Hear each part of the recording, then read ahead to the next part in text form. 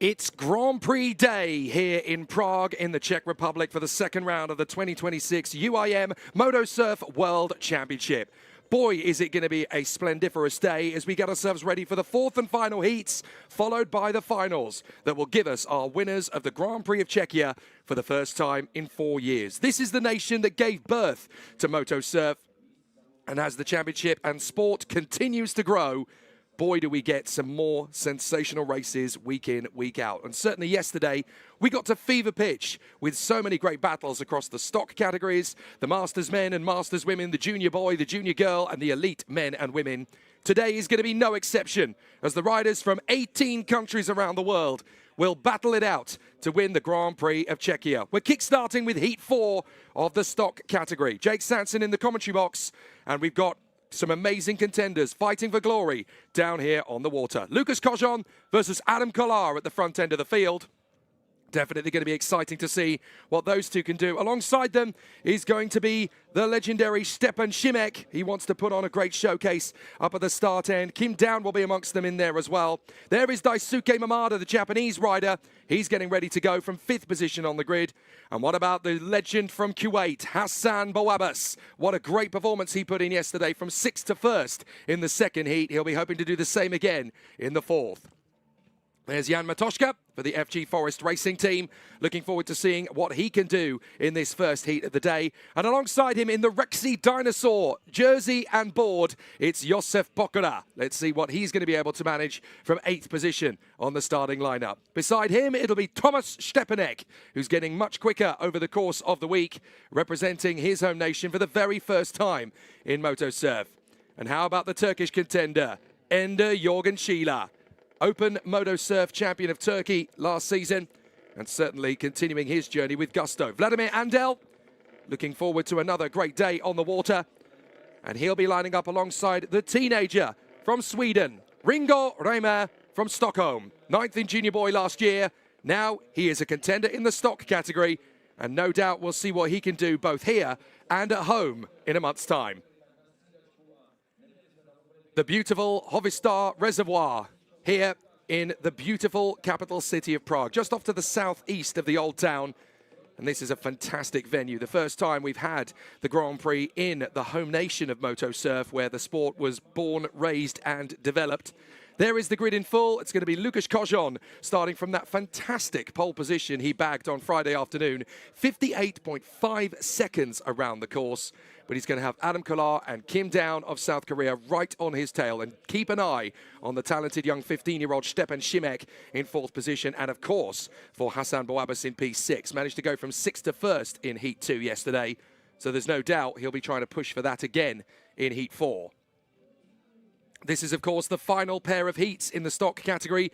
24 contenders are going to be whittled down to just 12 for the final this afternoon. It's going to be brutal in the stock class with so many competitive riders trying to work their way into the battle. It's definitely going to be pretty tricky out there.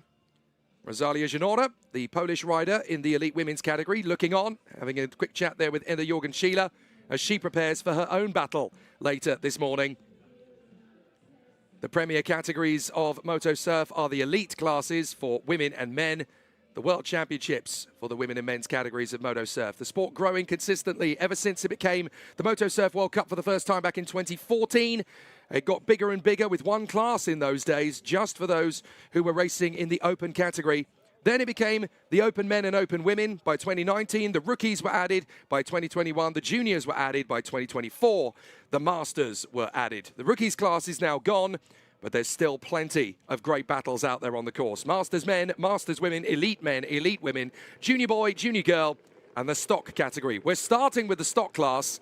For those who are new to the world of Moto Surf, the easiest way to describe the stock class is it's a bit like Formula 2 on the Grand Prix weekend. All of the boards are exactly the same. They run to the same power output, 15 to 16 brake horsepower, depending on how much work you've done on it. But you buy the board fresh out of the box and you go racing with it. You don't make any adjustments to it. 8,000 RPM, 100cc engines, and the boards are 20 kilograms in weight. It all doesn't sound particularly powerful, but when you put all of that power to weight ratio to good practice, It's basically like riding a motorbike on the water. It is quite an incredible piece of equipment. And the racing is just as ferocious as anything you're going to see in MotoGP. The only difference is that these things are racing on a course that changes every 3 seconds. And this particular course here in Prague, very tricky, very technical. The riders have actually been finding it quite difficult to learn the course. It's got a very interesting dynamic on the course that you don't have anywhere else. 5 double buoys in quick succession. Double to the right, double to the left, double to the right, double to the left, and double to the right again, making this a very tricky course for the riders to learn. They've been told in the briefing last night, a couple of them were still making mistakes. Go home tonight, do your homework, look at the map, study it again, and make sure you know what you're doing. It's a very tough course, this one indeed. Like all Moto Surf courses, you have the buoys that you have to try and navigate. You've got to go to the left side to turn right of the yellow buoys. You've got to go to the right side to the left to navigate the red buoys. There is the long lap, which is the exit off the course, and it takes a little bit longer. On this course, it's adding about 8 to 10 seconds, roughly, to the lap time. So that's how much time you lose in the long lap. You've got to do it a mandatory 3 times in the adult classes, 2 times in the junior classes. And then, of course, there is the slalom, where you end up choosing whether you go left or go right. You can go parallel with your opponent, and whoever gets out of the slalom first is the one that's made the overtake. It's a thrilling sport, Moto Surf. It gets bigger and bigger every year. Last year, it made its debut in the World Games in Chengdu in 2025, and we're all really excited for the prospect of returning to the World Games in Karlsruhe in Germany in 2029. For the moment, though, all eyes are on Lucas Kojon as he sets off to lead the field one more time. The 21-year-old from Habina in Šmrnica, he races motorcycles when he's not moto surfing, but the field are all going to line up together. It's a little bit of a tricky start as all 12 riders are into position, and they want to make sure that they've got the best possible chance of moving their way up the ranks. But it's a very early start indeed for us. 20 past 8 in the morning. We've got a very busy day at the races here for the Czech Grand Prix. And that's the reason we're not just here today on our live stream as ever. We're also broadcasting to Czech, Slovak, Turkish, and many other nations' international television feed, which is a big moment for the Moto Surf World Championship. It's just getting bigger and bigger by the year. And the bigger it grows, the more interest it gets. The more interest it gets, the bigger it grows. It's all organic. Lucas Kojon leads them away as the flag drops from the marshal, and we are charging to the first buoy. It's a good, solid start from Lucas Kojon. Adam Kolar wants to get close in behind him, and as they run to the first buoy, Adam Kolar is going to give a little heat to Lucas Kojon. All 12 riders getting through without difficulty as they run their way through. Stepan Šimek already under some pressure as Hassan Bouabas is turning up the dial to Daisuke Mamada. And as the riders run their way through, it's a perfect launch from Lucas Kojon. He leads as they come out of the slalom for the first time. No worries at all for Kojon as he leads Heat 4 Group A. A great start for him, and certainly looking good as he continues to push his way around the course. A very solid start. Second position for Adam Kolar. None of the leaders have gone for the long lap just yet.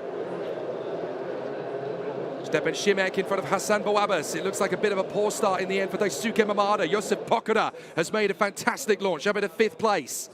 Good move from Rexy, but he was the first one to go onto the long lap. Also Jan Matoška doing the same thing. So Lucas Kojon leading the way, 2.4 ahead of Adam Kolar at the last timing split. But it does look as though Kolar's gone down! Adam Kolar has gone down! The winner of the Turkish Grand Prix has thrown it on the buoy. That was a big moment for Adam Kolar, trying to close in on Lucas Kojon. And I'm afraid Adam Kolar is the first big name to bite this morning.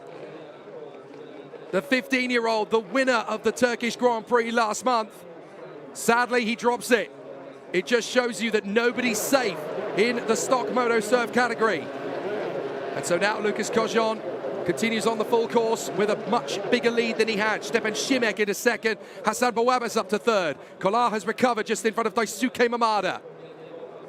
Wouldn't shock me if Adam Kolar, yes, he's gone on to the long lap as a result. He's clearly decided, right, well, if I'm going to lose that much time, the only way I'm going to recover it is to get myself out of the gaggle. So he removes himself from the traffic and goes on to the long lap. That's going to drop him back, but Daisuke Mamada's done the same thing. Vladimir Andel is currently in P6 in front of Stepanek, Pokora, Jorgen Schiele, Reimer and Matoshka. Interestingly, Kim Down elected not to start this one. Clearly prioritising the Masters race, where he has been the winner of every Masters Grand Prix but one. That's 11 wins in 12 starts. Absolutely astonishing. So Lucas Cojon completes the third lap. It's 7 laps total, with 3 of them mandatory long laps. Hassan Bouabbas really starting to close in now on Stepan Šimek. Another top 3 finish likely for the Q80. And Lucas Cojon really going well here as he dances his way on the main course again. So Lucas Cojon electing to leave the 3 long laps to last. He doesn't want anything to do with the long lap right now. And there's someone else in the water. That's Matoshka. Jan Matoshka's gone in.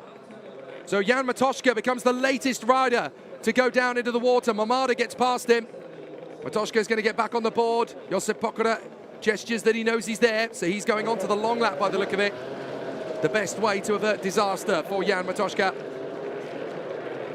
Well, what a crazy heat this is already turning into. Falls for Matoshka, non-start for Kim Down, fall again for Adam Kolar, but he has recovered to P4. Stepan Šimek is the latest to go onto the long lap. Lucas Cojon is just doing what he does best, out of the slalom and into the final 2 buoys. Hugs the red buoy on the far side, goes into the long lap this time for sure, because he's got to take these 3 long laps in the last 3. You can do them anytime you want, but you've got to make sure you do all 3. If you miss one, you will get a penalty. So Lucas Cojon doing exactly what he needs to do, out in front. Long lap number 1. He's got to do 3, so all of the last 3 laps of his race have got to be long laps. He'll know that. He's a very smart boy, is Lucas Cojon. He will have planned this strategy in advance, get into the lead, build up a gap, and then do your long laps. But the 20-year-old from Habina in Smerice, certainly finding life interesting out there. There's the 15-year-old from Železný Brod, Stepan Šimek. Very impressive young man is Stepan Šimek, 7th in the junior boy category last year, and now straight up into the top 5 in stock. It shows you the path of development is different for everybody. Just because you're not competitive in junior boy doesn't mean you won't be competitive in the stock. We've got a problem for Jan Matoshka in the background. I think the board is definitely not giving him what he needs, and so he's out of it. Hassan Bouabbas is up to 2nd place. He's worked his magic. So Adam Kolar has got ahead of him out of the long lap, in fact. So Kolar is now back to 2nd. So he's worked really hard to get there. Kolar back into 2nd. Pure determination from the 15-year-old. As Hassan Bouabbas now goes on to the long lap from 3rd. So Kolar is 12.4 behind Lucas Cojon. That's how much time he lost, but he's gained a lot. Hassan Bouabbas is now behind him, as is Stepan Šimek. And both of them go to their 2nd long lap. Cojon is already out of the 2nd long lap and onto the main course again. So he's got a big lead, but of course Cojon is also going to have to take a 3rd long lap, as will Kolar, as will Bouabbas, as will Šimek and Pokora.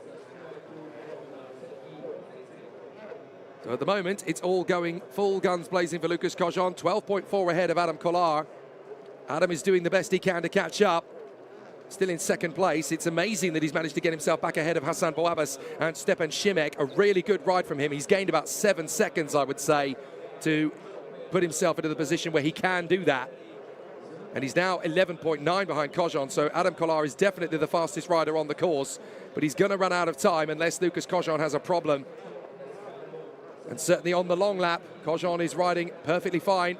The gap was 11.9, it's 12.2, so I don't think Kolar is gaining enough to really start considering the possibility of the win, and he's got to go on the long lap as well, so he can't make the gain there.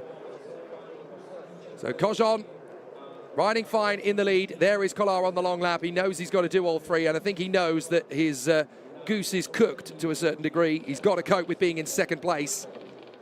Cojon is riding in behind Vladimir Andel, I think that is. Doesn't have to rush this. Can take his time behind Andel. And he's going to put a lap on the B position rider, denoted by the shorts. And there is Lucas Cojon just taking his time. He doesn't have to rush this. Kolar is going full guns blazing, but he doesn't need to go too fast here. Into the slalom for the last time for Lucas Cojon. Great launch for him in this one, just follows behind Andel, doesn't need to get into hot water. There is Hassan Bouabbas, he'll be quite happy with 3rd place, I'm sure. But here comes Lucas Kojon over the line. Checkered flag is in the air. And so Kojon gets the job done. Another heat win. And that will surely put Lucas Kojon to the top end. Very good work indeed for Lucas Kojon. But after a couple of disqualifications yesterday for some of the riders, they need to be very careful about today's race. They've got to make sure they at least get through. Remember, there's 24 riders and only 12 of them can get through to the final. David Kuchka had a disqualification yesterday despite a win, so he's now only working with 3 of the 4 heats as part of his score. So Kojon takes the win, Kolar second, Boabas is third, Stepan Šimek in 4th place. And 5th position, it looks like it's going to go the way of Josef Pokora, but if that's the case, he's only done 2 long laps. So Pokora's going to get a penalty here. 2 long laps is no good. You've got to do all 3. And I'm afraid Josef Pokora is only showing as having done 2 long laps here. Daisuke Mamada P6. Your Ender Jorgenschila will be P7. And that is how it's going to go for them. Lucas Kojon and Adam Kolar have a handshake. A very good ride. Oh, Adam Kolar actually falls off the board. I think he's very tired indeed after having to try to go after... Oh, that's Hassan Boabas battling away with Lucas Kojon. Boabas giving him the kudos. This has been a great weekend so far for Lucas Kojon. He really has ridden and risen to the occasion here. Great work between those two. Hassan Boabas is such a good sport, though. A real tiger of a competitor. One of the senior statesmen in the stock category, 29 years of age, up against all these teenagers. But you know what? He really has got that Leviathan's touch. Kojon, Kolar, Boabas. That's your top 3. Stepan Šimek in 4th. Josef Pokora is 5th, but with only 2 long laps, I think he'll get a penalty for that. Daisuke Mamada and Ender Jorgenschila. From Vladimir Andel, Tomasz Stepanek, Ringo Reimer, and with all sorts of problems, Jan Matoszka, Kim Down, decided not to start this race, favouring his Masters campaign. So Kim Down deciding to sit out the final heat, clearly happy and satisfied enough with his results that he doesn't need to add a risk to his tally. He's obviously got the Masters race to focus on as well in this one. But of course, with 3 wins in the Masters, he doesn't need to do heat 4 of that either. He can take a little bit of a breather this morning, because it's the worst of your scores in the 4 heats that you drop. So there could be a handful of riders that actually elect not to compete in the 4th heat, rather saving their energy for the very long final that they will have later. 6 laps in the juniors, 8 laps in the women's class, 10 laps in the men's classes. It'll be fascinating to see how those races go. Group B is up next in the stock category. The last race before the stock final. David Kuchka, Lorenzo Tanda, and Damian Kadlec at the front. Fares Ramadan, Matis Barvik, and Alex Lana. From Adam Janusek, Jakub Norochny, Adam Milovchik, David Zaplatilek, Suguru Ikeda, and Kai Biskup of Germany. So the riders getting themselves ready for the off. David Kuchka knows that this is a race he's got to win after his DSQ yesterday. It's time to put on a show, and he'll want to put on a big show. 2nd position, the Monza Maestro. Once again in action, Lorenzo Tanda. He comes from the headquarters of Italian motorsport. Let's see what he can do. Damian Kadlec still fighting, still feisty, and still furious out there on the course. 4th position for Fares Ramadan. Such a better weekend for him than it was in Turkey. That's ancient history now. Great to see Fares Ramadan fighting for every win when he goes to the water. Matthias Barvik, last year's Junior Boy World Champion. Great to see him already up in the top 5 in the stock category. 6th position, big opportunity for Alexander Lana. The Swede going great guns. He is such a magnificent competitor. He actually arrived here in the Grenadier that his dad lets him drive. They really have some meat in Sweden, don't they? Adam Janusek for Apex Pilots, alongside the man in 8th position on the grid, Jakub Norochny, returning to the Motosurf world. Having missed Turkey, it's great to see him back. 9th position on the grid for Adam Milovchik. Ever consistent, ever present, ever fast. Let's see what he can do. The A position alongside him, David Zaplatilek for the Velostorm Racing Squad. Big chance for him to make progress from the A position. In the B position, it's Suguru Ikeda for Japan. Great to see him continue his charge forward, and a great competitor in the sport. Alongside him, the new boy for Racing Penguins, the 16-year-old from Germany, Kai Biskup. Great to see one of the newest faces in the Racing Penguins team making it through, sadly at the expense of his teammate Robert Hesselmann, who we're hoping to see out in Hungary, in the next round of the championship in Sweden, my apologies.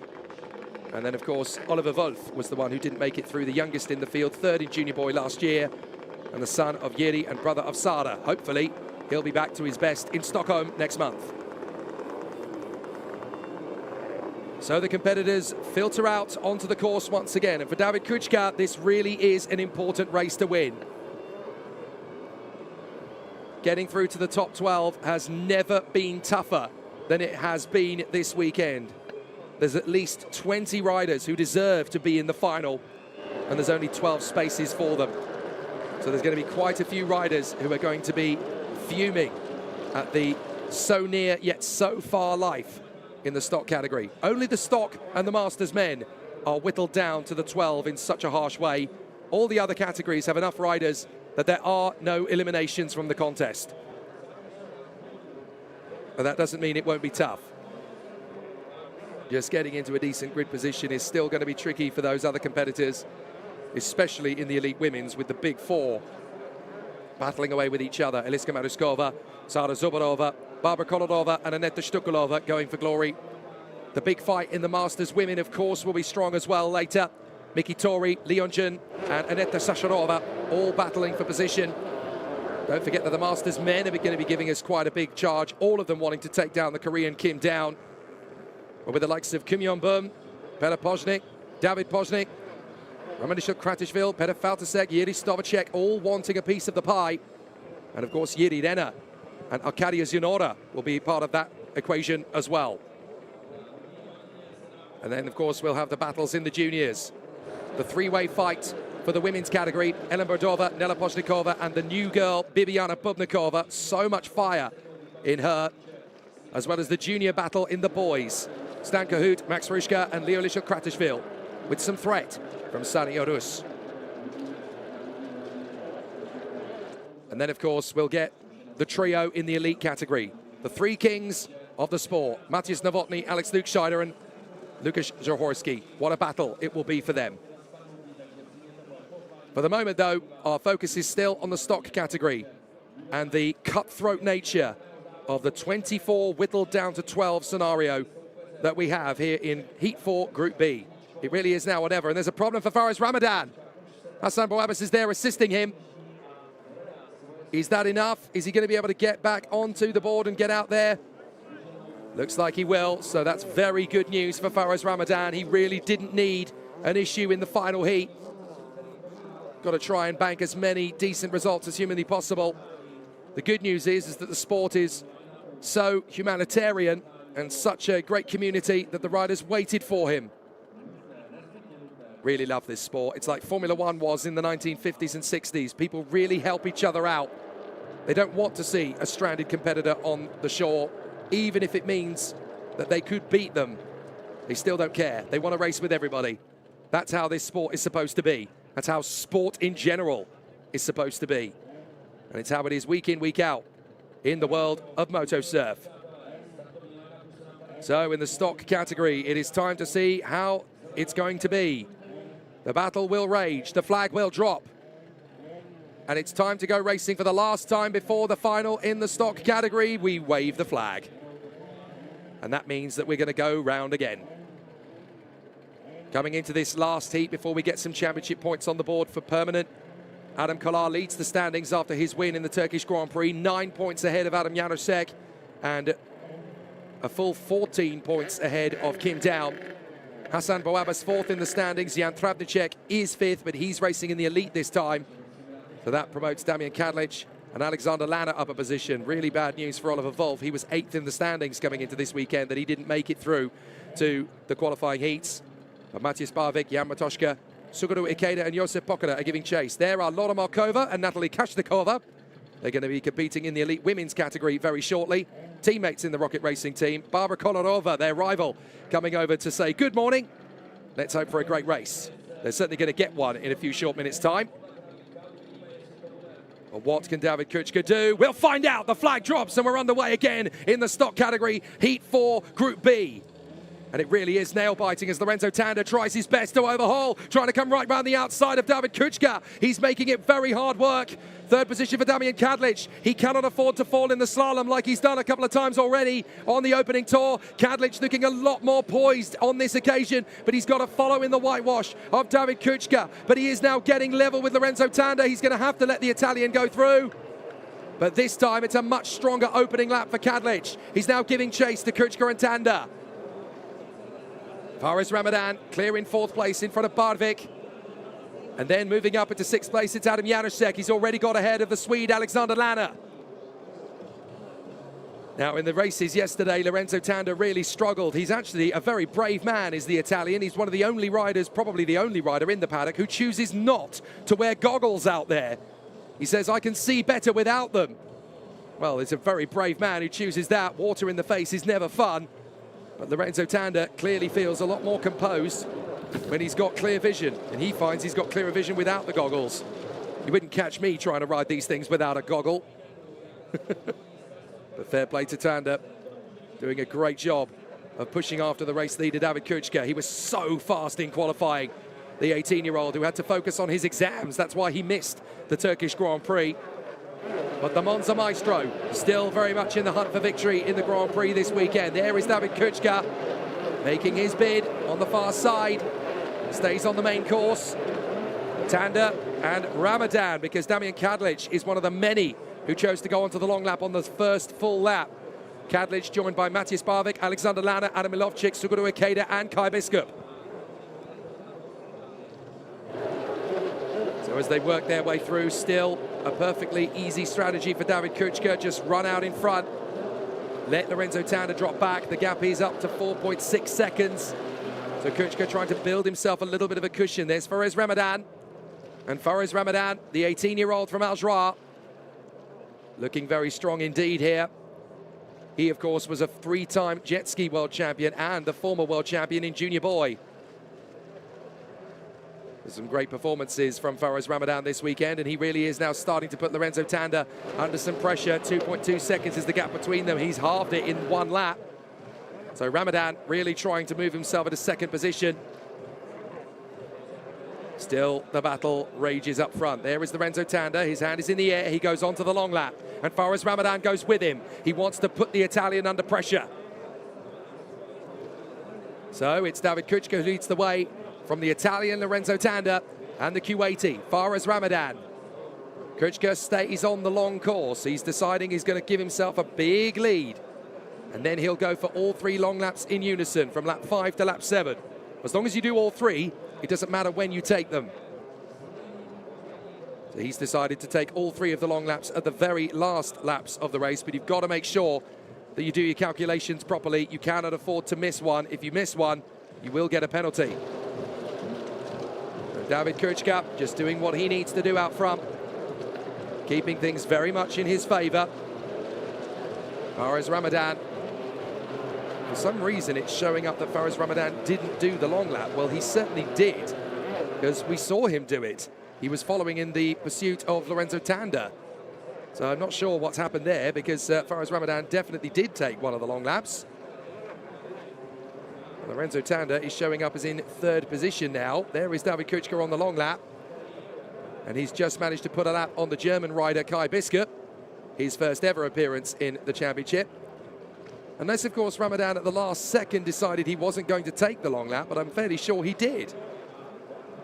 David Kuchka goes through. Now it's showing that Fares Ramadan's taken the long lap. I could have sworn he followed Lorenzo Tanda onto the long lap course. Maybe I was just hoodwinked there in the first part of the lap. Certainly the timing will know what's done, and that is Fares Ramadan rejoining the course directly in front of Lorenzo Tanda and Matthias Bardvik, I believe.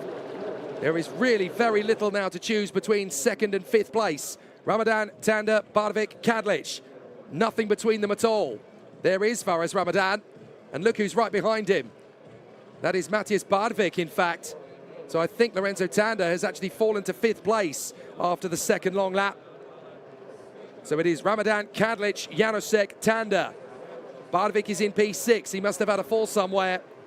As David Kuchka goes on to the second long lap, Fares Ramadan still needs to take his second long lap. So Damian Kadlec is actually on the bubble here to go for second position. And if he keeps pushing, as Ramadan goes on to the second long lap, Ramadan's going to filter out here behind Lorenzo Tanda, maybe even behind Matthias Bardovic, I think. But there's a chance for Kadlec to gain some ground here and get into second position. We'll see where Kruchka is in relation to Damian Kadlec, but I think the gap between them is going to be steady at 10 seconds. Is that Ramadan in front of Kadlec? It really would be quite close between them.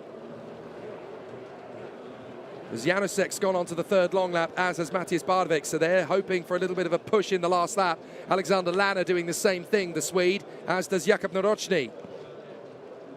But David Kruchka has got to take his long lap on the last lap, as will Damian Kadlec, as will Faraz Ramadan. And the gap between Kruchka and Kadlec is down to 4.3. Very good work from Kadlec. Can he make up enough time? There's Lorenzo Tanda going through the slalom, trying to keep up with Faraz Ramadan. He's only a second and a half behind him, but both of them need to take their long lap on the last lap. Where is that going to place Adam Janusek, the leading rider who has already taken all three long laps? Janusek's currently P5. He's already got ahead of Tanda. So is he going to get ahead of Ramadan? And crucially, could he get ahead of Kadlec as well? It is going to be tight. Ramadan is about 9.7 behind Kadlec, who's already done the third long lap. So Kadlec has worked incredibly hard to get into second place here, but I think Kruchka, he's going to be safe in the lead. Kadlec will be second, and it's touch and go as to whether it's going to be Janusek, Tanda, or Ramadan that comes through in third place. I'm not sure Ramadan's quite done enough here to stay in position when they go through the next timing line. Ramadan's going to drop back. Oh, that's a fall. That's a fall in position. Well, that's gone very badly wrong. A big disaster for Damian Kadlec. He was in second. So Damian Kadlec was having a great ride. And unfortunately now it's going to be a loss of position. Janusek's going to come through. Kruchka takes the win. That was never really in doubt. But second place now is going to be Adam Janusek. Through comes Janusek. What a great ride. 7th position to second. Fantastic work from Janusek. That is a big, big result. And Matthias Bardovic comes through for third position. Problems as well for Faraz Ramadan on the last lap. Tanda comes through for 5. Lanner comes through for 6th. Gut-wrenching for Damian Kadlec, who drops to 7th on the last lap. But what a ride for Adam Janusek and Matthias Bardovic. Both of them really needed a top 3 finish, and they really pulled it out of the bag. Faraz Ramadan has to be content with 4th position. Not where he wanted to be, but this man, Adam Janusek, has really pulled it. This is where it all went wrong for Kadlec. Oh, just so narrow. He's not happy at all. You can see his hand goes up, and he knows that that's going to be Janusek straight through in a second. Bardovic through in a third. Well, that's given Janusek a bit more of a kick.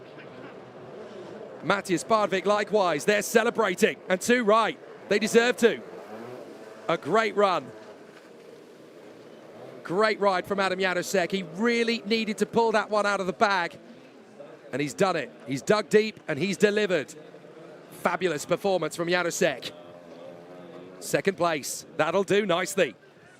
David Kruchka gets the final win of the stock category, but with big results from Adam Janusek and Matthias Bardovic, it blows the top 12 wide open. It's going to come down to the final point in the standings, I think.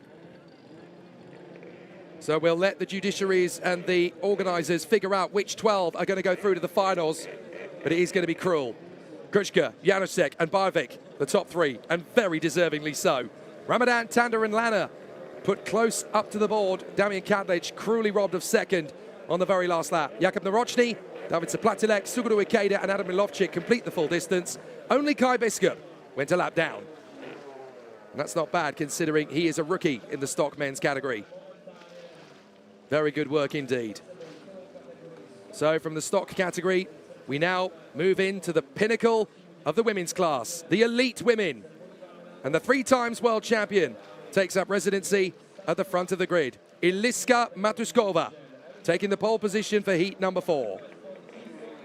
But she's going to have a very big mission indeed, the Rocket Racing MP Sports rider, because she'll have 3 of the best in the current generation along with her. Barbara Konorova, just 15 years of age for La Cucina Nera.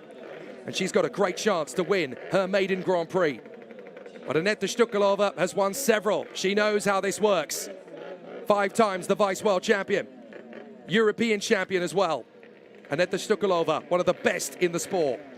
But here's the new face at the top end. Sara Zubarova has won the previous 2 Grand Prix in a row. Macau at the end of last year, Turkey at the start of this year. Can she make it? The Czech Republic for a hat-trick. 5th position alongside is the brilliant Adela Ostrolova.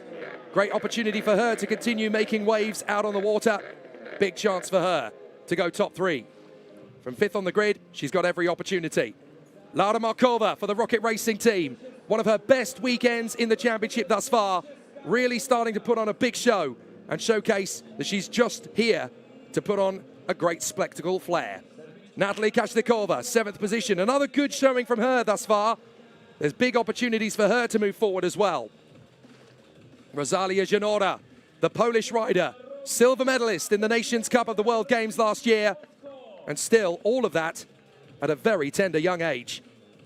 Linda Lukscheider, the face of Twinsea, and certainly one of the most influential families in the motosurf world. Her mother, Martina, was one of the goddesses of motosurf. Next up, it's Esther Polakova. Great to see her back in the women's category once again, and definitely growing with stature and confidence every time she rides. Next up alongside, it's the very talented Klara Melisharova. Difficulties yesterday, but she will have learned all the lessons from that, and there's going to be a big kick in energy coming into this last heat. And finally, Sara Volfova, the abstract artist of the group from Autozentrum Vyškov.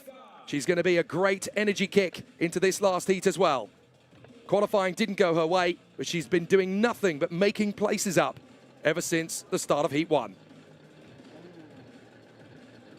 So the best women in the world make their way to the water. The elite women's category really putting on a spectacular show so far this weekend, and they will do so again here in the Czech Republic.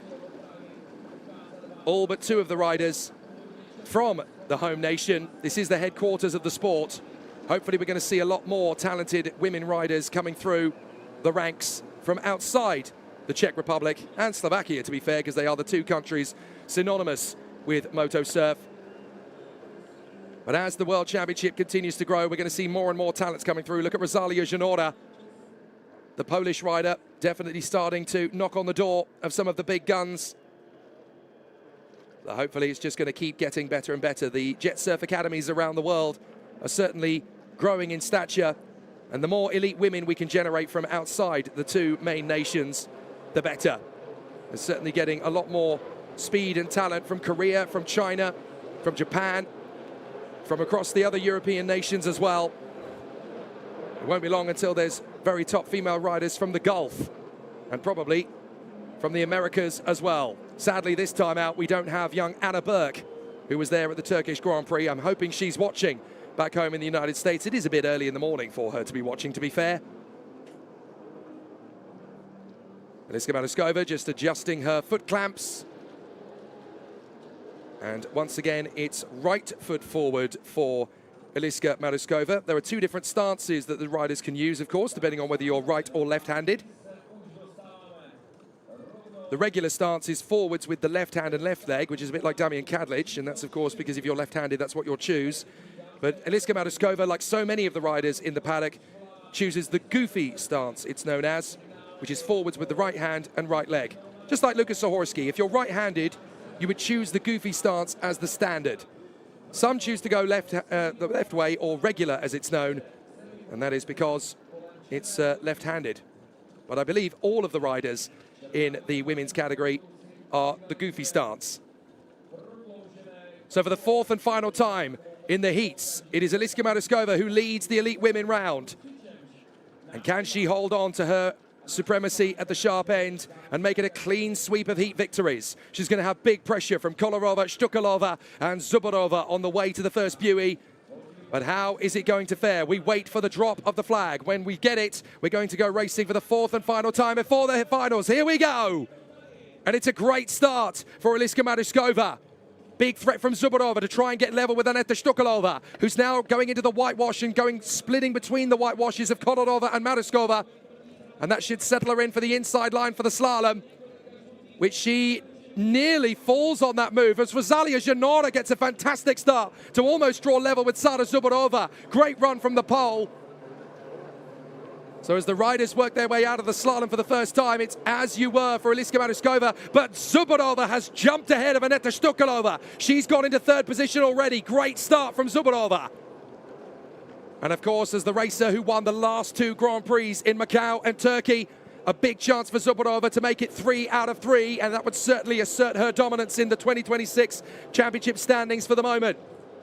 For the reigning world champion, 3 years over, Eliska Maruskova really wants to win this one, not just because it's her home country, but because she wants to take back the authority in the championship standings. Barbara Kolarova trying to stay with her. A second and a half is the difference at the last time split. But Zubarova doesn't just have Kolarova in her sights. She has Eliska Maruskova. There is Zubarova, the Slovakian, completely fearless, really pushing to try and make her stance. Stukalova and Markova both choosing the long lap on that occasion, as did Luke Scheider, as did Saravalfova. Esther Polakova did as well. But Eliska Maruskova has the same tactic, I'm sure, as she has had in the previous 3 heats. Just go through 4 laps out in front, don't push too hard, and then once you get to lap 5, that's when you'll do your long laps. It makes things very uncomplicated for Eliska Maruskova. And so far, nobody's quite been able to get close enough to challenge her. But if ever there was a win that Eliska Maruskova wanted, it's here. She's done everything else in the elite women's category. She's been the gold medalist in both the Nations Cup and the individual women's category of the World Games last year in Chengdu. She's been the world champion 3 times over. The only thing she hasn't won in the elite women's category of Moto Surf is the Grand Prix of Czechia. She did it as a junior, but she hasn't yet done it as an elite woman. She really wants to this year. Sada Zubarova, third position. The Slovak who has become the big challenger and pretender to the crown. Winner of the Macau Grand Prix, winner of the Turkish Grand Prix. 2026 can be hers if she lets it happen. Barbara Kolarova still a threat, but she has gone on to the long lap first. So as she puts herself out of harm's way, Zubarova can now really step up the attack. And we know how big a threat Zubarova can be when she's got clear water in front of her. She's gone on to the long lap before Matuskova has. So this is where Zubarova can really get into her blind spots. She's now 2.6 behind Matuskova at the last split. But because she went onto the long lap first, she gets out of danger of Matuskova. The big question is, can she jump Kolarova? Because she was behind Barbara Kolarova. If she emerges in front, then it really is game on. She does! Kolarova has got ahead of Stukalova again, but Zubarova has got ahead of both of them. So Barbara Kolarova finds herself in what is now P4. Rosalia Janora has gone onto the long lap, so she will emerge behind Zubarova, Kolarova and Stukalova in what I think is going to be P5. But my goodness me, Matuskova's really going to have to pull the finger out and go for broke. Onto the long lap she goes for the first time. She's got to do all 3 on the last laps. That's her tactic, that's her strategy. But with a disparity of 8.6, with 1 long lap separating them, that's tight. That's really tight. Zubarova could jump Matuskova here. Stukalova still riding very quickly indeed to try and get on terms with Barbara Kolarova. She goes onto the long lap again, as does Kolarova. There's not really any advantage for those two to gain. I think they know they're racing for third position. That's how close it is. Is that Zubarova in front? It is! Zubarova's got ahead of Matuskova after the first long lap. For the first time this weekend, Matuskova is vanquished. Zubarova throws her hat into the ring for the Grand Prix of Czechia. 3 wins out of 3 yesterday for Matuskova. Today, Zubarova has had enough of being beaten by the 3-time world champion. Haven't you read the memo, Eliska? This is my season. And Sada Zubarova snatches the lead in the first long lap. And now she's building a 3-second advantage on Matuskova. Zubarova is on the warpath. Fantastic from the Slovakian rider. Sada Zubarova is determined that in 2026, it will be her year. Bronze at the World Games 2025, 2nd in the Junior World Championship 2024, 3rd in the Women's Championship last year. winner in Macau, winner in Turkey. Can she be winner in the Czech Republic? Certainly going well at the moment. Kolarova and Štukalova both go on to their third and final long lap, with Zubarova and Matušová leaving their long laps to last. Kolarova and Štukalova just hoping that there's an issue for Zubarova and Matušová up in front. That's the only way they're getting back into this one for the win. But a real step up for Barbara Kolarova this weekend. She's done a great job to really assert herself up into the top three. That's Rosalia Janora in front of her. Rosalia Janora has done a great job to work her way back. That's going to be Janora, I believe, in third position for the moment. Now, Kolarova's gone on to the long lap. I think Štukalova did as well. I know Štukalova stayed out another lap, so that's where that's ended up. But Rosalia Janora is now right in behind Barbara Kolarova. She's got to take her third long lap. So when she goes on to the long lap now, Kolarova's already done all three, so that's going to put Barbara Kolarova back on the hunt for third position. But Zubarova is pulling away from Matušová. They're both on their final long lap, so the advantage has already been gained. This is a bit like breaking the serve in Wimbledon for Sada Zubarova. She's managed to get one over on Matušová before the final to remind her, I am the championship leader in 2026. You may have been the world champion for the last 3 years. You may have won the gold medals last year in the World Games, but 2026 is about me now. Sada Zubarova, what a ride in Heat 4 when she needed to assert herself. She woke up this morning and said, yesterday is ancient history. I'm going to take today, and nobody's going to see it coming. Great ride from Sada Zubarova, from fourth on the grid as well. She had to bounce back after a very difficult qualifying session. But today is Zubarova's day so far. She comes out of the final buoys, and it's immense riding from Zubarova. She will take the victory. Fantastic from Sada Zubarova, an emphatic win. The Slovak shows Eliška Matušová how it's done. And Matušová comes through for second, in front of Aneta Štukalova by only 1.4. Kolarova was right behind Štukalova. Great battle between those two. Štukalova made up so much time in her third long lap.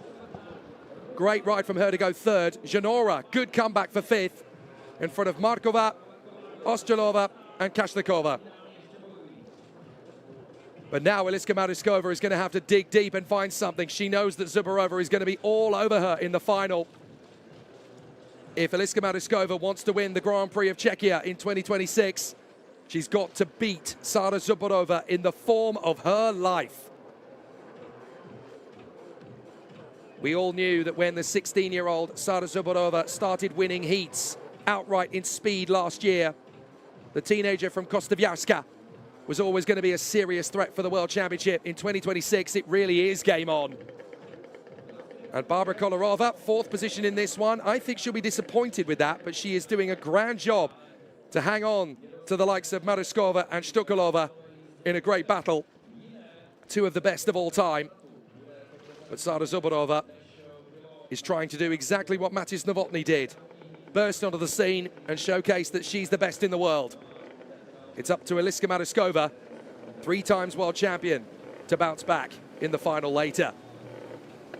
This is going to be such a great Grand Prix. 4 riders can win it for me. The others are going to have to be fighting hard for the lower podium positions. But what a duel it's going to be. The 4 women who can win the Grand Prix, just seconds apart at the finish of the heats, every time. Sada Zubarova puts one over on Eliška Matušová when it matters most. Aneta Štukalova just manages to defeat Barbara Kolarova in the fight for third position. And there really is nothing in it between them. Look at that. A little over 12 seconds gap between them all.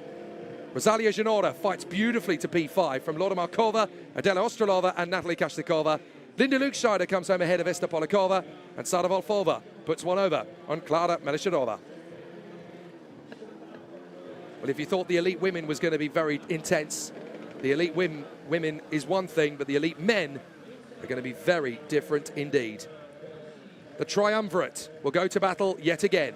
Matis Novotny, Alex Lukscheider, and Lukas Zahorski. Behind them will be Jan Travnicek, moving out of stock into elite. The reigning stock world champion, Anthony Squire, Miroslav Kups, the reigning rookie world champion, Mike Michailidis, and then Adam Ficek, Daniel Provaznik, and the Rally Zlin superstar, Jiri Wolf. So once again, the three greatest and fastest riders in MotoSurf go to battle in the heat. Matthias Novotny is determined. This is my time. This is my Grand Prix. Come and take it from me. Challenge accepted, says Alex Lukscheider. From second on the grid, he's ready to make it happen for Team Husky. At third position, the Michael Schumacher of MotoSurf, Lukas Zahorski, multiple world champion, gold medalist, and superstar of the sport. Jan Travnicek stepping out of stock back into elite and right up there in the top 5. Great to see. He's already got that speed back. Anthony Squire carrying the honor of North America, not just the United States. And what a performance so far from the stock world champion of 2025. Next up alongside him, it'll be Miroslav Kups. Another very solid effort this weekend thus far. 6th in the qualifying session, a real demonstration that he's still got talent to show. Mike Michailidis of Cyprus, the reigning rookie world champion, certainly for the moment, the last rookie world champion. But now he's in the elite and he wants top 5 in 2026. Adam Ficek, the man who never says die, never gives in for the FG Forest Racing team. He went from 8th to 4th yesterday in one of the heats, 8th to 5th in the other. Daniel Pravaznik for Rocket Racing. Great to see him back. No matter what you see him in, he's going to be gunning for the top 5. And here in the elite, he's challenged more than ever. But that is only firing him up to dig deep and find even more. And at the tail of the field in the A position, it's Jiri Wolf, the man who has conquered everything he's taken on in the past. From rallying to MotoSurf, this man will never relent. The top 10 fastest riders in the world of MotoSurf, the elite category men's championship. 17 to 18 brake horsepower. It doesn't sound like a lot, but when it's a 20-kilogram board and 110cc engine maximum, 8,000 revolutions per minute, these things are firecrackers. Imagine standing on a firework as it takes off. Well, this is pretty much what MotoSurf is like in the elite category for these 10 riders. And these guys have got to control that firework 8 times around the course in the heats. They'll have to do it 10 times in the final. That takes a really special kind of superstar. That is the current superstar, Matthias Novotny, double elite world champion. The apprentice really has taken on the sorcerer, Lukas Zahorski, and showcased his flair. But there are talents rising to the challenge. For everybody watching back home in North Carolina, in the United States, the Dirty Banana, Anthony Squire, ready to take on all comers. Well, that's not the greatest preparation in the world for Adam Ficek as he tumbles into the water on the slalom. But this man, Lukas Zahorski, is very much in his latter stages of MotoSurf. But he's been here pretty much since the beginning. 10 years ago in the MotoSurf World Cup, in its earliest days, Zahorski was challenging the real superstars of the sport in those early days, taking on the Jakob Kornfiles of the sport and showcasing his flair. Racing up against the talents of the likes of Nicolas Blaha, trying to showcase that he had what it took to be a conquering king. 10 years ago, Nicolas Zahorski was always up against it, trying to prove that he was one of the best, going up against the likes of Ivo Strohal, Orjanaj, Pavel Mujil, Petr Venchovski, Sebastian Kubinec, and even, of course, the great Jan Charuz, who, when he wasn't motosurfing, was a Formula One reserve driver. When you go up against riders like that and you come out on top, you know you're up at the sharp end. So many competitors have come before, and all Lukas Zahorski has pocketed as competitors to have beaten. Michel Lostak, Martin Schüler, Stupar Davor. So many great riders over the years. And of course, every time he managed to beat them, whether it was in Amsterdam, in Zlatopolski in Slovakia, in Cancun in Mexico, he was always up at the sharp end. Every time these riders go to battle, they will have a big chance. There is a great friend of ours back in the paddock once again. We haven't seen her for quite some time. I think 2024 was the last time that Elizabeta Fajtova competed. She's now eligible for the Masters Women. Off we go for the heats in the elite men's. And Alex Lukscheider is already trying to put pressure on Matis Novotny. Zahorski is trying to put himself to the inside of Lukscheider before they even get to the slalom. Oh, this is a great start from Zahorski. Just when you think you've seen the best of Luka Zahorski, there's more to come. And he manages to split Novotny and Lukscheider on the exit of the slalom yet again. Alex Lukscheider just can't quite deal with Zahorski, who goes straight onto the long lap at the end of the first tour. Great battles from Luka Zahorski early doors here, and the elite superstar is proving to be a megastar again. Boy, would he love to go for the championship in 2026, but I think he knows the reality is it's quite likely that he'll be staring into the coattails of Matis Novotny. But he manages to deal with Daniel Pravaznik as he rejoins the course out of the long lap. Matis Novotny, meanwhile, is just doing what he does best. I can't remember the last time I saw Matis Novotny make a mistake. I suppose in Turkey he had a bit of an error when the waves were really choppy, but that was about it. Here's Lukscheider, still pushing hard, finding that natural rhythm. You've got to have so much confidence in the board to be able to sling it through these buoys in quite such ferocity. Lukscheider still pursuing Novotny. 3 seconds is the gap. So Novotny currently going about 1.5 seconds quicker than Lukscheider per lap. And by the end of lap 4, that will be enough for a little bit of a cushion for Matis Novotny to be comfortable with going through the buoys in the long lap. Novotny's down! Novotny's down! The first time all weekend that Matis Novotny has looked vulnerable. Matis Novotny throws it away on the 4th heat. Oh my goodness. I mean, it was pretty shocking to see Matuskova be vanquished by Zubarova. Matis Novotny to fall. The king of moto surf in 24 and 25. Matis Novotny, the pressure of racing at home gets to him. And he slips. Lukscheider takes over the lead. And if Zahorski's kept the pace up, he might be able to get both of them. Oh my word. Suddenly, the pressure is on Matis Novotny now. Well, if things couldn't have got any more dramatic than that, let's look at how he did it. He was having a great run through the double right at the end of the 5 duels, and he just caught the edge of the buoy. Matis Novotny, would you have ever believed that a mistake like that would come from the double world champion? That just shows you how tough it's going to be today, even for the double world champion to win the Grand Prix of Czechia. And suddenly, both Alex Lukscheider and Luka Zahorski have a chance to beat him. He certainly can't afford a mistake like that in the final. He's got 3 heat victories to his name, so this is definitely going to be his dropped score. It won't change his position. He'll still be pole for the final, but what it does do is it gets the potential to affect his calm. A mistake like that can eat at a rider. It can chomp away. Novotny's got to forget it. He's got to wash it off. Lukscheider is building an advantage now. Novotny has stayed on the course. Lukscheider's already taken a long lap. So Novotny's back in the lead, but he hasn't taken a long lap yet. Lukscheider has, and he's only 5 seconds back. So Novotny's really got to push harder than he's ever pushed before if he wants the quartet of victories. And given the circumstances, if Novotny wins this one, it is his best win of the season so far. That's including the final in Turkey. Lukscheider under very little pressure by comparison to Novotny. Novotny's got to be absolutely superhuman if he wants to win this one now. He's not taken a long lap yet. Zahorski's already taken all 3, so keep an eye on Zahorski as he fights his way back into supremacy.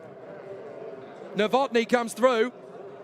5 laps completed, so all 3 of the long laps have got to be on the last 3 laps. Lukscheider goes with him, clearly following in his wake.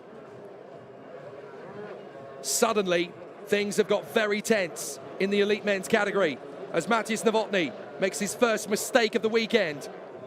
And here in Prague, it's really starting to get to him. Even the world champion twice over, the double European junior champion, he makes the error. Not a bad race thus far from Jan Travnicek, finding himself in front of Adam Ficek and Anthony Squire. That strong qualifying on Friday, definitely giving Jan Travnicek a little bit of momentum.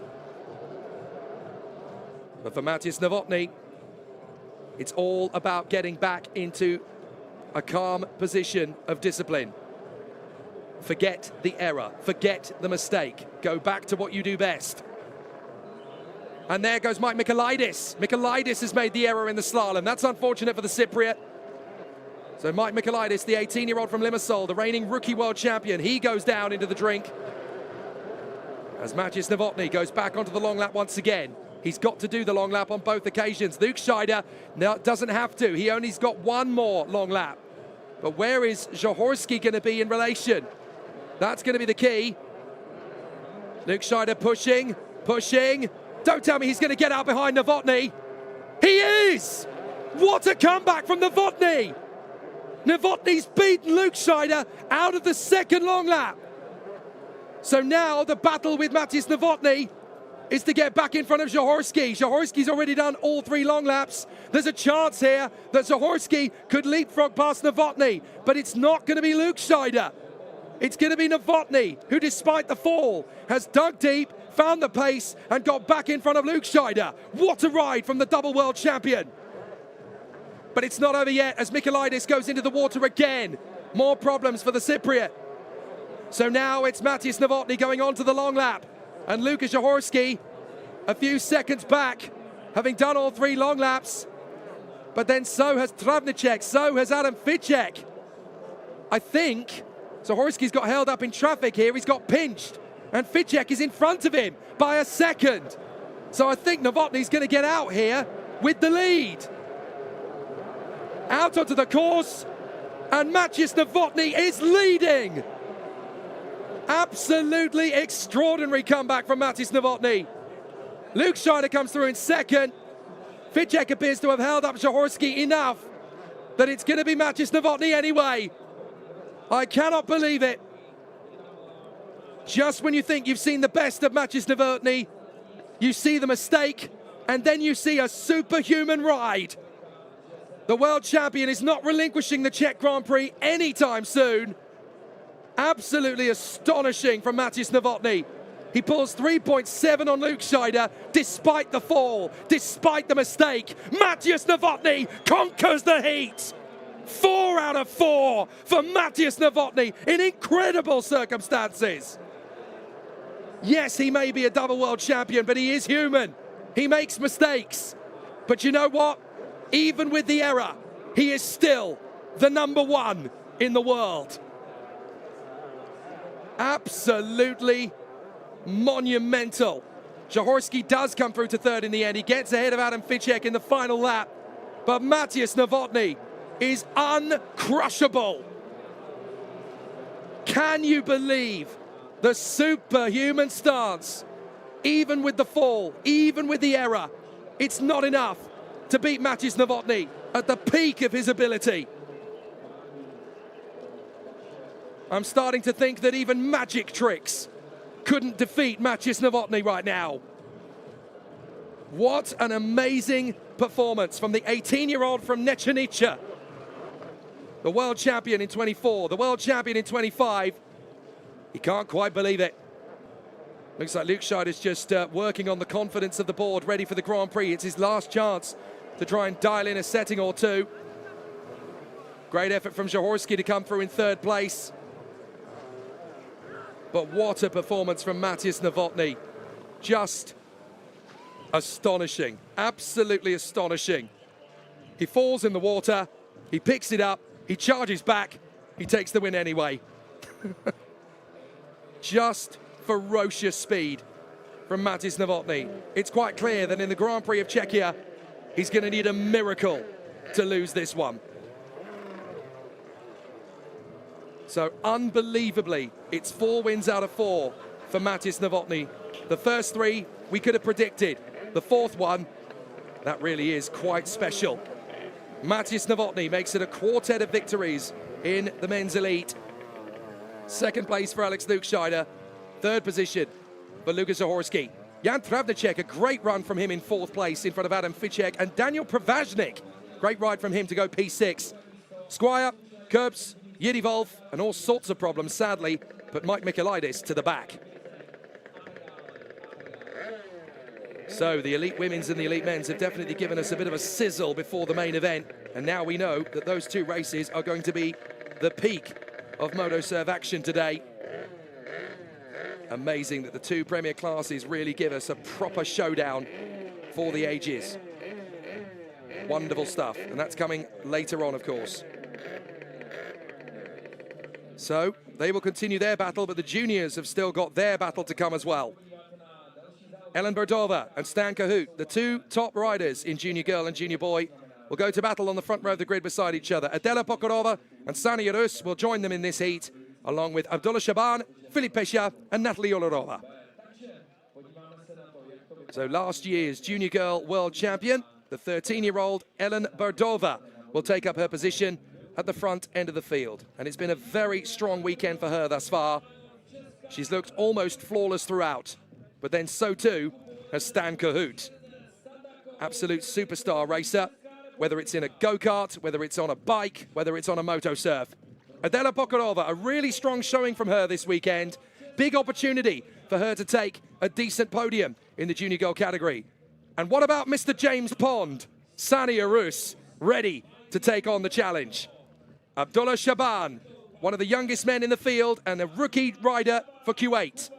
Beside him, the hard-charging Filip Pesha. Great to see him return to MotoServe in the World Championship and showcase his speed. And then alongside, the ever-impressive Natalie Udorova, who just gets faster and faster every time she gets out onto the water. She even took a win on the water yesterday. It was taken away by a penalty, but she knows that she's got potential to go for the W.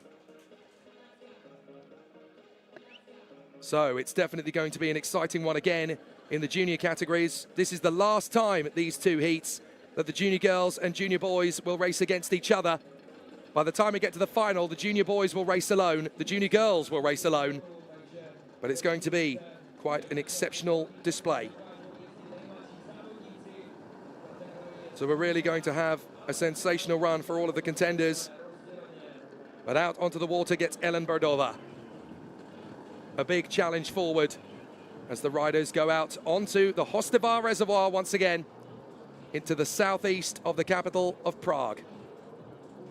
What a location. What a fantastic venue. It's already booked in the calendar for next year. A very popular venue with not just the locals, but with the international riders as well. They love the city of Prague. And it's very fitting that the headquarters of MotoServe opens up a race in the capital itself. So the top two riders this week in junior girl and junior boy, Ellen Berdova and Stan Cahoot, will now go to battle against each other one more time before they're separated out into their individual finals. Some great efforts from the riders around them. I'm really particularly impressed with young Abdullah Shaban. No experience at all in the World Championships prior to this weekend. And he really is starting to show that there's a little bit of spice to come from him. He lines up alongside Sania Rus. No time to dive for Sania Rus. 007, James Pond, as he is becoming known very quickly in the paddock. And we all wait for the command to go. Oh, a little bit eager there from Abdullah Shaban and for Filip Pesha. Both of them really wanted to surge forward, but they just had to wait a moment. They didn't quite get the command. They saw the flag oscillate, and of course they thought it was dropping. Great to see competitors back in the paddock again. There is Elizaveta Faitova. Good to see her back in the paddock again. Former racer in the MotoServe Elite Women's category. I wonder if she'll be making a return soon. Aneta Sasharova's come back. Surely it's Elizaveta Faitova's turn when she's ready. So the flag is in the air for the junior category. Down it drops, and junior boy and junior girl go to battle in Heat 4, Group A. Great start, but an even more impressive start than usual for Adela Pokorova. Look at her try and get level with Ellen Berdova. Berdova looks over to the left and is not quite sure where Pokorova's going to place herself. She slots in behind Berdova in the end, but that could have been a push for the victory. Stan Cahoot, meanwhile, is on the other side of the slalom. Berdova works her way out in good company. It's going to be tight, but Stan Cahoot has to give best to Ellen Berdova for the moment. There's always a little bit of pride amongst the juniors. The boys really want to go against the girls and win, despite the fact that at this level and at this age, it's actually the junior girls who tend to be faster than the junior boys, because on average, the junior girls at this age weigh less than the junior boys do. So if you're lighter, you're more nimble in the water. So traditionally, not always, but traditionally, the junior girls tend to go quicker than the junior boys on average. Not if you're Stan Cahoot. He really wants to take on Ellen Berdova. The thing is as well, it's unusual because Stan Cahoot actually has a little bit more muscle to him, because of course he's a great competitor in Czech karting and motorcycles as well as moto surf. So he's got the physicality for all three, but he's a little bit more muscular than some of the other boys in the contest. There's Adela Pokorova. So Pokorova trying to keep up with these two, but look at the flair of Berdova and Cahoot as they run in close proximity. Out of the final two buoys they will come, and across the timing line, Cahoot is very much the match for Ellen Berdova. They've only got to do 5 laps in the juniors, and only 2 of those need to be long laps. There's Adela Pokorova. Very confident start to the race for her. And Berdova decides she's going to stay out for the first 2 laps and then take the first long lap. Cahoot is going to stay out indefinitely on the course, take the lead for the moment, and hope that he can go fast enough on this lap that he can then get back past Berdova through the long lap phase. So Berdova has elected to take the long lap. Cahoot does not. There is Stan Cahoot. He takes the lead for the moment. But will he have the speed and pace to continue in the lead once the long laps are over? This is a really strong start to the year for Stan Cahoot. He's been working all through the winter to be ready for this season because he knew that his home race was going to be a strong one for him, particularly as he is a Prague boy. A lot of the riders come from the likes of Pardubice or Brno, which are moto surf places, but Prague, I'm fairly sure he's the only one. Well, what a chance for him to race in his home city, the capital of Czechia. The pride that Stan Cahoot will face if he gets the victory will have him brimming over with joy. Another long lap for Ellen Berdova. No, sorry, she stayed out on the long course. So is Stan Cahoot going to get out in front as a result of the run through the long laps? She looks to her left to see where Stan Cahoot is, and Berdova, I believe, is in front, but only just in front of Stan Cahoot. There is Cahoot, just a couple of buoys back. That was his chance to jump past Ellen Berdova, but Berdova's very strong indeed this morning. So the world champion in junior girl last year, Ellen Berdova, I think it's only time that's really stopping her from being part of the elite women's competition now. She's probably good enough now to be in the elite women's, but she's only 13, so she's got to wait another year. There is young Abdullah Shaban, learning about the Moto Surf World Championships the hard way. Oh, and he's almost gone in. Now he has gone in, I'm afraid. That was a tough one. And there is Adela Pokorova, having a very spirited ride herself. Looking good for third position in front of the Turkish rider Sani Urus. Natalie Odorova's had a good ride as well. She's ahead of Filip Pescia and Abdullah Shaban. So she's made good use of the comeback charge from qualifying. Sometimes you need to get rid of qualifying and get it out of the way to really showcase your true speed. As Ellen Berdova exits the long lap, so does Stan Cahoot. They both chose to take their second and final long lap on the last lap. Stan Cahoot was able to jump past Ellen Berdova in Heat 3 yesterday. Today, he's going to have to settle for second place. Still the first of the junior boys. But after a very competitive weekend, he goes into the final of junior boy as the favourite. And it'll be up to Max Hruška and Leo Lišo-Kratishvili to stop him in his tracks. But certainly for Ellen Berdova, it's looking very strong indeed for the reigning junior girl world champion to come through and get the victory in her home race. The Grand Prix of Czechia in junior girl looks laden with opportunity for Ellen Berdova. Out of the final turn, checkered flag, that'll do. Another win for Berdova. Another win in junior boy for Stan Cahoot, but second overall. And yet again, Ellen Berdova looking confident and authoritarian. Adela Pokorova in third place. Good ride. Only 9 seconds back from Berdova. There's every possibility in the final of junior girl. Sani Urus and Natalie Odorova fighting for the 4th position on the last lap. And it looks to me as though it's just going to go the way of Sani Irus, who's getting a lot more confident as the weekends go on. Last time out in Turkey, he had a very solid race. But here in Prague, he looks even stronger. And as the riders come through to finish off, it is indeed Sani Irus, half a minute back, who comes through to fourth position in front of Natalie Udorova, Filip Pesha, and Abdullah Shaban. So a solid start to the day then for Ellen Berdova. She really wanted a good result, and she's got one. So too has Stan Kohut. So as they get themselves into a good position and into a very good rhythm, it's a very positive start to the day for Ellen Berdova in junior girl and Stan Kohut in junior boy. 4.4 seconds between them, and now they don't have to race each other again today. In junior girl, Ellen Berdova wins, and overall, Stan Kohut wins junior boy and second overall. From Adela Pokorova, Sani Irus, Natalie Udorova, Filip Pesha, and Abdullah Shaban. Now for the second heat of the juniors, their last race before their finals. And again, it's going to be a very competitive one indeed. Up at the sharp end, pole position goes the way of Bibiana Bubnikova, the rider that everyone is starting to talk about.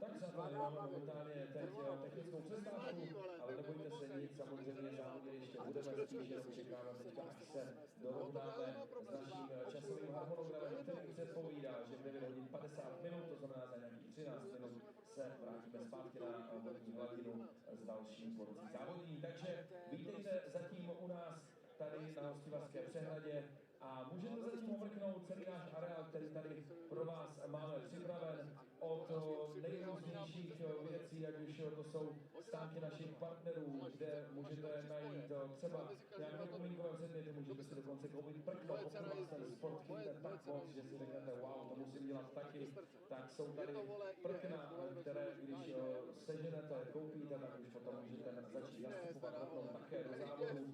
Samozřejmě se to opírá o nějaká tréninková místa, které tady v České republice máme, a se na to dá zajít podívat. No a co se týče dalšího, tak samozřejmě celý dnešní doprovodný program bude probíhat primárně tady ve fanzóně, kde rádi uvidíme všechny fanoušky motosurfu jako takového. Já mám na motorce 12 dní, no hlavně ty pojedeš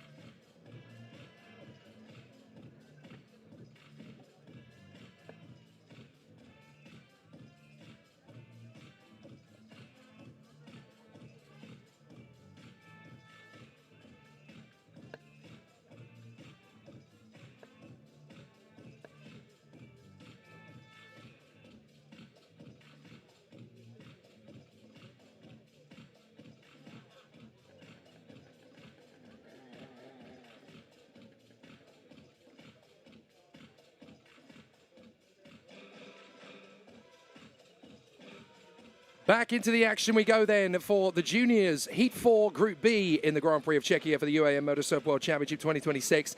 Bibiana Bubnikova lining up at the front with Nela Pozhnikova alongside Leo Lišil-Kratishvili, Max Ruška, Mo Shaban and Laura Polakova giving chase as they go to their battle for the last time before the finals. The ever incredible Bibiana Bubnikova, still her first ever season in the Motorsurf World Championship, having only been riding just over a year now, and still phenomenal what she's been able to do. Nela Pozhnikova, the winner of the Grand Prix in terms of points scored in Turkey. But of course, the final itself was won by Ellen Berdova. She leads the standings here. Leo Lišil-Kratishvili going for his first Grand Prix win in junior boy. He won everything in his heats yesterday. He's got a great chance. But Max Ruška from the Czech Republic on home soil, definitely keen to make the action happen again from fourth position on the grid. Another of the new recruits, Mohamed Shaban, older brother of Abdullah, the two Q80 stars, doing such a fantastic job in their first outing in the UAM Motorsurf World Championship. And Laura Polakova making her debut in the championship as well after her sister Esther has been doing such a great job in the elite women's category. So the juniors continue to give us plenty of excitement as we get ready for their finals later. Junior boy and junior girl will be separate when they go for their finals later on. But it's certainly going to be an exciting battle. It's Roman Lišil-Kratishvili who assists Leo getting onto the board. Father and son working together. The pair from Austria, hoping for just as much success as each other. Roman keeps joking, Leo's faster than I am these days. But he would dearly love to see Leo on the podium here in the Czech Republic. But all eyes are on this phenomenal young athlete, Bibiana Bubnikova. She came into the World Championships last time out in Turkey. Nobody really knew what to make of her. She was almost unheard of in the motosurf world. Well, within the first weekend, she's already shown that she's Grand Prix winning material. And she could genuinely do it here this weekend in her second ever weekend. What a result that would be. Of course, the winner of the final is the winner of the Grand Prix, even if you score more points than your opponents through the weekend. That's why Nela Pozhnikova is leading the championship, despite the fact she didn't actually win the Turkish Grand Prix outright. That was Ellen Berdova who won the final. The winner of the final is the winner of the Grand Prix, even if you don't score more points than your opponent during the course of the weekend. So Nela Pozhnikova is the Junior Girl Championship leader. Ellen Berdova won the Grand Prix last time out, but she had had quite a tough time in the heats leading up to that. Managed to win the final despite the fact she started from fourth place. So still big opportunities coming here in Prague. But for Bibiana Bubnikova, the opportunity to win her home Grand Prix in only her second appearance, that would be an unbelievable achievement. But she genuinely has the chance to do it. And she certainly has the speed. As long as she's got the confidence, and as long as she is as audacious as she's been over the course of the weekend thus far, there's no reason it can't happen. The newest sensation in motosurf, Bibiana Bubnikova. It isn't going to be too long until the world hears of her incredible superiority. If she wins the Junior Girl World title this year in her first ever appearance in the World Championship, well, then the rest of her career is paved with gold. Down goes the flag. We're under starters orders for Heat 4 Group B in the Junior Girl and Junior Boy World Championship. It's a good start from Bubnikova. Fantastic start again for Leo Lišil-Kratishvili. He's going to try and get level with Nela Pozhnikova. But Nela Pozhnikova's just put her board in front of the Austrian. So as they run through the slalom for the first time, Max Ruška is going to try and get level with Leo Lišil-Kratishvili. That's his own personal battle. So as they run through, it is going to be a close one. Is Bubnikova going to get out behind Pozhnikova? I think she has. Nela Pozhnikova with a fantastic start has got ahead of Bubnikova. So Pozhnikova, the championship leader, now moves up into the lead of this run. So there is the superstar, Nela Pozhnikova, doing a grand job as she leads in fantastic fashion. Having made the jump on Bibiana Bubnikova through the slalom, Ruška's got the jump on Leo Lišil-Kratishvili as well. So very close indeed between those two. Mo Shaban and Laura Polakova having a great run. So fascinating to see how it's all going to go. But certainly it's all guns blazing. Great racing thus far in the junior category. And certainly for the hard-charging Nela Pozhnikova to get into the lead in the first slalom is a statement of intent. She wants to win this Grand Prix. just as much as Ellen Brodova and Bibiana Pubnikova do. And as the championship leader, she's got a great chance to make it happen. 2.6 clear. Bibiana Pubnikova already. Looks like an issue for Mohamed Shaban. It's not an issue, in fact. It's just that he's taken the long lap before anybody else. He decided to use tactics to get himself back up the order. 5 laps only in the junior heats. 2 of those have to be long laps. But it's a great run from Bibiana Pubnikova again to try and challenge Nela Poznikova. Max Rushka's not far behind, nor is Leo Lichel-Kratishvili.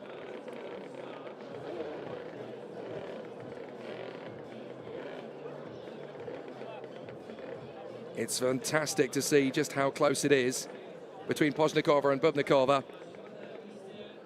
Excellent stuff as Max Rushka takes the upper hand in the junior boy, down in 3rd position with Leo Lichel-Kratishvili in 4th.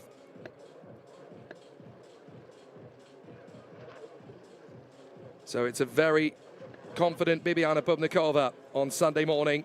Although with Nela Poznikova getting back in front, it's certainly a statement of intent from the championship leader. There she is. Great work from the Pardubice rider.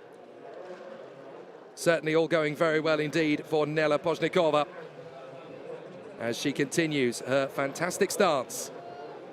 She has finally gone on to her first long lap. She left it to the last moment to do her 2 long laps. Pubnikova has already taken the first one. She'll probably take the second as well, I would think, to try and find a little bit more pace. And that is a problem for Poznikova. She's fallen. Nela Poznikova falls on the long lap. So her lead is gone for the moment. And that's going to put Bibiana Pubnikova back in front. An error for Nela Poznikova, the championship leader. So it's dramatic again in the junior heats. As Nela Poznikova, having taken the lead in the first slalom, she drops it in the long lap. I'll be fascinated to see that again. Let's look at it. Through the left, no issues. And through the right, she just clatters into the buoy and it shifts her weight the wrong way. And she slaps into the drink. What a shame for Nela Poznikova. She recovers, but she's going to lose the lead for sure. As Bibiana Pubnikova takes back the lead of the race. And in this current form, wow, she's got an amazing opportunity and she knows it. So Bibiana Pubnikova, the incredibly impressive 13-year-old from Mielnik, only been riding a moto surf for a year, and here she is leading a heat in the World Championships. An absolutely fascinating situation, a great scenario, and it's going beautifully. So she goes through the long lap for the second and final time. And there is more problems for Poznikova. Yet more problems as she goes in again. You tend to find in this sport that falls breed falls. And Nela Pozhnikova's definitely had a big problem. That's really going to affect her. This is the second fall in as many long laps. Oh, it just unsettles the balance again. Almost a carbon copy of what happened on the previous lap. So it's big problems for Pozhnikova, a second fall. And now Leo Lichel-Kratishvili has managed to get in front of Max Rushka as well. So there's been a bit of a power shift in the junior boy. But out in front, Bibiana Pubnikova keeps her nerve, doesn't get overexcited, and she will hold the lead to the finish line. What a performance from the new sensation of moto surf. Over the line, the checkered flag flies, and it's Bibiana Pubnikova who gets the win in the fourth heat. Very nearly coming to a stop completely over the finish line, Max Rushka. Well, that's one way of getting the win in junior boy. Max Rushka is absolutely delighted. The way he bounced back to get one over on Leo Lichel-Kratishvili. His hand is in the air. I've done it. I've done it. I've never seen a more dramatic finish. I've certainly never seen a more dramatic victory than the winner in junior boy. Leo signals to Bibiana Pubnikova. He's crazy, that one. He literally just sank at the finish line. I almost didn't avoid him. He's a nutter, that one. I'm guessing that's the gist of the conversation. So Max Rushka, I think he's worn out at the end of that one. He literally stops the board on the finish line as he wins and collapses into the water. I think he's exhausted. So Bibiana Pubnikova wins junior girl. Max Rushka, in very dramatic style, wins junior boy. I'd quite like to see that again, actually, because Max Rushka, in proper showmanship fashion, literally just stops the board as he's on the line. Couldn't quite believe he'd made it. I wonder if we'll get a chance to see that again. because that's one way of getting a dramatic finish in the junior boy. Bubnikova gets the win in junior girl, but junior boy, well, that was pretty special, wasn't it? Literally fought his way to the line and got the job done. Bubnikova wins from Hrushka, Lichil-Kratishvili, Nela Poshnikova P4 from Laura Polikova and Mohamed Shaban. But Max Hrushka returns to the bank to a waft of applause, fighting his way back into position from 4th on the grid to take the win in junior boy. That's a big effort from Max Hrushka. And finally, something comes good for him this weekend. Just in time for the final, too. So we've had the stocks, we've had the elites, we've had the juniors. It must be time now for the Masters. Both the men and the women will go to battle and race on the water. And it'll be the men who race first, I do believe. A fantastic battle ahead of us for Kim Down and the Pozniks, David and Petr. Yuri Stovacek from Roman Lichil-Kratishvili, Michel Ular, Pavel Matoshka, Osman Sedat Arus, Fuji Terehito, Abraham Tibor, Roman Semenyuk, and the Bulgarian, Andrei Atanasov. So Kim Down elected to sit out the stock heat earlier, having already got himself what he believed to be a decent enough result, that he only needed to focus on the Masters. I did notice yesterday in the riders' briefing he was working very hard on his leg muscles to try and soothe them and cool them down a bit. So clearly working very hard this weekend in this heat. You've got to remember that Kim Down actually does more work than any other rider out there, because he's the only competitor in the whole championship that races 2 classes. So he races 8 heats before they get to the finals. David Poznik, along with his brother Petr, 2nd and 3rd position on the grid for this race, these two. Plenty of opportunities to make some good performances come together again. But in the Masters men, there's plenty of challengers, particularly Yuri Stovacek. 4th position on the grid for him. So fast in Turkey. Has had a podium finish in Poland 2 years ago. But keep an eye on the Austrian behind him. It's showtime for Roman Lichil-Kratishvili. The Austrian ready to put on another great show, just like his son has done in the junior boy. Michel Ular, 6th position on the grid.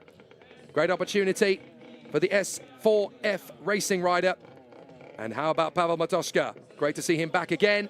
The 61-year-old from Richeny, not there in the Turkish Grand Prix. Great to see him back again, though, here in the Czech Republic. Osman Sedat Arus from Istanbul has been in the Masters Championship since its inception. Ender Jorgen Schiele is his #1 fan. Fuji Terehito, the Japanese rider, his first season in the Moto Surf World Championship and for the Japan national team. Alongside him, the Hungarian Abraham Tibor. Just down the road in Budapest, Formula 1 is going on, but Abraham Tibor is faster than them all right now. Roman Semenyuk, the Italian, back in the paddock once again after a 2-year absence. He last raced at Manfredonia. Great to see him here in Prague. And Andrei Atanasov, the Bulgarian from Sofia. It'll be great to see what he can put on after another spirited display. So with all the riders ready in position, it's sure to be an exceptional battle yet again in the Masters category. Group A, Heat 4. 2 races to go for the Masters men before we get to the final. And yet again in this category, it's going to be brutal. 24 riders, and only 12 of them will make it through to the final. The others will still score championship points, but they'll certainly be ruining the opportunities missed if it doesn't quite go to them. So out onto the water go the Masters men. It's going to be a very tricky day at the office. They all know that, but they're all prepared to face anything that the water can throw at them.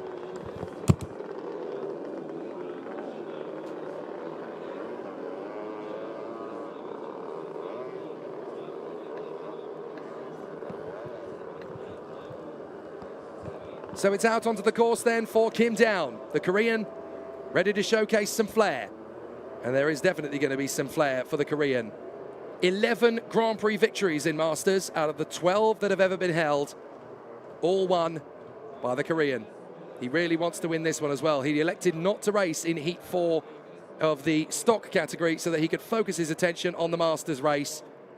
Hopefully that doesn't mean he won't make the final of the stock. I think he will get through to the stock final, to be fair. But certainly his priority has got to be going for win number 12 out of 13 in Grand Prix victories in the Masters category. the record just keeps getting more impressive. But he's still got big pretenders to the crown. He's still got big opposition, particularly from the Pozniks. They're both going to want to take on the superstar up front and certainly put Kim down in his place. But watch out for David Poznik. Both he and his brother Petr were very quick indeed yesterday, so they're going to want to put on a big display again. So as David Poznik and Petr Poznik are ready to go to battle once again, it'll be a very interesting one for the two brothers to try and take on the Korean Kim down. Fourth position for Jiří Stavacek. Fifth place for the Austrian Roman Lišal-Kratishvili, Michel Ular, Pavel Matoška, Osman Sedadarus, Fuji Terehito, Abraham Tibor, Roman Semenyuk and Andrei Atanasov running in pursuit. We form ourselves up on the grid. And it's all down to Kim down. He's got enough time of holding us up in pole position to gesture to the camera. Hello, guys. Come on, Kim. Focus. You've got a race to win. But honestly, he's got so much skill in the Masters category. 42 years of age, the man from Seoul. He's got plenty of time in his pocket. He can readjust and get himself ready for the battle awaiting us. One of the nicest men in the world as well, Kim down. So now we wait for the command. I think we've got it. So Kim down charges his way to the first buoy, but he's got an immense start. Everybody else is battling with each other. The Pozniks are going side by side as they run to the slalom for the first time in Heat 4 Group A. And Kim down is left on his own out front. So David and Petr Poznik are now dueling with each other in the slalom to see who gets out first. Is it going to be David or Petr? It's going to be Petr who gets out first. So Petr Poznik is the one that gets the better start. And so he jumps David. Jiří Stavacek in fourth. Fifth position for Michel Ular. And Roman Lišal-Kratishvili, the Austrian, finding himself in sixth in front of Osman Arus. Straight onto the long lap for Kim down. No messing around with tactics and strategy. Just wants to get the long laps out of the way. So on the main part of the course, Petr Poznik should take the lead here. I don't see any reason why a 1.5 second advantage on the first lap for Kim down is going to be enough for him to get back out on the course in front. So it will be Petr Poznik that leads David Poznik and Jiří Stavacek on the way out of the long course. It'll be fascinating to see where Kim down gets out. But the Korean clearly deciding it's just worth getting the long lap out of the way first of all. I think he'll rejoin behind Roman Lišal-Kratishvili, the Austrian. So Petr Poznik leads, David Poznik second, Jiří Stavacek is third. Michel Ular also went for the long lap, so Roman Lišal-Kratishvili and then Kim down in fifth. So yes, he does rejoin behind the Austrian. So Petr Poznik works his way through, goes to the main course, deciding not to take the long laps just yet. 7 laps complete, of course. 3 of them have got to be long laps. And it is David that goes to the long lap first, clearly deciding to get the long laps out of the way early on in the doors. Jiří Stavacek has stayed on the main course itself, I believe. Kim down has already taken 1 long lap. I wouldn't be surprised if he gets all 3 of them out of the way nice and early. So Petr Poznik has extended his lead out front, but David Poznik has gone on to the long lap. So has Roman Lišal-Kratishvili. So that's going to put Kim down back into, I believe, 3rd position out of all of this, because he'll be behind Jiří Stavacek still, but he hasn't gone on to a 2nd long lap just yet. So Petr Poznik leading Jiří Stavacek. Kim down should be 3rd as the way this all works itself out. Careful! You can see the starts of Petr Poznik starting to wobble a little bit on the approach to the slalom. A couple of the waves that these guys are starting to generate are catching riders out. We don't have the ocean waves that you would normally do on a seaside course. The reservoir are very different, but the waves that are generated from the riders do still affect the other competitors. There is still a little bit of wash that comes back to cause a little bit of an upset sometimes. Well, how about this for an upset? Poznik is in front of Kim down. After they've each taken a long lap, Poznik has actually jumped the Korean Kim down. As they come back onto the course together, where's Kim down going to be? He was leading, he's now 4th, he's now hesitating behind the Pozniks. So Kim down is behind the Pozniks. How's that happened? And those two are now scrapping amongst each other. They're very close together. They're almost tripping over each other as they battle in position. Kim down is just watching it unfold. Petr is still in front of David. Yuri Stovacek took the long lap as well, so he's behind these three. But this is one of the closest on-course scrabbles we've seen so far this weekend. Petr Poznik, David Poznik, and Kim Down. It looks like Kim Down's just chilling out in third position. He doesn't have to push himself or stretch himself too hard here. So he's just running behind the Poznik brothers, waiting to see what happens. Certainly not putting himself into too hot water here. Petr Poznik leads on lap 5. David Poznik second, and Kim Down is third. There's less than 3 seconds between the three of them. So Petr Poznik decides enough of this, I'm going on to the long lap. So he is the first one to blink. Goes on to the long lap for the second time. Kim Down has gone with him, I notice. So David Poznik stays on the course, and they're going to get level with Yuri Stovacek as they rejoin. Careful. So Yuri Stovacek, who's only done one long lap, is now between Petr Poznik and Kim Down. So David Poznik leads. Yuri Stovacek is third behind Petr Poznik, and Kim Down is fourth. Roman Kratishvili fifth. Michel Lular is sixth from Sedat Arus, Abraham Tibor, and Pavel Matoska. Roman Semenyuk choosing not to start the race. So now it's all going to come down to the composure of Petr Poznik to hold off Kim Down, who is about 2.8 behind him. But David Poznik, of course, is only 5 seconds ahead as they go out of the slalom this time. It's going to start to be a bit nervous now. Petr Poznik only needs to take one more long lap. That's the same situation for Kim Down, who is ahead of Yuri Stovacek, I do believe. That's Fujitera Hito in the way, and that's enough of an invitation for Petr Poznik to go onto the long lap for the third time. That will do for me, he says. And I think Kim Down chose the same tactic. So David Poznik's got to be on the long lap as well. He is indeed, because he needs to do his 2 long laps at the very end of the race. You've got to do 3 mandatory. Yuri Stovacek should be on his second long lap now as well. He is indeed. So that all is above board.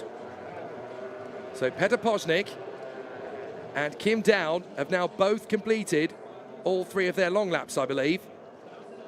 Actually, no, Roman Kratishvili has completed all 3 of his long laps, but Kim Down stayed out there to try and close back up on Yuri Stovacek, but apparently he's 20 seconds back. Oh, that's why, because he does take his 3rd long lap. I thought he hadn't. So Kim Down is having a very relaxed race here. He's not really pushing particularly hard. I think he's waiting and saving his best until the final.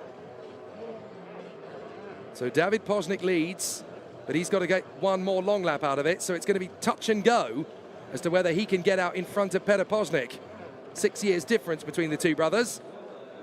But David Poznik leading the way at the moment. He doesn't have a lot of English in his vocabulary, does David Poznik, but he has a heck of a lot of speed.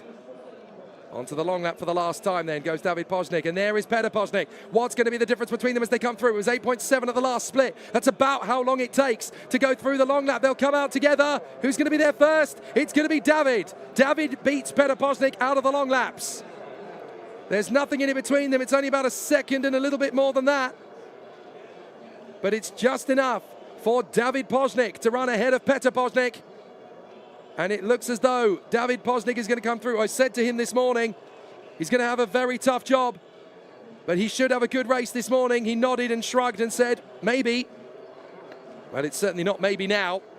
David Poznik is going to come through to take Heat 4, Group A. He's just got to keep it together for the last few buoys of the slalom. David Poznik on course. Just needs to keep it together one last time. Petr Poznik is right there with him. They're going to come out with a slower rider together. It's so close between them. And it's just going to be David Poznik who hangs on in front of Petr. That was so tight at the end there. Goodness me. It's just enough for David Poznik to hold on in front of Petr Poznik by 1.3. And I think Yuri Stovacek is going to come through in 3rd place. He does. So Kim Down has had a very chilled out race. 4th position for Kim Down is almost unheard of. Clearly, having had the 3 wins yesterday, he was just using this race to just be a little bit of a chill.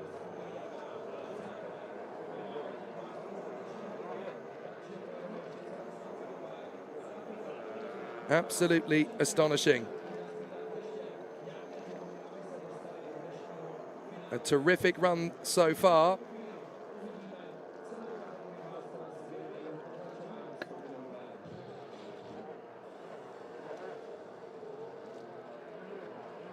A very solid battle then between David and Petr Poznik. A really exciting run as David Poznik and Petr Poznik run first and second. Jiří Stovacek in third and Kim Down in fourth place. Roman Lišo-Kratishvili P5 from Michel Lala and Abraham Tibor. But I tell you what, David Poznik has really delivered something special there in the fight with his brother Petr and with Jiří and Kim Down. A very good race indeed, and that sets us up nicely for a really epic Masters final. That should be a very exciting opportunity. A really big chance for all of the contenders. They're going to give us plenty of excitement come the Masters men final. There's no doubt that David and Petr Poznik are going through. The same for Jiří Stovacek, I think. Kim Down is almost certainly going to go through. Roman Lišo-Kratishvili P5 from Michel Lala, Abraham Tibor, Osman Seda-Arus, Pavel Matoska, Fuji Terahito, and Andrei Atanasov. Sadly, no start for Roman Semenyuk, and I think that's game over for the Italian. And so into the final Masters men heat before the finals this afternoon. And it's going to be the Korean rider Kim Yong-bum that lines up in pole position once again. Arkadiusz Janora, the vice world champion alongside him. Petr Faltusek, Jiří Renner, Ivan Matušek, Radek Lučka, Lee Duk-dong, Paul Torrey, Alan Ng, Murat Yogashila, Nikita Antonov, and Carlo Carboni. And so the riders line up in position. It's great to welcome back Kim Yong-bum to the Moto Surf World Championship paddock. This is only his third weekend in the World Championship, but he's a serial operator in the Asian circuit. Arkadiusz Janora. Yoga, power, prowess, whatever it is, Arkadiusz Janora, the vice world champion, has got it in spades. Petr Faltusek, still the only man ever to deny Kim Down the clean sweep of Grand Prix victories in Masters. Could he do it again on home soil? Jiří Renner, former Open elite rider, now in the Masters Championship category, and certainly with plenty of expertise to take into the Grand Prix of Czechia this afternoon. Fifth position on the grid, a big chance for Ivan Matušek to showcase his speed. He's been such a proud father watching his daughter become 3 times world champion. Now it's time for him to get back on the water. Next to him, it's Radek Lučka for Jet Surf Pardubice. Great chance for him to continue his journey in the Masters category. Lee Duk-dong, great to see him back in the world of Moto Surf again for the Bong Jet Surf team. 7th on the grid for the Korean. Beside him is going to be the Japanese rider Paul Torrey for Jet Surf Japan. Always great to see him continue on his work. 66 years of age and still lightning fast. The Macanese rider Alan Ng, the man responsible for bringing the Moto Surf World Championship to Macau for Team Aerodynamic. 10th position on the grid, Murat Yogashila, the Turkish rider and philanthropist and ambassador of Moto Surf in the amazing country of Turkey, the man who helped us bring the Grand Prix to Çeşme. The B position for Nikita Antonov, carrying the flag of Israel into the competition. A fabulous competitor, and great to see him take on his first full-time campaign in Moto Surf. So it looks as though Nikita Antonov is going to be the last man to take up the start. I don't think either Roman Semenyuk or Carlo Carboni will start their last races. They've had fun on Saturday. They want to be spectators on Sunday. They will not be going through to the finals, but they don't mind.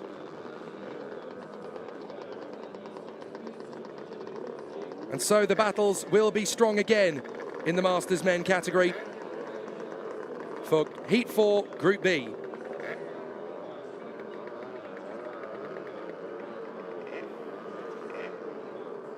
Another big challenge in the offing again for Kim Yong-bum as he gets himself ready for another exciting showcase. There is Radek Lučka, looking forward to another solid battle. But Radek Lučka looking for some excitement out on the water again. Certainly great to see the Masters, who have a different race pretty much every time they go out. That's what we love about the Masters men. It's so unpredictable. From one race to the next, you don't know who's going to have the speed, who's going to have the energy, who's going to have the charisma, who's going to have the fighting spirit. It really is a varying, different prospect each time. And the Masters men always entertain us. They give us so many different challenges over the course of a weekend. But this man, Arkadiusz Janora, has just been getting better and better as the weekend progresses. A real fighting run at the end of yesterday, and that will have put him in a very good mindset.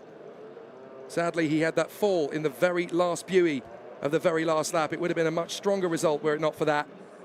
But sadly, he's now got to try and work his way back into a good position a little later on in the competition. This could be the heat where he transfers things back to his methodology. But there's the man who will start things off from the front, the Korean Kim Yong-bum.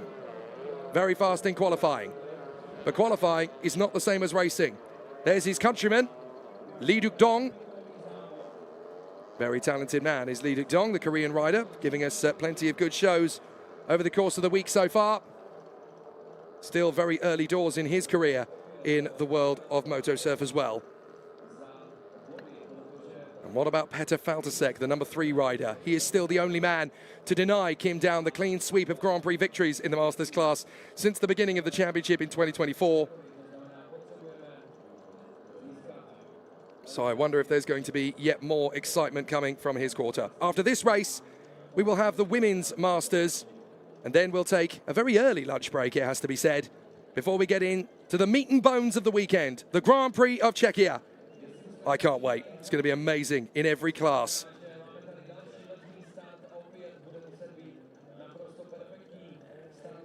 And so the competitors are ready to charge their way forward for another exciting bout. The Masters men, Heat 4, Group B, the last hurrah for the riders to try and get into the top 12. The riders that will race for the Grand Prix of Czechia. It's now or never to get yourselves into the contest. Kim Yong-bum leads them. We wait for the flag to drop. When it does, they'll race. The final battle before the final. It's an oscillation of the flag rather than a drop. You know the race starts when the flag drops. When it oscillates, we've got to go round again.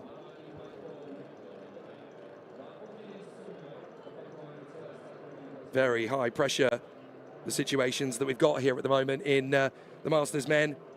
24 riders hoping for just 12 spots. We know 2 of them that are not going to make it, namely Roman Semenyuk and Carlo Carboni, the 2 Italians who elected not to start the races on this occasion. They clearly know they've not got enough points to get through anyway, so they just decided today we're going to chill out. We're going to watch from the sidelines and enjoy the spectacle. But as the sun starts to accelerate its heat here in Prague, it's just gone 10:20 a.m. on what promises to be a fantastic day of racing here in Prague. This race and the one that follows will be the last chapters before the main event, the Grand Prix of Czechia, the first for 4 years in the birthplace of moto surf. And so the contenders get themselves ready for one final push. 24 riders are about to be whittled down to 12. For Kim Yong-bum in pole position ahead of Arkadia Zinora, Petr Faltasek, Jiří Denner and Ivan Matušek. It's going to be a tough race to win. Who's going to get it done for the last heat in the Masters men? There's only one way to find out. Drop that flag and let's figure it out. It's an oscillation yet again. The riders in the Masters men not quite ready to get going. This is so frustrating for Kim Yong-bum. The Korean on pole position, looking for a chance to start. For Arkadia Zinora, it's not exactly exciting for him either. He really wants to get the jump on the Korean and move into the lead and stretch away nice and early. But this man, Petr Faltasek, knows what it's like to beat Kim down in a Grand Prix. He's the only man ever to do it in the Masters category. Took the victory in incredible fashion after that immense battle in Croatia 2025. He was second in the Grand Prix last month in Turkey. There's Eunjin Lee getting ready with Teresa Bekakova, the 2 riders who are preparing for action in the Masters women. Eunjin Lee, of course, the winner of the Turkish Grand Prix. But will she be the winner of the Grand Prix of Czechia? To do that, she's got to beat the Japanese rider Miki Tori and the queen of moto surf, Aneta Sasharova. Only time will tell. For the moment, though, it's time for 24 riders to be whittled down to the final 12 in the Masters men category. Kim Yong-bum, Arkadia Zinora, Petr Faltasek, Jiří Denner, Matušek, Lučka, Lee, Tori, Ung, Yogachila, Antonov, all battling for position. The flag drops, let's do it! Arkadia Zinora trying to get a good start, but already Kim Yong-bum's made an absolute flyer. Petr Faltasek's reeling in the pole, and watch for Jiří Denner to the right side of Petr Faltasek. They charge their way through the first couple of buoys and up to the slalom for the first time. It's all perfect for the Korean rider at the moment, but he's already being reeled in by Arkadiusz Janora, who really is charging after the top front man. Who's going to get out of the slalom first? It will be Kim Yeon-bum, but Arkadiusz Janora is taking up the chase. So Arkadiusz Janora going well as they go past the starting gate for the first time. The fans on the banks loving it already. But the absolute fast starter of them all is Nikita Antonov, who's gone from the back to B5. What a start for the Israeli rider. Amazing for Nikita Antonov. Kim Yeon-bum out in first position from Arkadiusz Janora. The first one to go onto the long lap is Yuri Renner from fourth place. Kim Yeon-bum very nearly trips on the buoy. But 2 seconds back now is Arkadiusz Janora, and the Pole is just trying to keep himself in a rhythm. He doesn't want to push himself too hard here. He knows that if Kim Yeon-bum is a little bit lackadaisical, all he's got to be is smooth. There's Peter Faltasek. Also a man who's just got to keep it smooth in the first point of call. 2.7 behind Janora, who is 2.9 behind Kim Yeon-bum. Arkadiusz Janora knows that it's stamina that wins these races, not outright speed. You can go faster than everybody else for the first 2 laps, but it's a 7-lap race, not a 2-lap sprint. And Janora starting to put a little bit of pace down now. Kim Yeon-bum so nearly goes down. He misses a buoy there on the inside on the outside. He gives himself a little bit of a hold up there. He didn't actually miss the buoy. He just went wide of it. So that's legal, but it's going to cost him some time for sure. Arkadiusz Janora, meanwhile, goes on to the long lap. So all the pressure is now on the Korean, Kim Yeon-bum. And Arkadiusz Janora has rejoined the course only about 3 buoys back. There's Peter Faltasek for Jet Surf Pardubice. Still going well at the moment in third place, having also gone onto the long lap. So did Antonov, so did Renner, and so did Ivan Matuszek. So Kim Yeon-bum just trying to control the pace out front. The Korean rider knows that he's got to be careful. Don't push too hard. Give yourself a little bit of that breathing space. You don't want to have too much job to do on the way out of the long laps. So far, though, Arkadiusz Janora is the one that holds most of the aces at the moment. Having already taken 1 long lap, the gap between them as they come across the timing line is going to be fairly close. Kim Yeon-bum, 7.7. That's going to be enough for Janora to jump past Kim Yeon-bum through the long laps, unless the Korean can pick up some time. So Kim Yeon-bum remains on the full course. He's deciding he's going to take all 3 of his long laps at the end. Nothing wrong with doing that. Janora stays out on the course as well. The gap is only 7.7 at the last timing line. And there is Peter Faltasek 4 seconds back. Kim Yeon-bum's got to be careful here. He's got to pull out the stops in the 3 laps at the end. Janora's only got to take 2 more long laps. Kim Yeon-bum has got to take all 3 of them. Is Janora closing in while they're on the course together? That's going to be the key factor as well. Because if Kim Yeon-bum is not able to get away from Arkadiusz Janora, then the Polish rider might just be able to pull something out of the bag here. 6.2 is now the gap. Kim Yeon-bum is actually being caught, and he's gone down into the water. Arkadiusz Janora, chasing after Kim Yeon-bum, has dropped it in the slalom. Well, that certainly gives the Korean a little bit of breathing space. So dramatic for Arkadiusz Janora. He was trying to get the balance. One hand in the water, a little bit too early than the buoy, and it unsettles everything, and into the water he goes. Arkadiusz Janora now drops behind Peter Faltasek. Now Kim Yeon-bum is in a strong position here as he runs in good stead. There's Arkadiusz Janora recovering. Now the big question is, where is Kim Yeon-bum in relation to Peter Faltasek? Hang on a minute. Kim Yeon-bum has not taken a long lap. It's lap 5, and Kim Yeon-bum is still on the long course. Kim Yeon-bum is going to get a penalty. He's not going to get all 3 of his long laps in. He's on the course. He hasn't taken a long lap yet. This is devastating for Kim Yeon-bum. He's not quite taking it right. He's going to go into the slalom, and he's going to get held up behind traffic. But that's not what really matters here. Kim Yeon-bum has not taken a single long lap, and he's completed 5 laps. That means he can only do 2 of the 3 required long laps. He'll get a penalty for sure. So Kim Yeon-bum has managed to get past Alan Ung, but it doesn't matter. He's only going to be able to take 2 of the mandatory long laps. That means that Petr Faltasek will surely pick up the pieces here. Arkadiusz Janora is 12 seconds back. But Kim Yong-bum is going to have a... Oh, that's Petr Faltasek! Faltasek's gone in as well. Janora has fallen. Faltasek has fallen too. Here's how Petr Faltasek did it. After the starting gantry, in through the first turn of the course. And you can already see he's unsettled behind Lee Duk-dong. And there goes the weight transfer. Bang, the nose stuffs in. Into the water goes Petr Faltasek. So Arkadiusz Janora, who's now done all 3 long laps, is going to take back the lead of this race. Because Kim Yong-bum is only going to be able to complete 2 long laps. So Arkadiusz Janora, despite the fall, is going to pick up the pieces and get the win anyway. What a dramatic Masters heat this is. There is Jiri Renner trying to close up on Arkadiusz Janora, the gap between them. Oh, that's Janora behind Renner.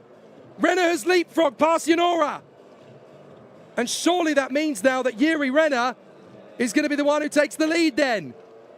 Kim Yong-bum is on lap number 7, but he's only going to be able to do 2 long laps. He will get a penalty. Renner's up to 2nd from Janora. Faltasek down to 4th. So with Kim Yong-bum certain to get a penalty for missing one of the long laps, it's this man, Jiri Renner, who's going to take the lead for the moment. Where's Janora? Only about 2 seconds behind him. 4 seconds now. Jiri Renner really is putting out the stops. There's Arkadiusz Janora, who goes on to the long lap again. So he's actually taken 4 long laps. He doesn't need to. But maybe Janora is struggling to remember how many times he's done it. So just to be on the safe side, he takes another one. He doesn't want to get a penalty, because that's exactly what's going to happen to Kim Yong-bum. And to be fair to Janora, he's got 13 seconds on Petr Faltasek, so it doesn't really matter. But Kim Yong-bum, this is going to be such an aggravation. He's going to take the win, but he's only going to have completed 2 long laps. The checkered flag will be in the air to his left. Maybe he won't even see it. He looks, and he takes the flag, but he's miscounted. Kim Yong-bum has only done 2 of the long laps. And that will be devastating when he comes back and realizes Jiri Renner knows that he's just got to keep it together for the last slalom. He's done 3 long laps. I think Janora's gone down again behind him. So Jiri Renner is going to come through the slalom and finish the job. Jiri Renner will come through 2nd position, but I think he'll be handed the win. Surely a penalty coming for Kim Yong-bum. So Jiri Renner is the first of the riders to come through that has completed all 3 of the long laps. Good effort from Jiri Renner. A very tough ride in the Masters, men. Very exhausting, that is for sure. As through comes Arkadiusz Janora after another fall. Did Petr Faltasek get through in front of him in the end? No, Faltasek had a problem as well. So Faltasek has lost out to several riders. Matusek's gone through, Antonov's gone through, Luchka's gone through. I wonder if Faltasek has actually retired.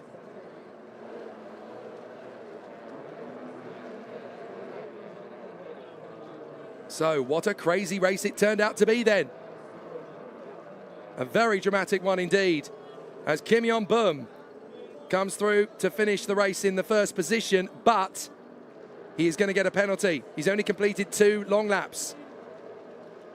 And so Jiri Renner should be the one who picks up the pieces on that one. Arkadiusz Janora playing it safe and doing 4 long laps just to be on the safe side, but he still comes home in 3rd. So Jiri Renner, I'm sure, is going to be very happy about that. That'll do nicely. Good effort for Jiri Renner. So it's certainly a very dramatic way for the Masters to come to a conclusion. And now we'll have to tally up all of the scores to figure out which of the 12 it is that's going to go through to the victory. The battle for the Grand Prix of Czechia. Certainly for the moment, though, it's a dramatic end in the Masters men category. The winner over the water is Kim Yong-bum of Korea from pole position. But he only took 2 of his long laps. So without the 3rd, surely there's going to be a penalty handed to the Korean who crosses the line first.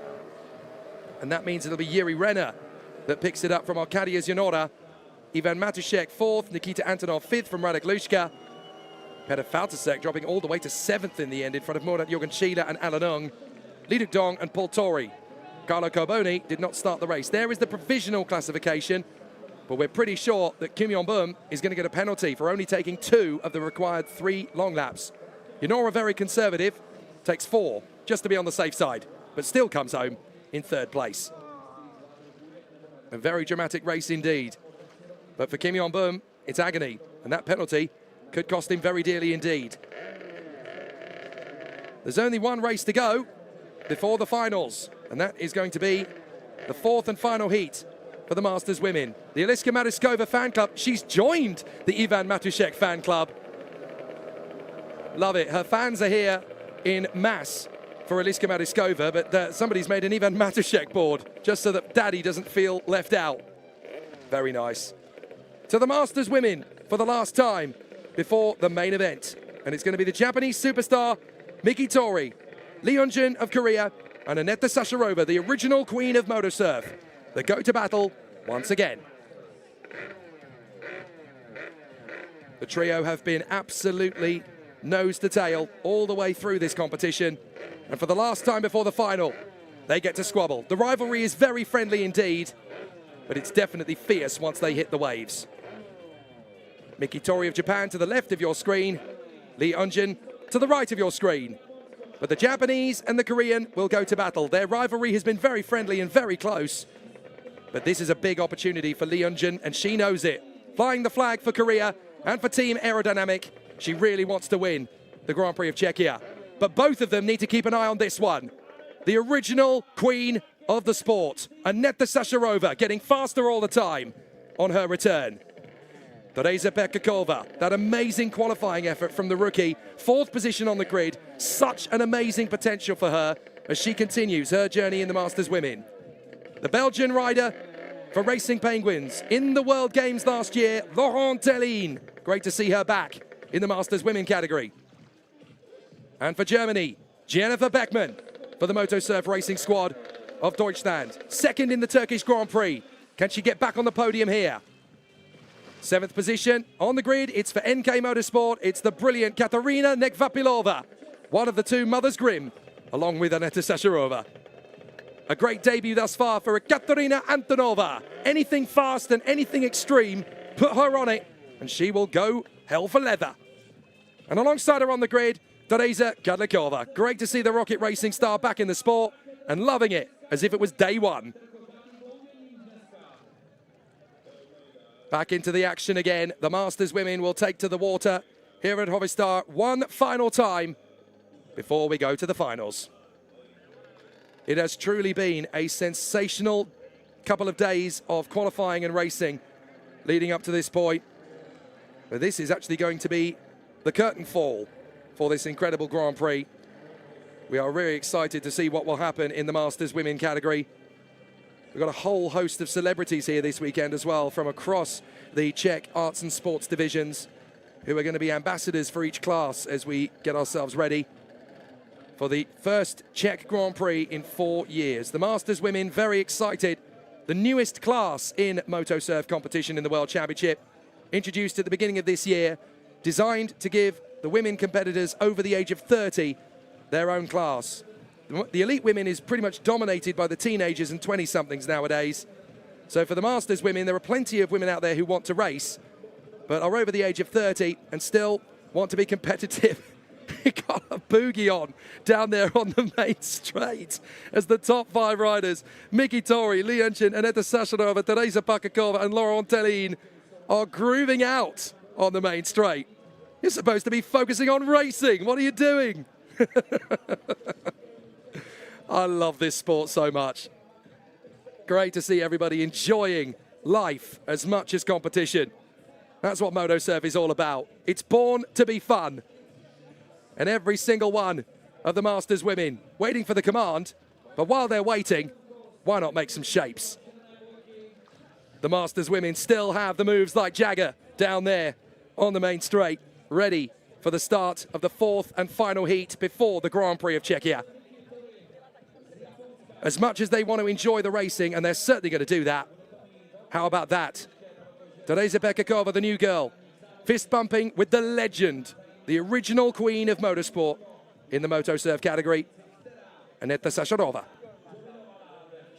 And of course, her partner and young Patrick are here this weekend as well to support. It's no longer a working week, so they can be here to support the legend, Aneta Sacharova, third on the grid. So with everybody enjoying the battles that are set to take us onto the water again for the Grand Prix of Czechia here in Prague, we're going to have a very busy afternoon of finals. All the racers will be putting on a great show, not just for the live stream here on YouTube with myself, Jake Sanson, but my colleague down in the paddock, who's going to be interviewing the riders after each race, is also going to be soaking up the atmosphere. Victoria Kozhiskova will be on the sidelines to grab all of the bits and pieces of information from our winners over the course of things. Laurent Tellin just getting herself dialed in and ready for the start of the last heat in the Moto Surf Women's Masters here in Prague for the 2026 Grand Prix of Czechia, the first in the birthplace of Moto Surf for 4 years, and the second round of the UAM Moto Surf World Championship.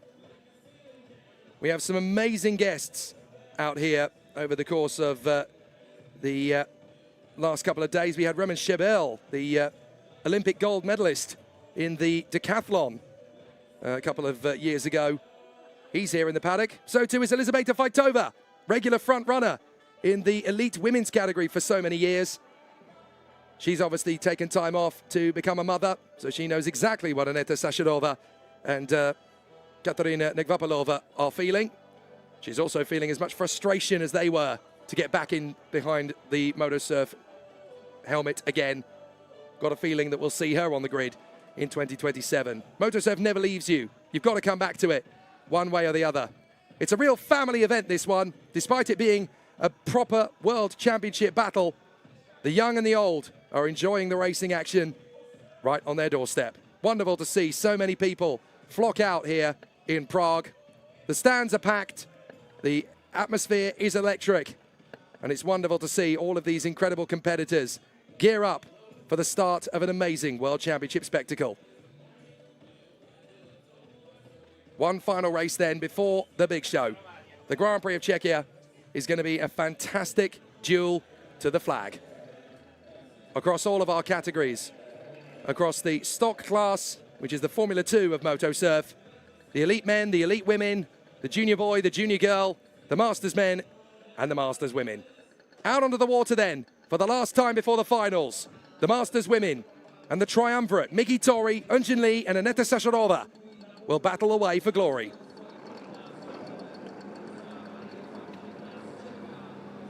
You've got to go back quite a long way to find the last Japanese winner of a UAM Moto Surf Grand Prix.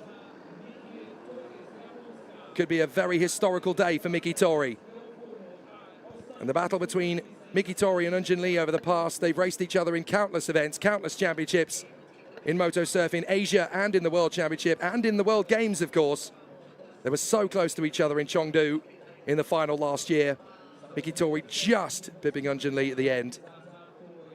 But what a great duel it's set to be in the Grand Prix of Czechia. Aneta Sacharova still feeling the pain, having not really been on a board for the last 3 years. Her body is aching, but it's all starting to flood back.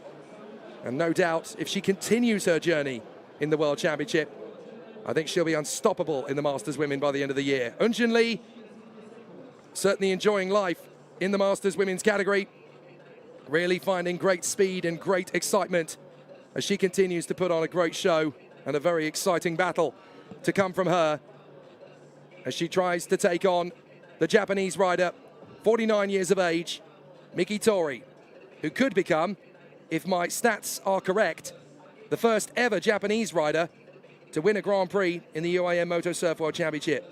They've been on the podium many times, but I'm not sure a Japanese rider's ever won. We'll have to double check that in the lunch break to see if it's ever happened before. But there is the woman who could make it happen this afternoon in the Masters Women category, Miki Tori for Jet Surf Japan. Represented her nation in the World Games last year in Chengdu in China.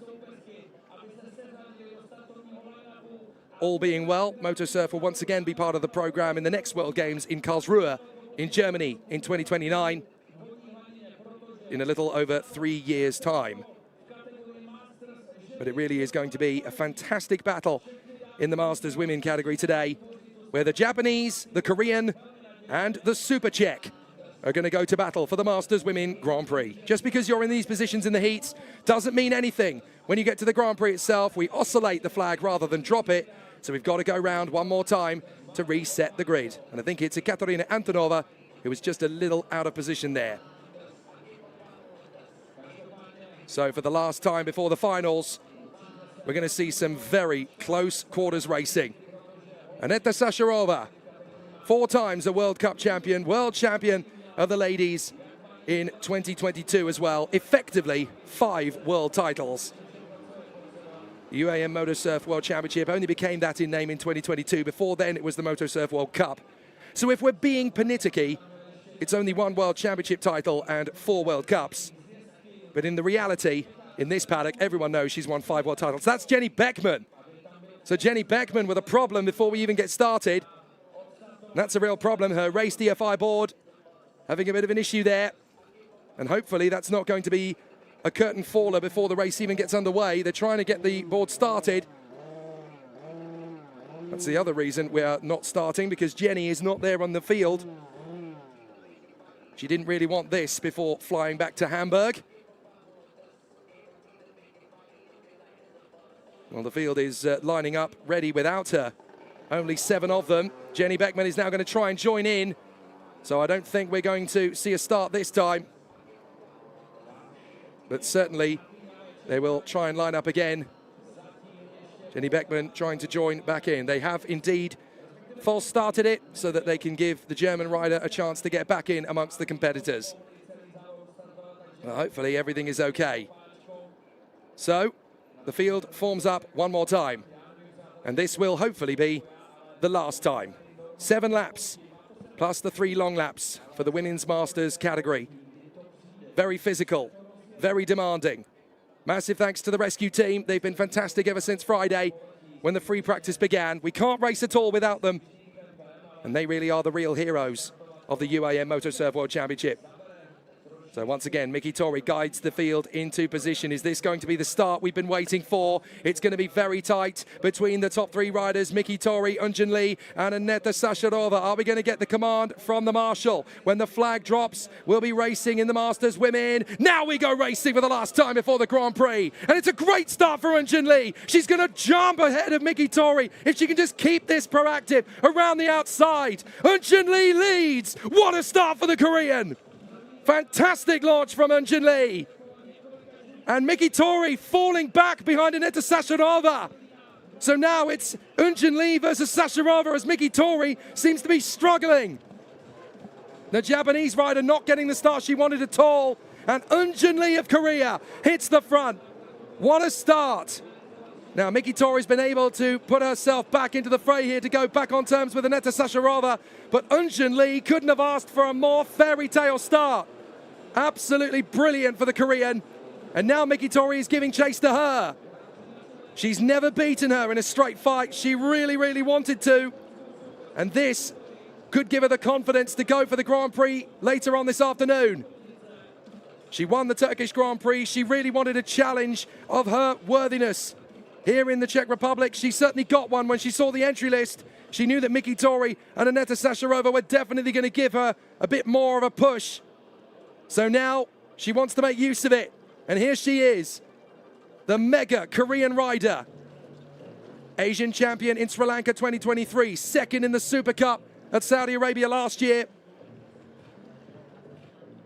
But Eunjun Lee, who rode in Korean flag colors in the World Games at Chengdu last year, she has got such an opportunity to go and win the Grand Prix of Czechia. She's in front of Miki Tori at the end of the first lap, and she's opened up a 4-second cushion. If this gives her the confidence for this afternoon, and Lee Eunjin goes on to win the Grand Prix, it will be the biggest win of her career to date. Miki Tori still pushing on. The Japanese riders not giving up just yet. But Eunjun Lee, based out of Seoul, Korea, actually has a bit of a phobia of water, would you believe? And yet, here she is in the Motosurf World Championship, strongly out in front of the Masters Women. Talk about smashing through her own barriers. The Korean is looking good for a win in Heat 4, and the confidence that will give her could be enough to make her unstoppable this afternoon. Everyone was delighted for her to take the win in Turkey, but this one will mean even more. In the birthplace of Moto Surf, against the likes of Miki Tori, her nemesis for so many years, and of course against the original queen, Aneta Sacharova. This win would mean so much to Eunjun Lee. She puts her hand in the air, she's going to go on the long lap. She knows she's got to do it 3 times. There were a couple of heats yesterday where she only did it twice. She only lost a position or 2, so it didn't massively affect too much.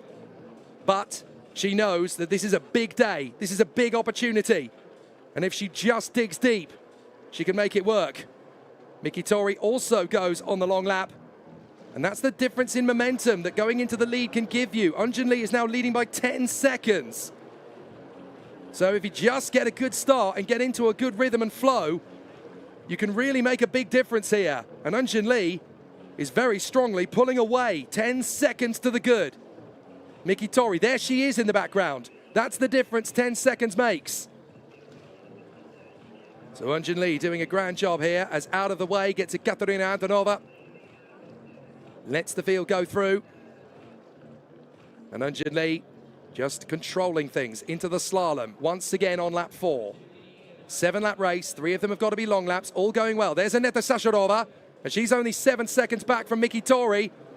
So if there's an error from the Japanese, she's right there. Miki Tori is closing in a little bit on Eunjun Lee, but is it going to be enough?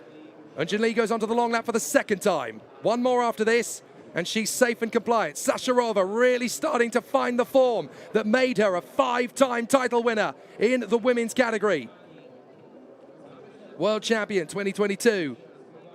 Prior to that, the World Cup winner in 2016, 18, 19, and 2021. She was the previous Czech Grand Prix winner in the women's elite category in 2021 and 2022. She knows she won't win in the elite, but she could just win in the Masters. Who knows what's going to happen this afternoon in the Grand Prix? Just because you put yourselves in the grid position and score the points you score for the title race, that doesn't mean anything. The final is what determines who wins the Grand Prix. Miki Tori still trying to stay with Eunjun Lee at the moment. The gap between them at this point is 9.4. And Miki Tori is keeping that pretty stable at the moment, but this is a big opportunity for Eunjun Lee. 2 laps completed. Miki Tori's done all 3 of hers.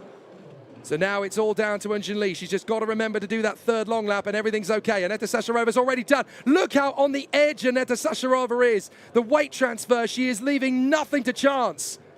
But all of that excellence and prowess of those 5 world titles is starting to flood back. Don't forget, she's not been on a board for 3 years. She's been working at life as a mother.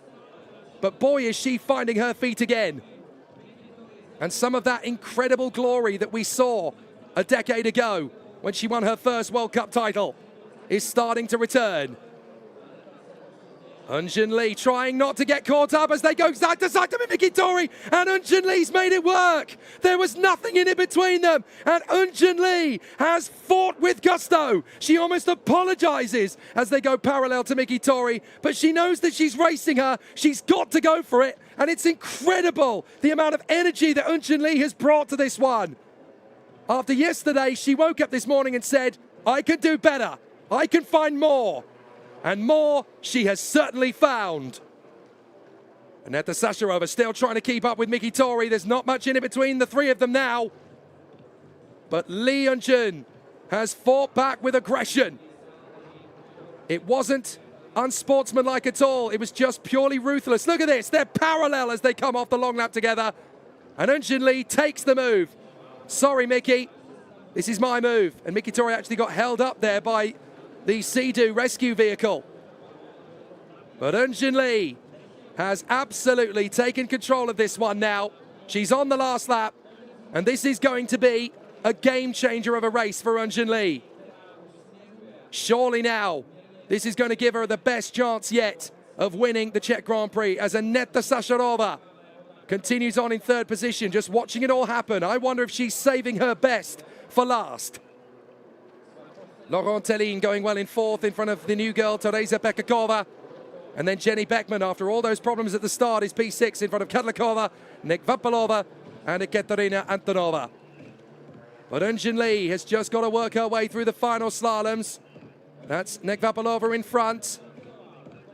Up towards the final slalom. Miki Tori is right there, so she can't afford to make a mistake.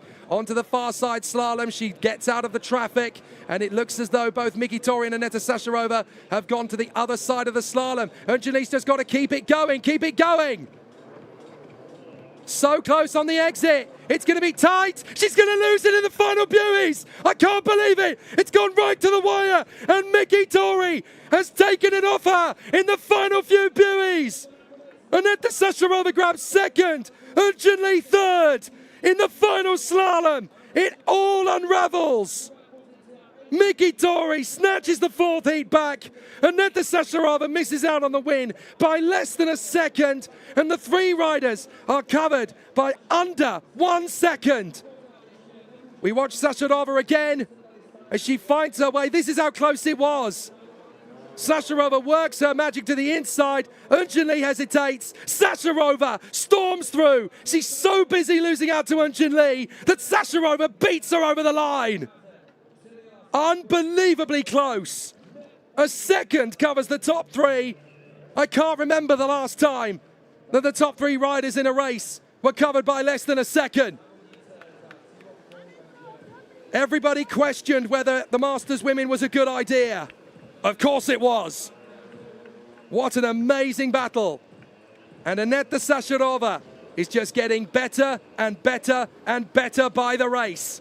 She's in with a count now to go for the Grand Prix of Czechia for the first time in 4 years. What a chance, what an opportunity. Look at the fans enjoying her return to glory. And she is one race away from grabbing her first Grand Prix victory for 4 years on her return to racing.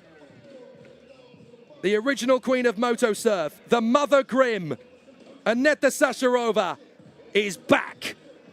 Miki Tori just grabs the win from Aneta Sasharova and Eunjin Lee, the most cruel defeat in Eunjin Lee's entire career. Laurent Tellin in fourth from Teresa Pekakova, Teresa Kadlakova, Jenny Beckman, Katarina Nekvapolova, and Ekaterina Antonova. What a thrilling way to conclude the heats. It really is going to go down to the wire, and every single class is going to give us a majesty, excellent sporting show. It really is going to go to the absolute limit.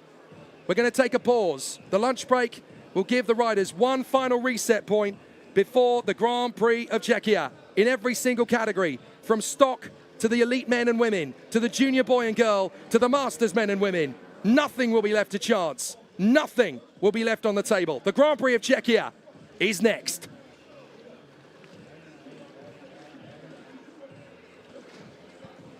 Before all of that, though, of course, we have the tradition in the UAM Moto Surf World Championship. One of the most favorite things of our weekend, the flag parade, where all of the riders from all of the nations represented will head out onto the course. And it's always very interesting to see which of the riders from the home nation will be given the honor of riding with the nation's flag. On this occasion, as it is the Grand Prix of Czechia, the home of moto surf, it has been deemed that 2 riders will carry the flag of Czechia on this occasion.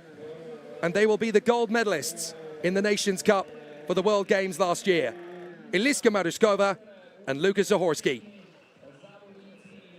A very fitting tribute to the first ever gold medalists of last year's World Games from the Czech Republic.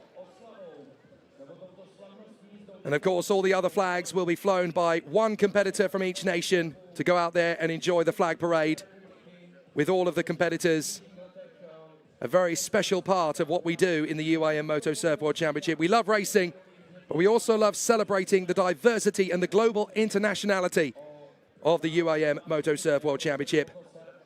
And so the Grand Prix of Czechia will once again welcome the riders from all of the competing nations as they will head out onto the course to celebrate the diversity of the different nations. The fans here enjoying themselves out on the course as the UAM Moto Surf World Championship is really getting to quite a magnificent splendor. And after the intensity of all of the battles we've seen thus far, goodness knows what we're going to see in the Grand Prix of Czechia this afternoon. And it will be broadcast across to the European television networks across Slovakia, Turkey, the Czech Republic, and even further afield.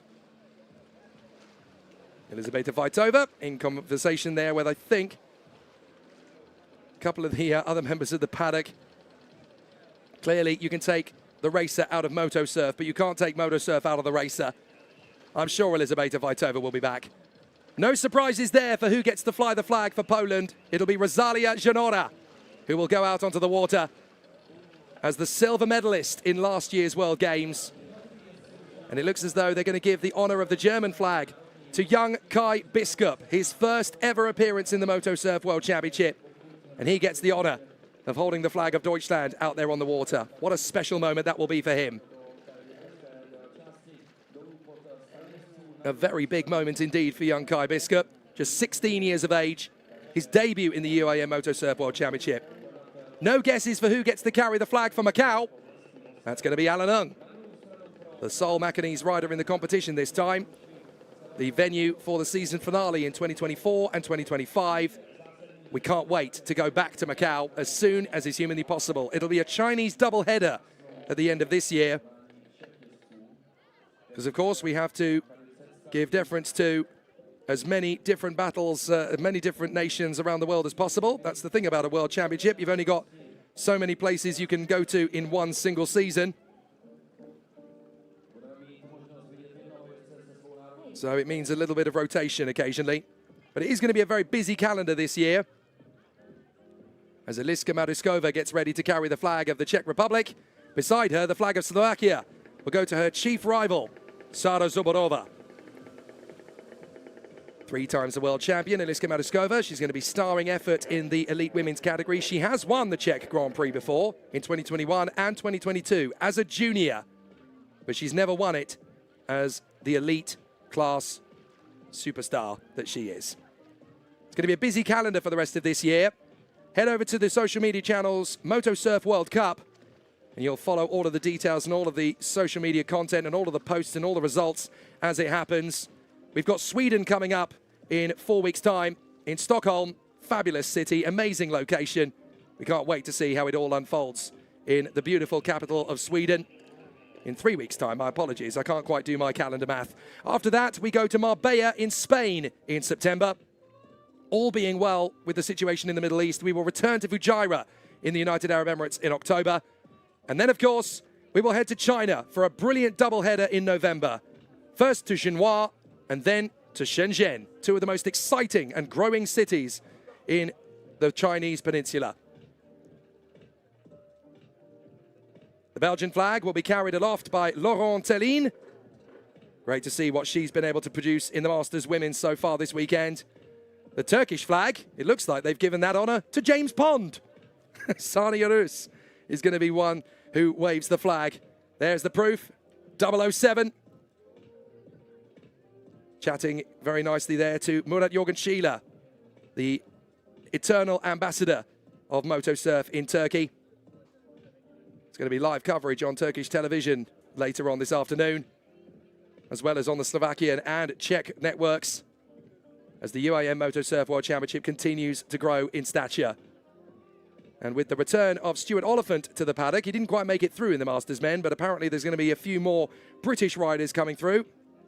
Hopefully it won't be too long before we return to the British Moto Surf circuits. Wasn't that long ago that we were last racing in Great Britain after a fantastic run in Wiboston back in the day. The Korean flag, well, that's a lovely honour to bestow on Lee Duk-dong. Great return to the Moto Surf World Championship for Lee Duk-dong. He gets the honour of waving the flag. Look at that, Aneta Sashirova getting so many plaudits. Her return was always going to be an interesting one. Some people thought she'd win everything. She thought it was going to take a miracle. But no, you never lose that kind of speed. You never lose that kind of brilliance. It's all coming flooding back for Aneta Sashirova. What a weekend she's had, and what a Grand Prix she's going to have. Whatever happens, she has coloured herself in glory, and it's been a valiant return for the original Queen of Motosurf. Brilliant story unraveling here in her home nation. And so, for the UAM Motosurf World Championship Round 2, just as we saw in Turkey last month in Çeşme, the riders from each nation will head out onto the water and give us the flags of UAM Motosurf for the Czech Grand Prix. Each nation out there on the water with the international UIM flag held aloft by the Sea-Doo rescue team. We are so indebted to the UIM for their eternal support and incredible work that goes on all the way through the motorsport calendar. And of course, the UAM do so much in the world of motorsport. It's not just about the Motosurf competitions. There are so many great categories that take part in the sporting calendar. You've got the E1 racing series, of course, the F1, F2, F4, GT30, GT15, OSY 400s, and the Formula 125, 250 and 500s in the circuit categories of powerboats. There's endurance class, Formula Future in all their individual classes, the river marathons, the jet sprints, and then the offshores for XCAT and class 3D, C, B, A, and J. There's also the pleasure navigation categories of endurance, the aquabike runs for runabout, ski division, ski ladies, freestyle, and runabouts in all of the different categories and classes. There's the hydroflies, alongside all of our activities in the Motosurf. And then, of course, we've got the European and Asian categories across all of the individual circuits for powerboats and aquabikes as well. So much that goes on in the UIM sporting calendar, and we are a very proud part of that. So without their patronage and their support, we would be a very small fry individual event indeed. They have elevated us and they continue to grow us so that we become one of the fastest and most exciting sports on the water. And what a wonderful feeling it is for the Grand Prix of Czechia to return to the UAM Motosurf World Championship, and not just anywhere, but in the nation's capital of Prague. The Japanese flag, I believe, is being handed to Fuji Terahito, I think that is. It's a lovely honor for him as well in his first season of the UAM Motosurf World Championship. That's the other thing I really love about this sport. We're not about individual pride, we're here about collective pride. It's important to give people that little moment. You could give it to the fastest rider of the weekend, you could give it to Miki Tori, but no. Fuji Terahito is here racing for his nation as well. It's important to make sure that every single member of every single nation feels like they are an important part of the program. For Austria, who would have guessed otherwise? It's Leo Lichel-Kratishvili, of course. Roman is his #1 fan, his #1 support network, and he is the headquarters of Leo Lichel-Kratishvili's fan club. Too right.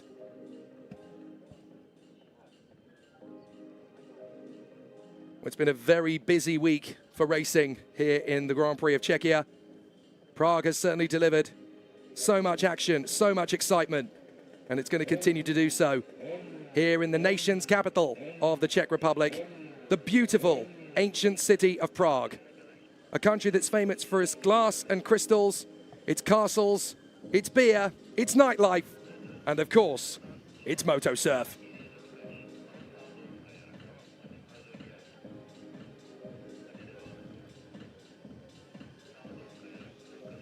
The fans in the stands are definitely going to get a bit of a scorcher today, whether they've chosen a grandstand seat or even a seat on the beach just round the corner.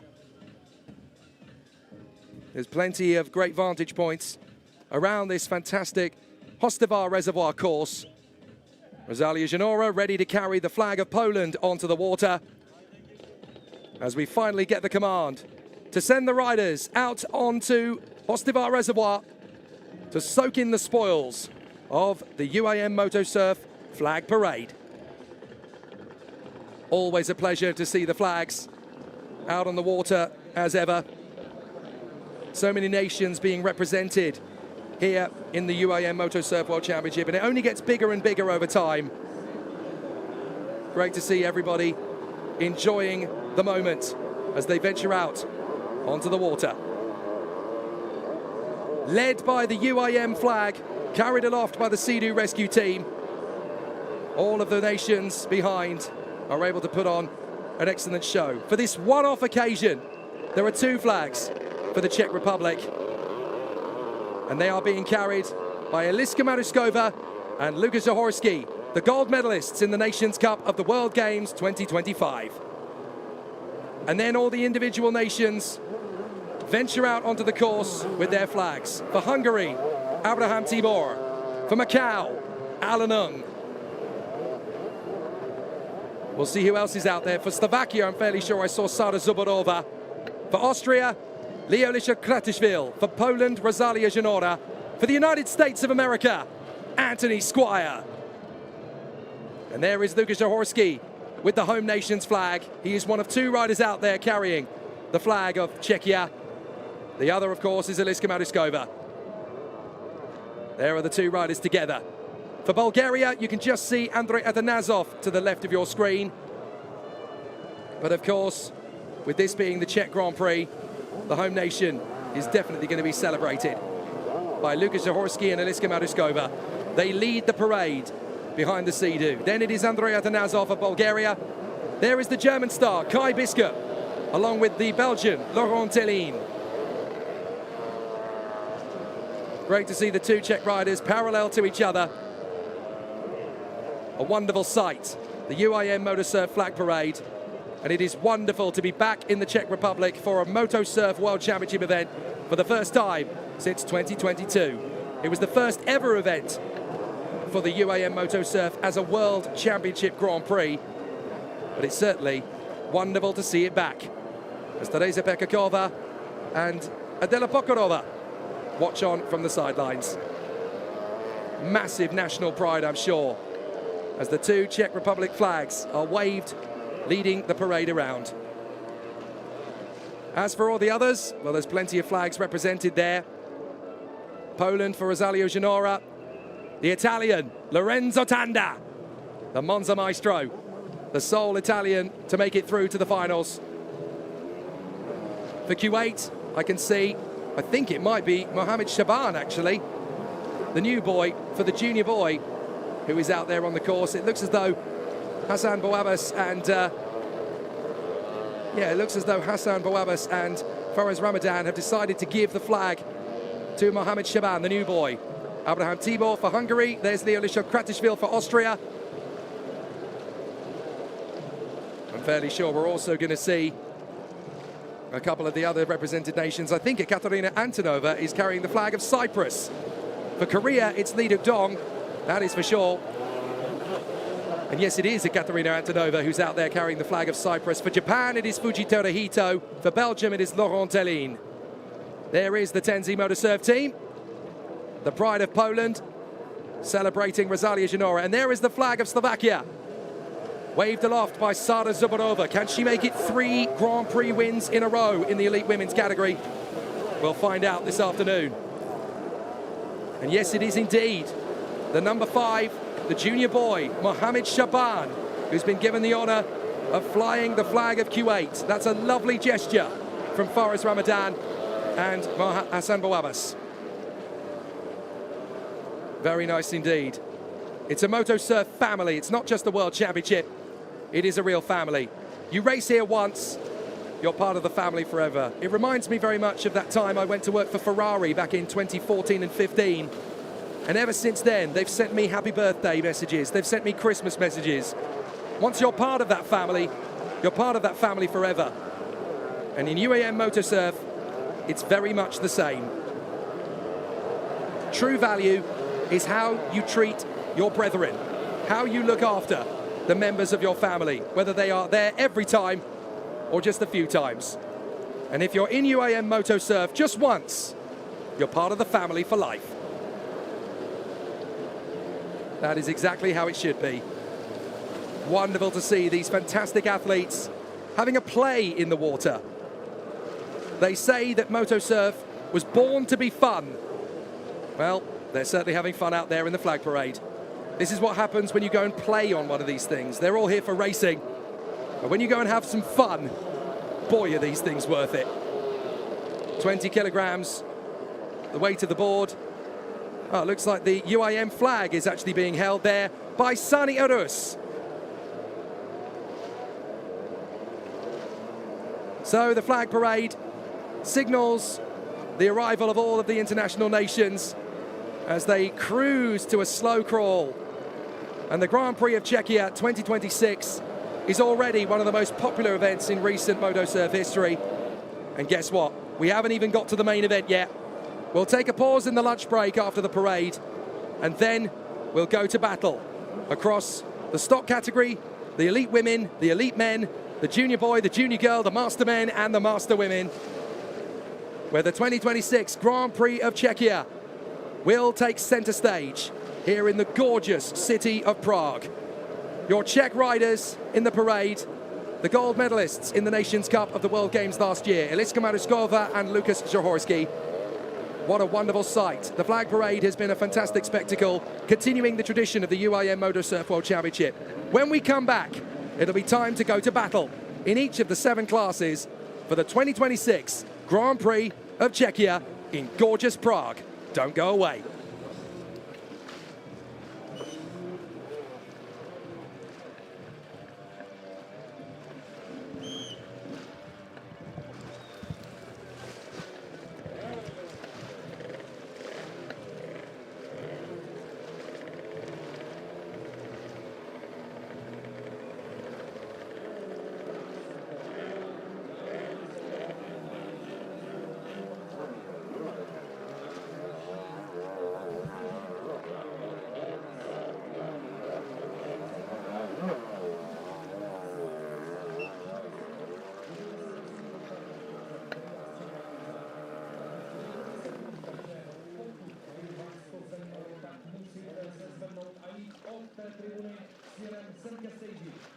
Každý, kdo mluví česky a rozumí tomu, ani nekesejte. Pojďte blíž, přátelé. A věřím tomu, že si užijete nádherný, skvělý čas, protože my už pro vás máme v tuto chvíli nachystané vystoupení, které začíná právě. Takže pojďte zatleskat. No hurá, Ježíš, já už jsem si myslel, že jsme tady v knihovně, že se snažíte jako nedělat randál, aby nikdo nebyl rušený, ale prosím nás na závěr, tady musíme dělat prostě pořádnou reklamu celému hlučnému světu, takže jdeme na to.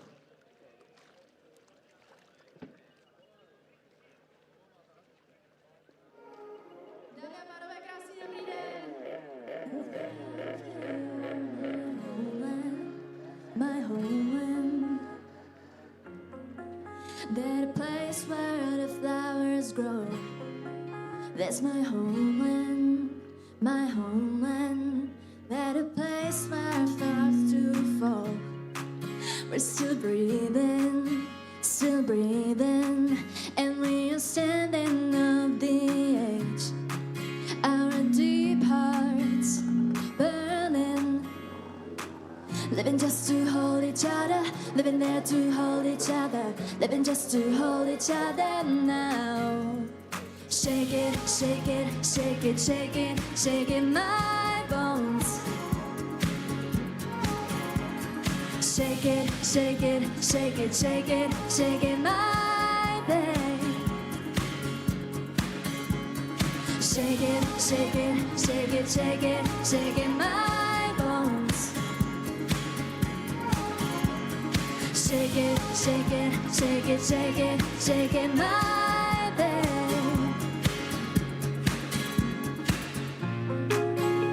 Jak se dneska máte?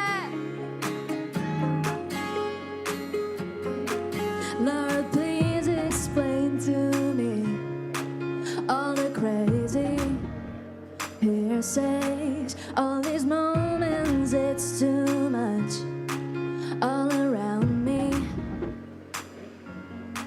When the heart beats and the odors bring the love and babies, with the bells still ringing in a corner, we expect such a brighter days together, our heartland, living just to hold each other, living there to hold each other, living just to hold each other now. Shake it, shake it, shake it, shake it, shake it, my bones. Shake it, shake it, shake it, shake it, shake it, my babe. Shake it, shake it, shake it, shake it, shake it, my bones. Shake it, shake it, shake it, shake it, shake it, my babe. We are home, we are mad about you. We are hands across the river, stronger than before. We are you and me, like in one daydream, like piano in black and a white field. My bones, why do you leave me now, my babe? Why do you call me back, my bones? Why do you scream my name, my babe?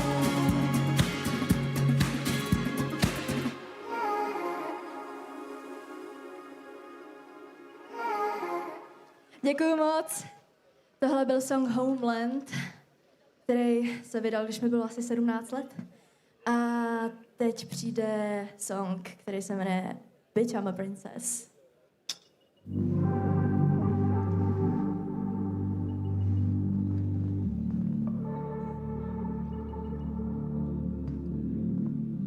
I was born in November. Come closer, look at me. Do you remember? I was different even when I was a baby, yeah. My two black eyes, looking all around, and now I'm fucking fading and tripping. Even though I got none before, I'm still living. They hate me all my life. Your teeth are sharp like knives. I'm still a little child, little child, little child. My crown will never fall. Can't make it on my own. I'm sure you cry alone. Sometimes I'm a reckless, but bitch, I'm a princess.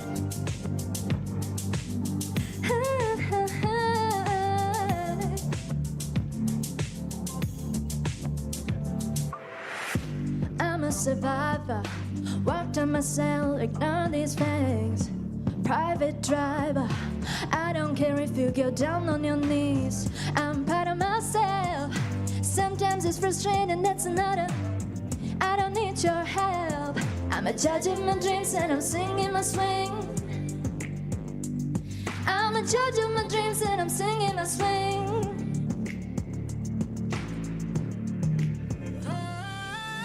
They hate me all my life. Your teeth are sharp like knives. I'm still a little child, little child, little. My crown will never fall. Can't make it on my own. I'm sure you cry alone. Sometimes I'm a reckless, but bitch, I'm a princess.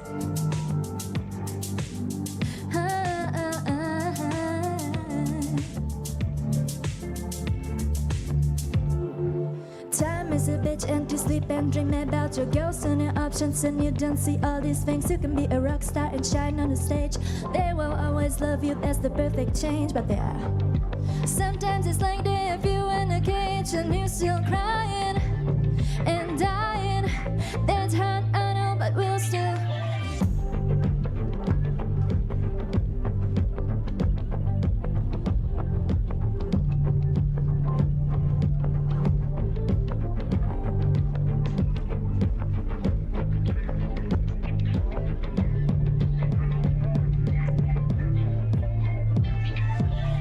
They hate me all my life. Your teeth are sharp like knives. I'm still a little child, little child, little child. My crown will never fall. Can't make it on my own. I'm sure you cry alone. Sometimes I'm a reckless, but bitch, I'm a princess. They hate me all my life. I'm still a little child. My crown will never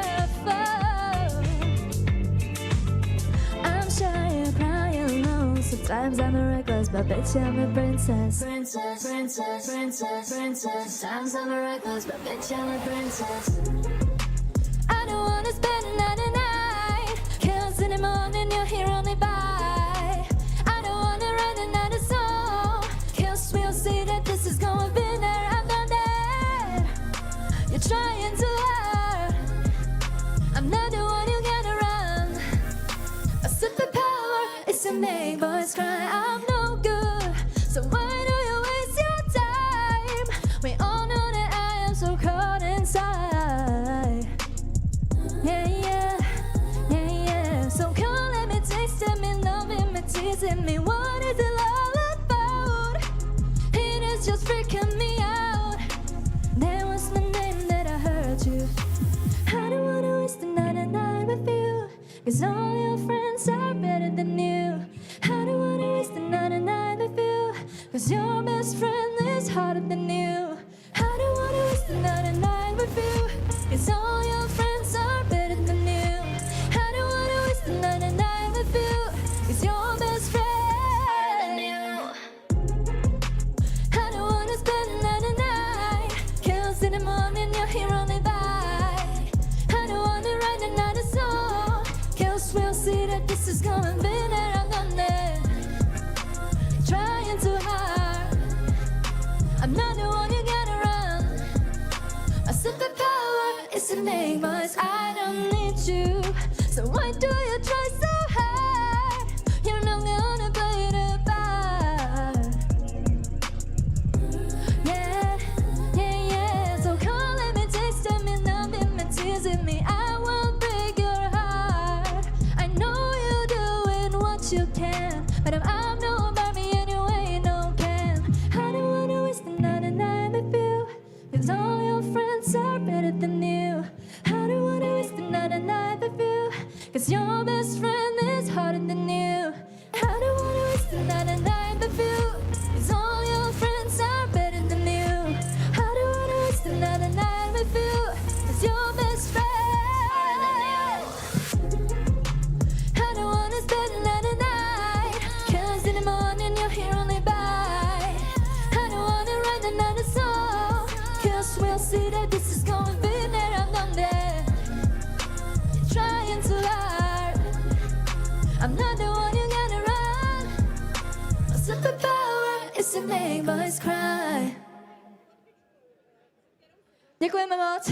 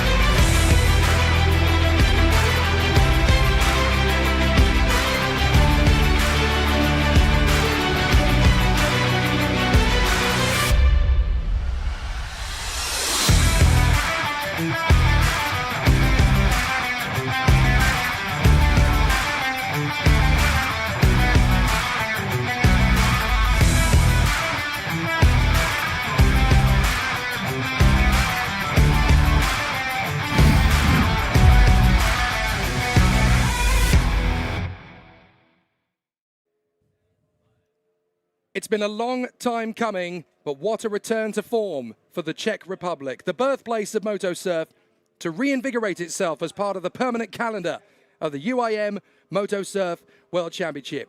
This is MotoGP on the water, a thrilling encounter of strength, stamina, speed, control, and discipline. It's the World Championship for the UIM Moto Surf World Championship title. It is a big battle, the second round of 2026, here in Prague, the beautiful capital city of the Czech Republic. Jake Sanson in the commentary box. It's going to be a fantastic battle all the way through the day for the 7 remaining categories that will go to battle. I'll be here in the commentary box all day long. Down on the bank will be Victoria Koziszkova to speak to all of our various guests and race winners as the day goes on.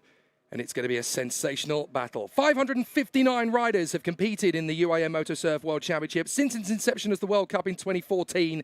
And it is absolutely the pinnacle of what racers can do on the water. 20 kilogram boards, 100cc two-stroke engines, 95 octane fuel that you could get from your local petrol station, no carburetors, electronic direct fuel injection, and anywhere between 13 and 18 brake horsepower depending on the race class. It doesn't sound like much, but when you can get to a top speed of 70 kilometers an hour on the water, you're losing teeth if you go in.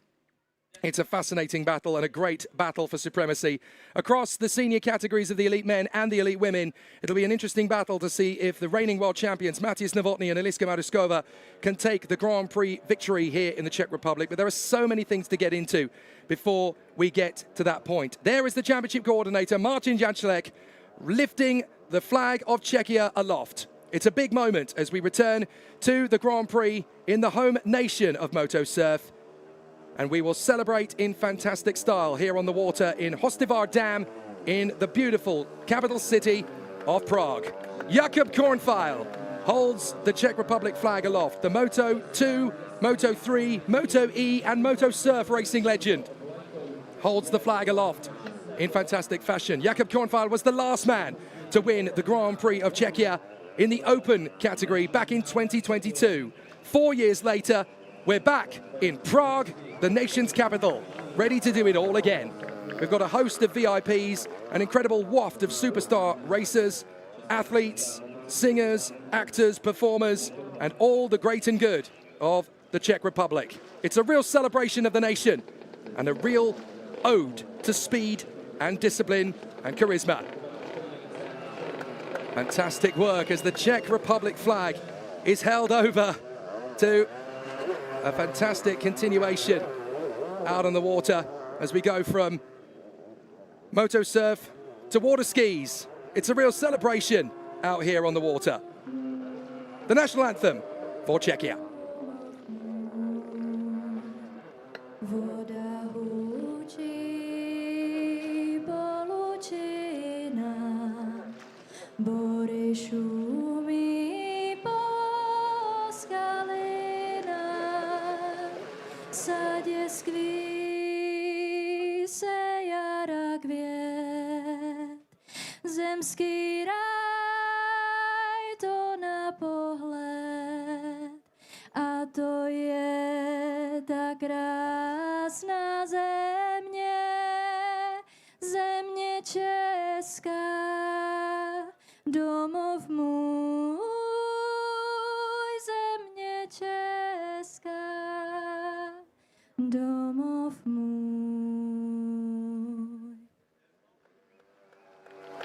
Dominika Lukashova sings the national anthem across Hostivar Reservoir to kickstart the program for the pre-race build-up of the Grand Prix of Czechia.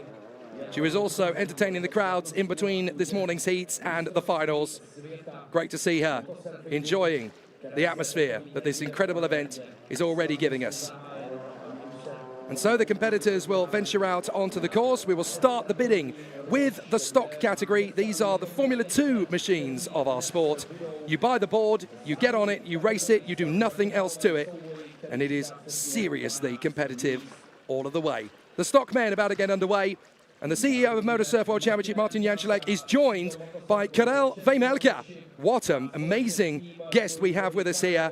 The goaltender for the National Hockey League team, the Utah Mammoths. He played more game time than any of his teammates last season. And of course, he was also the gold medalist at the IIHF World Championship 2024. What an amazing patronage to start the ball rolling. The stockmen's category opened by Karel Vejmelka.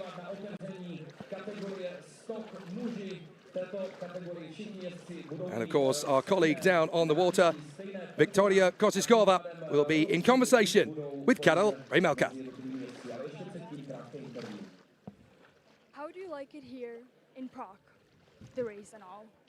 Obviously, it's a great event. It's a great weekend. I think everyone is so excited to be here, especially me too. So yeah, I love jet surf. All the organization did a great job for whole weekend. So I'm super happy to be here and super excited for the last day of the racing. And would you want to race too? I would love to, but I'm not good enough to do it. So I'm more happy to be here just as a fan today. So maybe in the future though? Maybe in two weeks. I don't know. We'll see. Okay, thank you so much. How about that? Karel Vejmelka already trying to get himself on the starting grid in Stockholm next month in Sweden. Someone as impressive and as an NHL goaltender, I've got a feeling he would be absolutely on the money. You've got to be strong, consistent, composed, and full of stamina to race these things. Wouldn't shock me at all if someone of his caliber could race at that level. The 26 riders that started the week are whittled down to just 12. Lucas Kojon, Adam Kolar, Kim Down, Hassan Boabas, Alexander Lana, David Kuchka, Adam Janusek, Fares Ramadan, Matthias Bardovic, Damian Kadlic, Stepan Šimek, and Lorenzo Tanda. So one by one, we greet you to the riders that will compete in this fantastic Czech Grand Prix in the stock category. Lucas Kojon from pole position in qualifying. He is there ready for the battle. Alongside him, the man who won the Turkish Grand Prix last month, 15 years of age, Adam Kolar. He just keeps on smashing through the record books. But the 42-year-old from Seoul, Kim Down, is still as competitive as ever in the stock category. He won the World Championship 4 years ago. Next up in the lineup, it is the very talented Hassan Boabas, hiding from us as he gets himself ready for the mix. The Q80, 29 years of age, such a legend in our sport. And with him is the Super Swede, Alexander Lana. He got a podium last time out in Turkey. Wouldn't he love to go to Stockholm next month with 2 trophies in his case? Next up, David Kuchka, original pole position for the majority of the heats. Now he's got to go for glory in 6th position for the final. Let's see what he can do. 7th on the grid, the fighting and feisty Adam Janusek. Great to see him work his way back into supremacy in the final. 7th on the grid, a lot of work to do, but he's up to the task. 8th position for Fares Ramadan, the Q80. He missed out in Turkey, never gonna miss out this time. 8th on the grid, he's ready to go for a podium. Alongside the Q80 on the grid is the reigning junior boy world champion, Matthias Bardovic. Stepped out of the juniors into the stock category this year, and he's brought the FG Forest Racing fan club. Alongside him in the A position, 21 years of age, Damian Kadlic. What can he do as he works his way forward? Alongside him on the grid, one of the youngest men in the field, Stepan Šimek, 15 years of age for ACV MS Pneu. But at the tail of the grid, it's the Monza Maestro, Lorenzo Tanda. Grazie mille to Lorenzo, bringing Italian spice to the front match of competition. Number 12 is P12. So the first of our 7 finals in each of the individual classes. UAM Motorsport World Championship continuing to grow in stature week in, week out. After the Turkish Grand Prix in Czechia last month, we open the ceremony as Karel Vejmelka cuts the tape and begins the Grand Prix of Czechia 2026. We start with the stockmen's category, and it really is going to be a sensational battle all the way. A fantastic battle awaits us as Lucas Kojon, Adam Kolar, Kim Down, Hassan Boabas, Alexander Lana, David Kuchka, Adam Janusek, Fares Ramadan, Matthias Bardovic, Damian Kadlic, Stepan Šimek, and Lorenzo Tanda go to battle around the course. And this is going to be a ruthless first race. It is the closest championship that we have in the competition. A great way to kickstart the finals. The riders are from 14 years of age and up. As soon as you're ready to step into senior competition, you go straight into the stock category. Why is it called the stock category? Pretty simple. You buy the board, you race it. You do nothing else to it, and you get yourself ready for the hard charging push that comes after. The Stock World Championship titles have been very hard to win over the years and very competitive. The reigning Stock World Champion, Anthony Squire from Charlotte, North Carolina, has stepped up into the elite men's category for this year. So whatever happens, we're getting a new world champion. But there's all sorts of riders who could do it. Currently leading the standings going in is Adam Kolar, the man who won the Turkish Grand Prix last month. But he's got so many riders chasing him down who want to take it away from him. And certainly as things currently play out going into this one, it's going to be fascinating. We've currently got the point scores only from Turkey.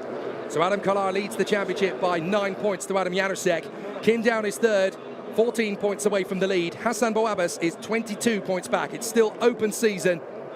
And those four are definitely the favourites to battle for the title. Kolar, Janusek, Kim and Boabas. But that doesn't mean the likes of Damian Kadlec, Alexander Lana, Matthias Bardovic and Jan Matoshka are not going to get in amongst them. Sadly on this occasion, Jan Matoshka has not quite made it to the final. Nor has Suguru Ikeda, Josef Pokora or Ender Jorgenschila. But it certainly means that this weekend, for the Czech Grand Prix, it's going to be a very tough battle. Right from the outset, we can sense that it's going to be mighty, mighty close. And as we go into the battle for supremacy, all of our VIP guests are going to enjoy a scintillating tussle for the top spot. Lucas Kojon ahead of Adam Kolar, Kim Down and Hassan Boabas. Can Lucas Kojon hang on in front of the title contenders? It's a big pressure cooker for him to go from pole position. And Lucas Kojon knows it will be tough to keep these guys down. But the 21-year-old from Habina in Mswc wants to win his home race just as much as Adam Kolar beside him. And so we are ready for the first race of the finals of the 2026 UIM Motosurf Grand Prix of Czechia. The marshal waves the flag rather than drops it. If it's dropped, then we're going racing. If it's waved, then we go round again to get ready for the start. High pressure and high tension on the bank as all of the supporters, families, partners, significant others and fans of each of these riders are feeling the tension and the pressure. The 21-year-old Lucas Kojon on pole position for Klima Race HK from Habina in Mswc. He races motorcycles when he's not moto surfing. The fans are really enjoying being down here on the water as they get to watch the main event. And in the stock category, the Grand Prix of Czechia could be the race of the season. All 12 riders are in position. The flag drops. The Grand Prix of Czechia in the stock category is underway. And immediately, it's going to be Adam Kolar trying to fight his way forward in the battle, neck and neck with the pole sitter Lucas Kojon. Hassan Boabas getting a good start. He's trying to draw level with Kim Down. And as they head into the slalom for the first time, Alexander Lana's getting himself into the mix as well. A great charge from the Swede as they work their way through the slaloms. One to the left, one to the right. And Adam Kolar's trying to beat out Lucas Kojon. He hasn't for the moment. So Lucas Kojon, oh, he's had an issue. And he's missed a buoy. They're going to have to start the race again, I believe. It's a false start. So the flag has been waved. Red flag. They're going to start the race again. That's the first time that's happened all week. So the race will be restarted. Well, that's good news for Adam Kolar, as he very nearly managed to beat Lucas Kojon out of the slalom there. And now he's got another chance to do it. So much of this race can be determined on who gets out of the slalom first. Big pressure already bubbling over in the first final of the day. There is Laura Markova. She's getting herself ready for the elite women's final. That will be the race after this one. The World Championship in the women's contest. Great to have your presence on the stream. So many messages and so many comments from so many people. And so we get ourselves ready to go again. And off we go to starters orders. The flag is dropped. And already it's a big push from Kim Down, who gets up alongside Adam Kolar. Perfect start for Lucas Kojon. But it's not going to last if Adam Kolar's got anything to say about it. Across the buoys they go and up towards the slalom. And Kojon versus Kolar. Take two. So now the riders are going to push at it. Alexander Lana's made an absolute flyer again. He's going to be parallel to Kim Down as they come through the slalom.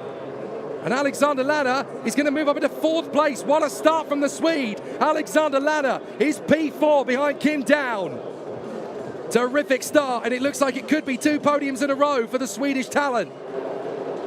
Lukas Kojon leading the way from Kolar, Kim, Lanner, Boabas, Janusek, Kuchka, Kadlec and Ramadan. Tander's made a good start up into 10th ahead of Barvik and Šimek. The 2 teenagers are having to work their way back into the top 10. But it's the superstar teenager Adam Kolar who won the Turkish Grand Prix, who's giving chase to Lukas Kojon. Kojon is going very fast indeed to try and work his magic away from Adam Kolar. Kim Down still going strong. What a sensational battle. It's already well under starters' orders now. 10 laps of the course. 3 of them must be long laps. It's the toughest, most physical race of the week. And the winner of this one wins the Grand Prix, even if somebody scored more points than that competitor. That's how it happened in Junior Girl last time out in Turkey. Poznikova scored more points, but it was Ellen Bordova who won the Grand Prix. It's the winner of the final that wins the Grand Prix, but of course you can score more points if you were more consistent from the heats to the final. But it really is going to be a big push for Lukas Kojon. Kojon working hard. There is Kim Down, the Korean, 42 years of age from Seoul. Stock World Champion 4 years ago. He's won every Masters final except one since 2024. Still an unbelievably fast racer and still able to give best against these incredible talents. We've got some riders who've already gone to the long lap a couple of times. Janusek's gone once, so has Kadlec, Kuchka, Tander and Šimek. Hassan Boabas has already done 2 of his long laps. He wants them out the way. Don't rule out Hassan Boabas going for the podium here. He's been very quick when he's gone for early long laps.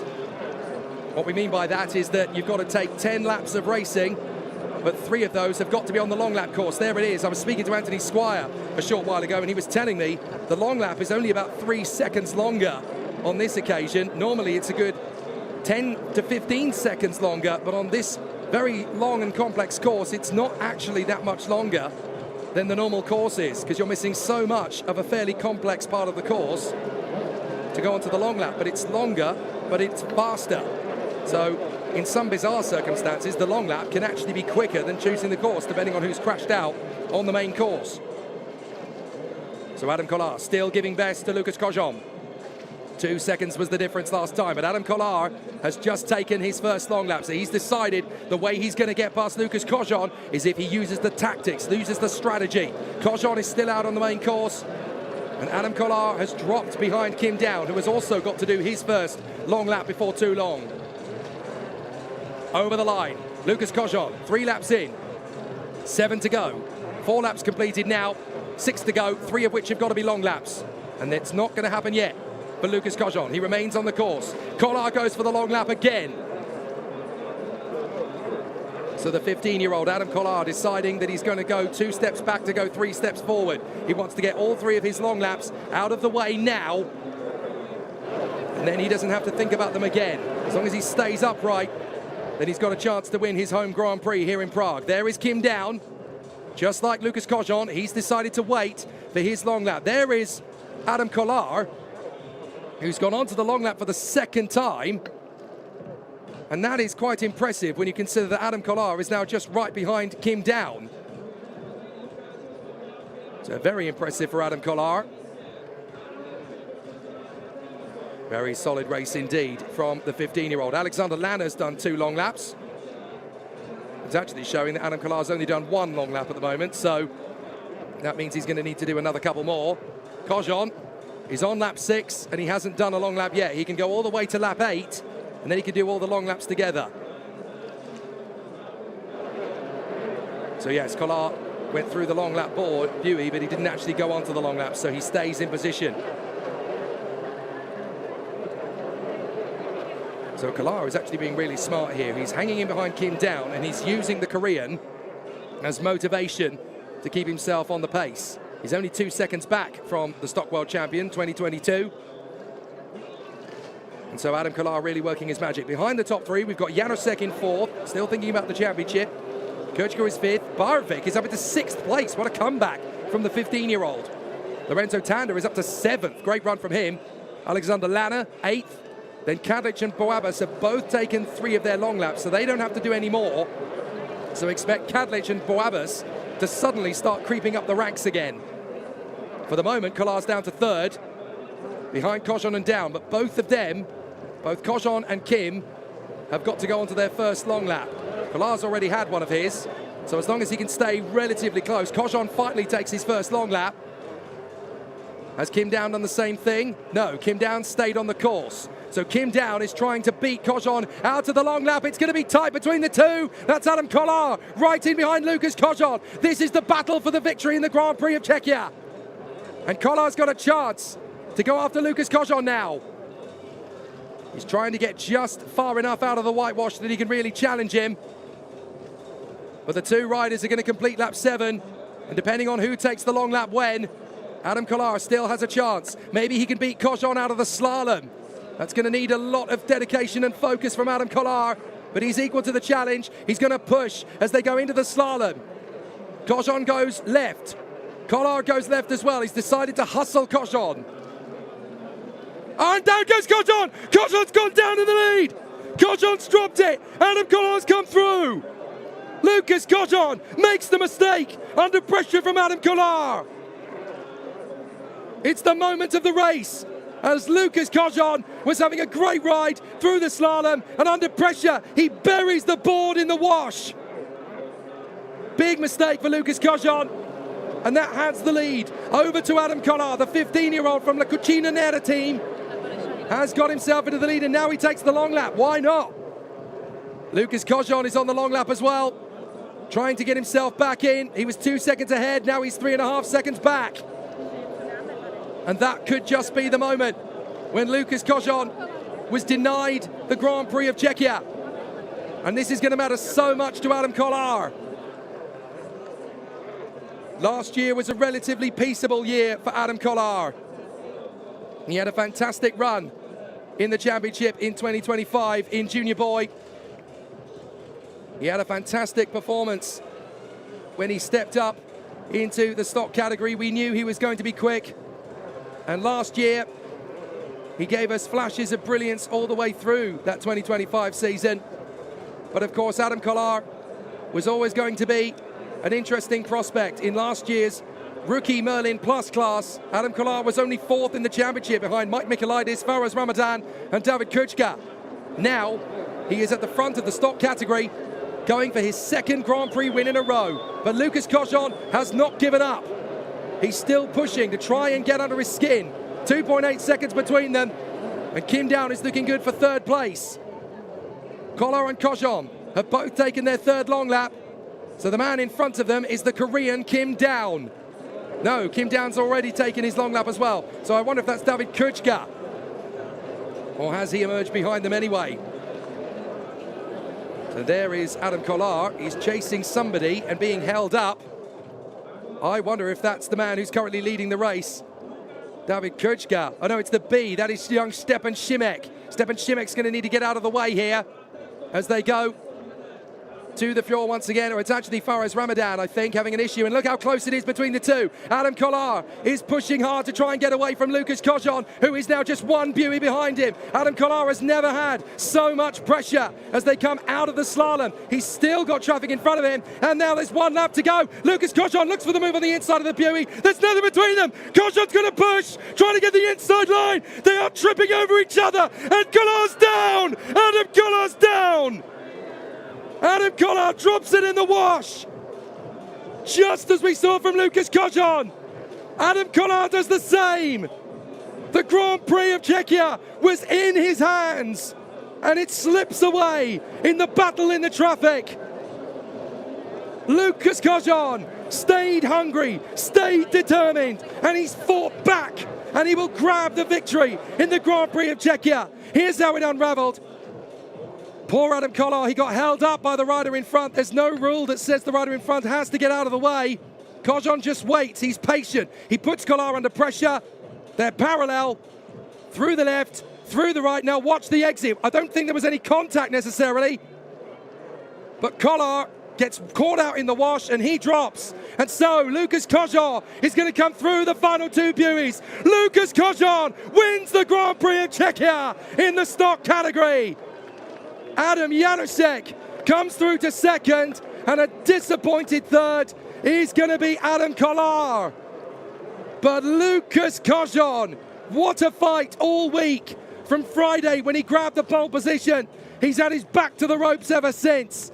Adam Kolar is fuming. He can't believe it got away on the last lap. He finishes third. Adam Janusek is second. But Lucas Kojon is the winner in the stock class in the Grand Prix of Czechia. This one is going to sting for Adam Kolar for quite some time. But as for Lucas Kojon, he is the winner of the Grand Prix of Czechia. The 21-year-old. He missed the Turkish Grand Prix. He was never going to miss the race in Prague. And what a return to form as Lucas Kojon claims the Grand Prix of Czechia. He fell first. He thought it was over, but he decided, no, I'm going to get back on. I'm going to keep fighting. I'm going to keep pushing. And it was enough. Lucas Kojon, what a victory. And he will be the first man from Czechia to win his home Grand Prix in 2026. In the stock class, the winner of the Grand Prix of Czechia 2026 is Lucas Kojon. Adam Janusek fights back valiantly to grab second place. That will be such a big game changer in the championship fight. Adam Kolar, he'll be gutted, but he still claims a podium. Boabas, Kim Down, Damian Kadlic, sorry. Then Matthias Barvik, Alex Lanner, David Kuchka, Lorenzo Tanda, Stepan Šimek, and Faris Ramadan in all sorts of problems. But Lucas Kojon gets the national pride of winning the home Grand Prix, the first Grand Prix of Czechia in the UAM Motosurf World Championship since 2022. He'll be down there to speak with Victoria Koziskova. But Lucas Kojon is the stock winner of the Motosurf Grand Prix of Czechia 2026 in the stock class. What an amazing result for Lucas Kojon. So, you just won your race. What are the feelings? Tell me all about it. I'm tired. I never training this year, so it was absolutely incredible for me. And take the guys behind me, so like that. I'm happy. Thank you. But it was a good fight between you and Adam, am I right? How are you feeling after you won that? Yeah, we have some collision, but not hard. It was a little bit, and I have more experience between fighters, and he fell, so it was about head, I think. So you're happy after all? Yeah, I'm happy, but Adam could be on first position if he don't fall. Okay, thank you. So, just one? Okay. Well, Adam Janusek and Adam Kolar will have to wait for their feedback on the race battle. But I tell you what, Lucas Kojon actually told us there was a little bit of a collision between him and Adam Kolar. Kolar was the one who fell. So it was very honest of Lucas Kojon to point out that there was actually contact between the two boards. Whether that's going to affect the result or not, we don't know. But that's not what we're about just yet. We move on to the next chapter of the Grand Prix of Czechia. It's the elite women's category, the Women's World Championship. And we're joined now by the celebrated singer and actress of stage and screen here in Czechia, Nelly Rehorova, famous for the movies Overwater, The Spooks, Pure Devilry, and Angels Behind the School. Very well known here in the Czech Republic, and we'll hear from her. Right or true, am I right? Yes, you're right. And that is why it's a big honor for me to be here, because it's a real passion of me. And I'm very excited to share this experience with you all. And would you want to race too? I don't think so. I am an amateur, so I think it's better I stay here and watch, okay? Okay. And how do you like it over here? Yeah, it's perfect. The weather is nice, and I'm excited to see the race. Okay, thank you so much. Well, Nelly Rehorova stating that she wouldn't want to race, but I tell you what, we've just had the F1 movie. Why can't we have the Motosurf movie? I'm sure she'd be a star turn in that. I think if you're Eliska Matuskova, having someone like Nelly Dehrova playing her in a movie, that'd be pretty darn cool. So, we go to battle then for the Battle Royale. Eliska Matuskova, pole position from Sara Zuborova. The rivalry for the ages in the Elite Women's World Championship. Aneta Shtukalova, Adela Ostrolova from Lotta Markova and Rosalia Janora. Natalie Kashnikova, and then Barbara Kolarova facing a penalty coming into this one, starting down in 8th. Linda Lukscheider, Sara Volfova. And then the battle behind continues. Eliska Matuskova, what a chance for her. 3-time world champion, gold medalist in both the Nations Cup and women's categories of the World Games last year. Can she add the Grand Prix of Czechia to her cavalry? Well, not if Sara Zuborova's got anything to say about it. She won the Macau and Turkish Grand Prix. Can she make it 3 in a row? 5 times vice world champion and European champion. Next up is Adela Shtukalova for the Jordak Racing team. Never count her out. If she's going to win any race this year, it's going to be here in Prague. Adela Ostrolova making vapid progress every single time. Great opportunity for her in 4th position. Lotta Markova alongside her, one of the most improved riders over the last few weeks. Great to see her in the top 5, and deservedly so. Rosalia Janora for Poland, medalist in last year's World Games. Can she turn this into a fight back onto the podium? Next up in the mix for Rocket Racing, it is Dr. Natalie Kashnikova. Great to see her in position. The fan club in the background really enjoying seeing how hard she's working here for the Rocket Racing team. Next up, Barbara Kolarova. She's going to have to fight from 8th position, but if she's proved anything this weekend, anything is possible. I still rank her as a chance to go for the podium at least, maybe even the win. Linda Lukscheider for the Twin C team. Exciting stuff to come from her, no doubt. 9th position on the starting grid, and a big challenge coming from her. Next up on the grid will be Sara Volfova, daughter of Yuri, sister of the fabulous Oliver Wolf. Esther Polakova in the B position. Great to see her returning to the Moto Surf World Championship. And next alongside her, it will be the hard-charging Klara Melisharova for Jet Surf HK. The kind of rider who you can never count out. There is, of course, one face that is very conspicuous by its absence, and that is Emma Strichalova. Sadly, she should be here, of course, as well, but she has had appendicitis in recent weeks. Do not fear, folks. She is okay, and she will be back, no doubt, to continue the great challenge moving forward. So as Nelly Dehrova celebrates the fantastic athletes making their way to the water, it's time for the Elite Women's World Championship to continue. Barbara Kolarova is going to have to fight back from 8th position on the grid after a penalty has held her back. But as for the other 3, well, this is going to be nothing short of a war. Eliska Matuskova for the Czech Republic, Sara Zuborova for Slovakia, and Aneta Shtukalova for Czechia as well. The win is almost certainly going to be fought between these 3. But if it gets a little bit too heated, there are plenty of other racers waiting in the wings who could take the win away. And based on what we've seen already here in Prague, anything's possible. Count nothing out. Leave nothing to chance. This could be one of the most exciting races in the Women's World Championship of the Moto Surf fraternity. The Grand Prix of Czechia, the first for 4 years. This woman, Eliska Matuskova, 3 times a world champion. She won the Grand Prix of Czechia as a junior in 2021 and 2022. Can she do it for a 3rd time? Only this time as a member of the elite. She's won everything else. She's been a gold medalist in the World Games in both the individual and Nations Cup categories. And she's been a 3-time world champion, and she's still only 18. But the one accolade that's missing is the Grand Prix of Czechia. So now it's her chance to finish off all of those incredible accolades. And of course, she's well on her way to matching the fabulous record of Aneta Sasharova, the original queen of Moto Surf, who is here this weekend, returning to the sport in the Masters Women category.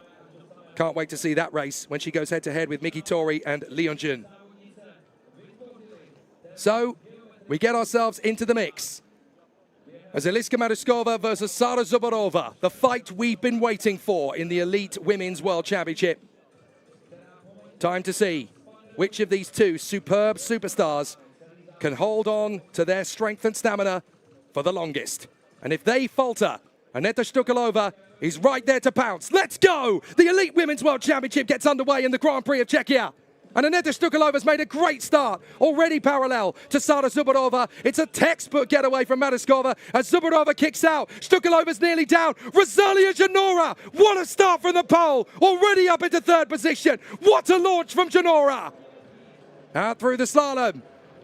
And this is going to be an absolute battle between the first three. Matuskova's got the lead. Zubarova's got second. Rosalia Janora, I think it is, who's come through in a third position. What a start! Matuskova, Zubarova, and the Polish rider Rosalia Janora. 3 different nations in the top 3 places. Stukelova is 4th from Markova, Konorova up to 6th. Ostrelova and Sada Volfova. What a start from her. So already there's been quite the shuffle of the deck as Sada Zubarova sets off in pursuit of Eliska Matuskova with Rosalia Janora up from 6th position to 3rd. What a firecracker! So Matuskova and Zubarova, this is the fight we've been building up to all week. 9 laps, plus the 3 of those being long laps. But Matuskova versus Zubarova, this is the rivalry that's been building since the tail end of last year. Zubarova got her maiden Grand Prix victory in the finale at Macau. Matuskova was already confirmed as world champion. But it's a clean sheet of paper this year, and Sada Zubarova won the Grand Prix of Turkey last month to take the lead in the World Championship for the first time in her short career. Only 16 years of age, and she's going to go on the long lap first. This is how she's going to crack the whip on Eliska Matuskova. She'll take the first long lap, and now we've got the real battle developing. As for Rosalia Janora to go from 6th to 3rd, that is a monstrous start from the pole. And if anything does happen to the 2 leaders up front, it's young Rosalia Janora from Koźle in Poland, who is poised to pounce. So Zubarova has gone on to the long lap. Matuskova stays out. There is Rosalia Janora. What a start from the pole. Absolutely sensational. She's now up to 2nd by virtue of the fact that Zubarova's gone on the long lap. Zubarova will be just behind Rosalia Janora. So now the pole is riding with confidence. Yesterday, the board wasn't working quite the way she likes it. Today, no problems. And so Janora is full of confidence. What a way to bounce back for the pole, Rosalia Janora. So Eliska Matuskova comes out of the slalom and completes the 3rd lap. 9 laps total for the Grand Prix as Rosalia Janora is riding sensationally here. 2nd position for the pole. Just got to keep it going. A great ride thus far. 3rd position is Zubarova. 4th place is Ostrelova. She's doing a great job. Stukelova's already had 1 long lap, and so that's why she's down in 5th with Markova in 6th ahead of Barbara Kolarova. All of them have taken 1 long lap already. It looks like we've got someone on the long lap. Is that Zubarova again? I think it might be. I think Zubarova's taken a 2nd long lap, so she's trying to get herself out of the traffic here, and she'll push in clear water. This is how she's going to try and take on Eliska Matuskova. Zubarova full of confidence, but it would be a massive upset if Zubarova could take away the Grand Prix of Czechia from the 3-time world champion. And it would certainly be a passing of the baton onto the woman with all the form in 2026. But Matuskova, who looks almost loose when she rides, so spectacular to watch, even when things are in the rhythm, because it looks almost out of sorts. But she's got this 2nd instinct, has Eliska Matuskova. She knows exactly where to put herself and where the board needs to go. 4 laps completed. She goes on her 1st long lap. Rosalia Janora follows her. The Polish rider genuinely now in with a chance of silverware. And this will be her best ride ever in the Moto Surf World Championship. An amazing ride so far from Rosalia Janora. Let's just hope it keeps going as Eliska Matuskova rejoins the course after her 1st long lap. Rosalia Janora will do the same. They'll retain 1st and 2nd because Sada Zubarova has gone around for a 2nd long lap. And if I'm Sada Zubarova, I may as well get the 3rd and final one out the way as well and then push like crazy on the regular course. There is Sada Zubarova, and she's ahead of Rosalia Janora. So that's an important one. Oh, Rosalia, keep it up. Goodness me, she almost plummeted into the water on that very tricky part of the long part of the course. But Zubarova has got ahead of Janora after the Polish rider's 1st long lap. That's a big move forward for Sada Zubarova. 2 long laps done. Matuskova's only done 1, and Zubarova is only 6.3 back from Matuskova. That's still race-winning territory for the Slovak. Maruskova goes through, 5 laps completed. Goes on to the long course. So she's still got 2 long laps to go, but she needs to build a bit more of a cushion over Sada Zubarova, and she knows it. The gap is 5.6. Zubarova is pushing, pushing, pushing. She knows that she can get into the headspace of Eliska Maruskova without even having to go neck and neck to her, I should say. Maruskova still trying to stretch away from the Slovakian rival, Sada Zubarova, but it's looking like Zubarova is the quicker of the 2 riders right now. So Zubarova's got to keep pace. Careful, Sara. Traffic is not going to help. But she's got to be patient. Over the shoulder looks Esther Polakova, and she gets out of the way. Great job, Esther. Well done. So Sada Zubarova still able to push as Eliska Maruskova works her way into the slalom once again. There is potential traffic in front as well. I think that's going to be Sara Volfova. But certainly for the moment, Eliska Maruskova still doing a grand job, as there is Sada Zubarova, 4.48 back. That's not a lot of time for Maruskova to be comfortable with. Her hand is in the air. She goes for the second long lap. This could be the moment. 3.2 is now the gap. And there is Zubarova in the foreground, in the background. Is she about to take the lead from Eliska Maruskova? They'll come through the slalom almost together. And I think Sada Zubarova is about to take the lead. She does. Sada Zubarova is now leading the Czech Grand Prix. Eliska Maruskova can do nothing but chase her. And it looks to me as though the Slovak, Sada Zubarova, may be about to take her 3rd Grand Prix win as an elite woman. But not only her 3rd career Grand Prix win, her 3rd in a row. Sada Zubarova loving life in the lead here as Eliska Maruskova tries her best to keep up with her. But it is now Sada Zubarova who leads the way as they go into the slalom. And the Slovak rider is having an amazing charge. Maruskova 5 seconds back.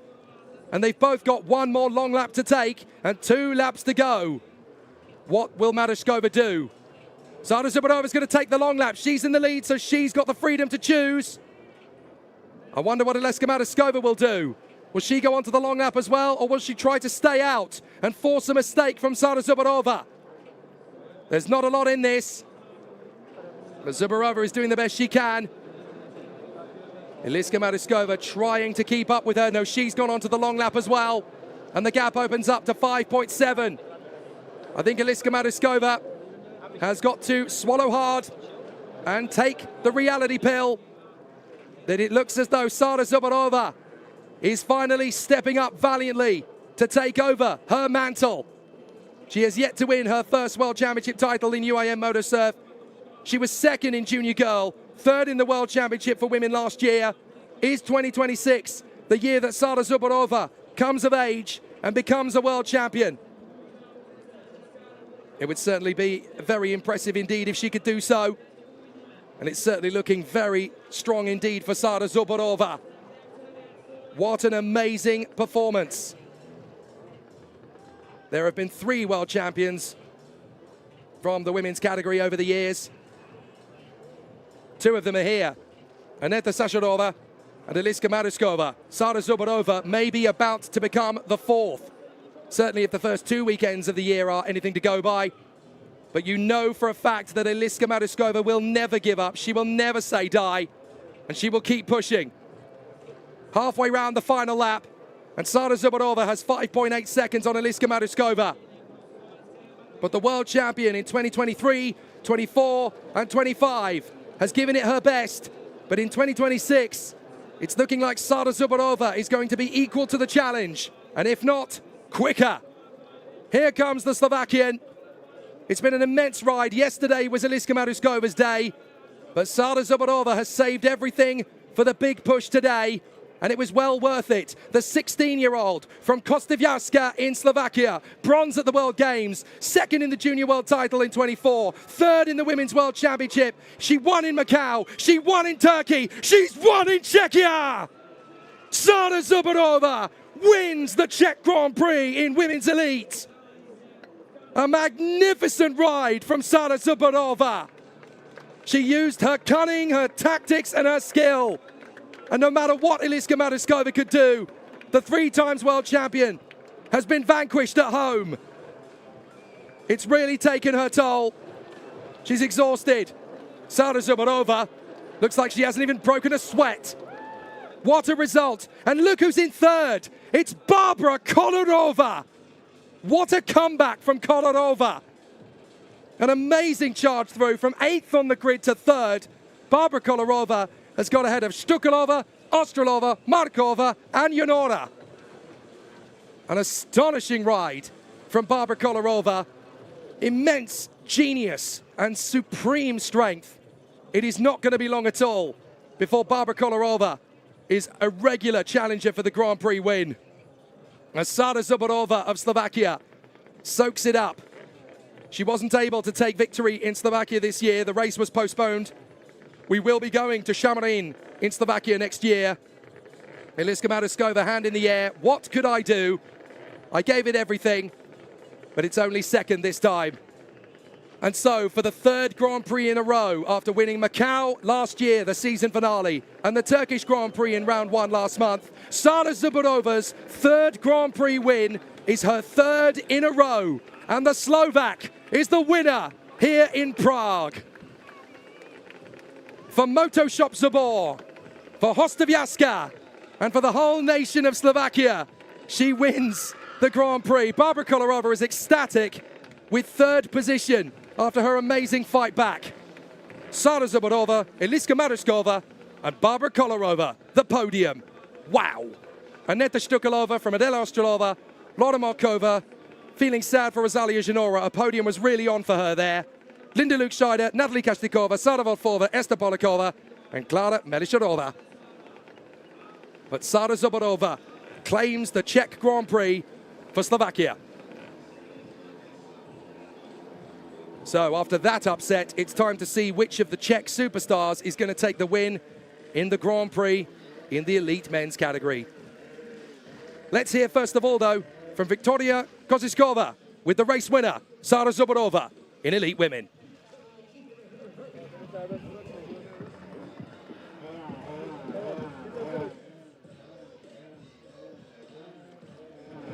So, you just finished your race and you're first. What are you feeling right now? I'm feeling incredible. It was so great, the race. I really enjoyed it, and the fight with Eliška was tight. And yeah, I'm feeling good, great. But yesterday you finished second, am I right? So today you finished first. What did you do differently? I don't know, maybe I'm getting on every race, I'm getting used to my board every day more and more. So I think that's the thing, and also the track. So yeah. And are you excited for another race then? If you won this one, you'll probably win another. Yeah, I'm very happy. It's in the corn, so I'm happy for another race. Yeah. Okay, thank you so much. Right now we'll go to Eliška Matoušková and her big cheering club over here. Hello. Eliška, how are we feeling after the race? I'm feeling a little bit sad, but also happy that I made it, because last round in Turkey didn't go well for me and I finished 6th, so now I'm glad that I'm even second. But Sarah did a really good job and I think it was a good fight, and thank all the girls for that.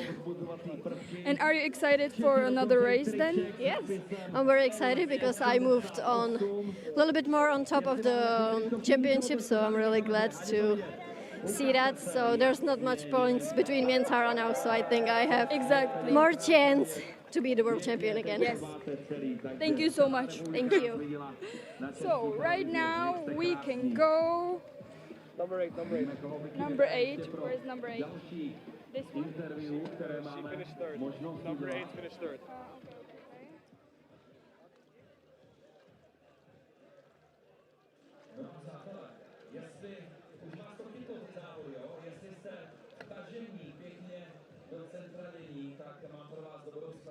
So you finished 3rd. How are you feeling? I'm so happy. I'm so proud of myself, and I like it. I am very happy, and thank you you so much for my support, my dad and my brother. That's really nice. And how do you like it over here in Prague? I love it because it's a home race and it's so good. Okay, thank you so much. Great to hear from the top three riders in the elite women's category. Sara Zuborova, Eliska Marushkova, and Barbara Kolarova. What an amazing race the Grand Prix of Czechia was in the elite women's category. The championship fight will continue, of course, next month in Stockholm in Sweden. But that was properly worth it. One of the races of the year, and it's only round 2. And of course, Eliska Marushkova does improve her form in the championship fight. If she's going to win World Championship number 4, it's going to be her toughest title battle ever. And I think she's relishing it. So now we move to the elite men's category. And Martin Jančelek, the CEO of Motosurf, is with a real sporting royalty. Petr Pilat, famous for his incredible prowess as an FMX motocross rider in events such as the Gladiator Games and the Night of the Jumps, where he became the European champion in 2015. He also holds the Guinness World Record as the youngest person ever to land a backflip on a motorcycle. He did it in 2005 at the age of 14. And of course, he's Prague born and bred. To it or not really? Actually, not really. I'm riding freestyle motocross. It's about jumping and do the tricks on the motorcycle. But we have also engines here, so I love it. And actually, I also love jet surfs. So I'm super proud that I can be here. So do you want to do some freestyle and jumps on the jet surf as well? That's the dream. And never say never, but I'm still 100% busy with my freestyle motocross, so there's not so much time for practice on jet surf. But I really love it, and this weekend I have free weekend, so I was super happy that I can be here. Okay, and will you be racing in the future or just looking? You know, right now I'm still busy, but how I say, you never say never, so we will see, maybe one day. Maybe, we'll see. Thank you so much. Boy, would we love to see Petr Pilat on a Motosurf one day, even if it's only just a play. That's proper Czech sporting royalty. The FMX legend is here with us for the Elite Men's Motosurf, and he will open the ceremony for the Grand Prix of Czechia in the Elite Men's category. Now you're about to see a three-headed snake battle its way to victory in the men's category. Matěj Novotný, Alex Lukscheider, and Lukasz Zahorski, the three best men in the paddock. Remember the opening sequence to Disney Pixar Cars when you had the rookie, the nearly man, and the legend? And that's kind of what we've got here to a certain degree. Matěj Novotný in the role of Lightning McQueen, Alex Lukscheider in the role of Chick Hicks, and of course, the king, Lukasz Zahorski.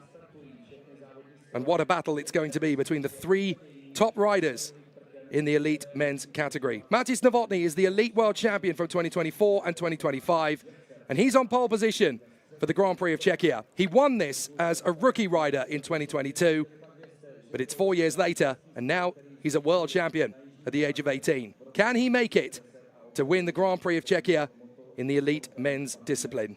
It's certainly what he's been after for such a long time. But the man starting alongside him, Alex Lukscheider for Team Husky, is going to be so determined to take it away from him. And of course, Lukasz Zahorski, 25 years of age, gold medalist in last year's World Games. He told me himself, the second he crossed the line to win the gold, it was like all of his weight on his shoulders was gone. I've done it all. I've won everything I ever wanted to win. Now I'm just going to race because I love it.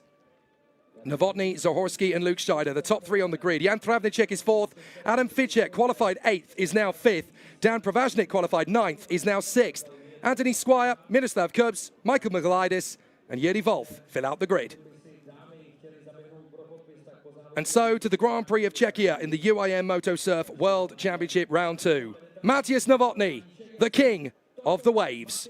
Matěj Novotný, world champion in 24 and 25, going for the elite title number 3 in 2026. But he wants to win the Grand Prix first, something that Lukasz Zahorski knows all about.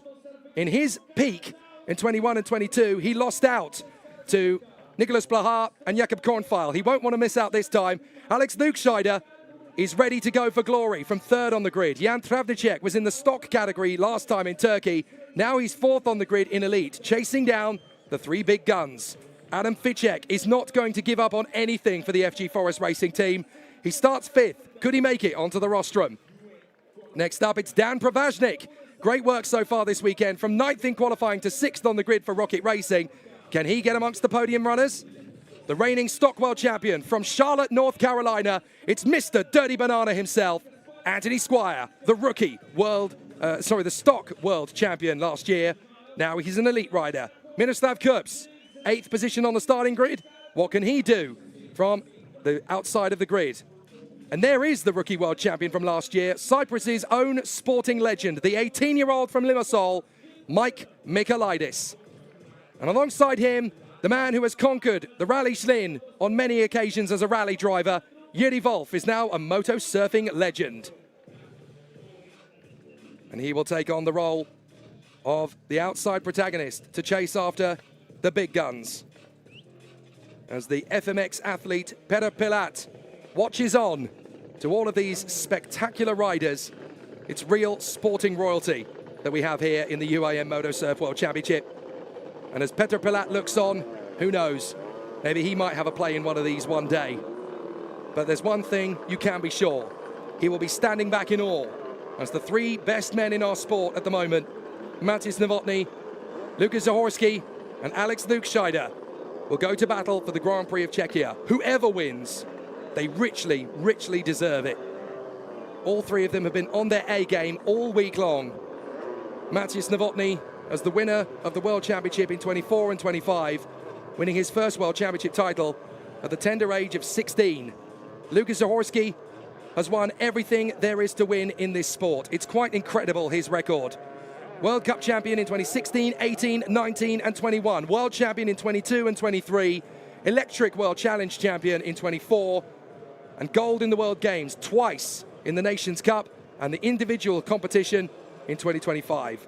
He's won 1 major world title accolade in every single championship since the 2018 season. It's quite astonishing. Every single year since 2018, Lukas Zahorski has won some form of international competition. But Matěj Novotný and Alex Lukscheider are definitely starting to get under his skin. There is the reigning stock world champion, Anthony Squire from North Carolina in the United States. They're just waking up to see this man in action. He is an elite, he is a megastar, and he upholds the honor of not just the USA, but the entire North American peninsula in the elite category of the Czech Grand Prix. But let's not count out the other man in the equation, Alex Lukscheider, rookie World Cup champion 2021. He was the stock rookie world champion in 2022, 3 times a European champion, and last year he won the Grand Prix of Fujairah in the United Arab Emirates. He's an incredibly quick individual, as Alex Lukscheider, and on his day, he is unbeatable. Is today that day? All 3 of them so determined, so fired up to win their home race. The first Grand Prix of Czechia since 2022. Interestingly, it's the first big challenge for all 3 riders this season to win at home in Prague.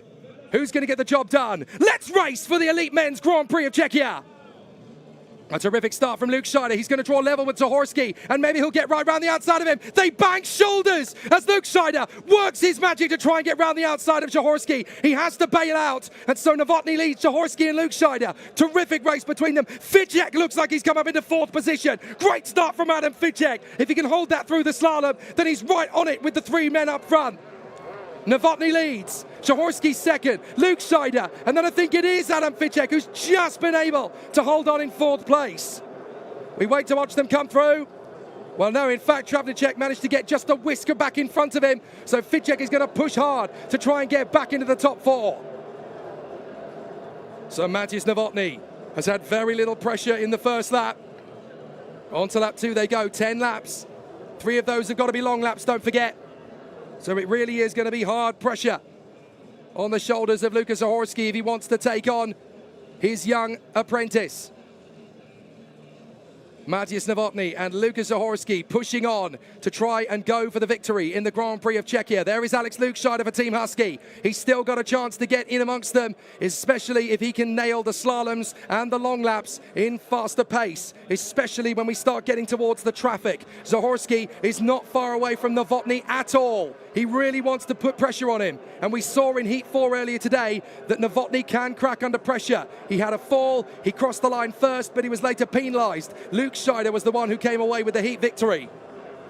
So, can it still go away from Novotny? Can Zahorski put him under enough pressure? Can Lukscheider get under the skin of both the rocket racing machines?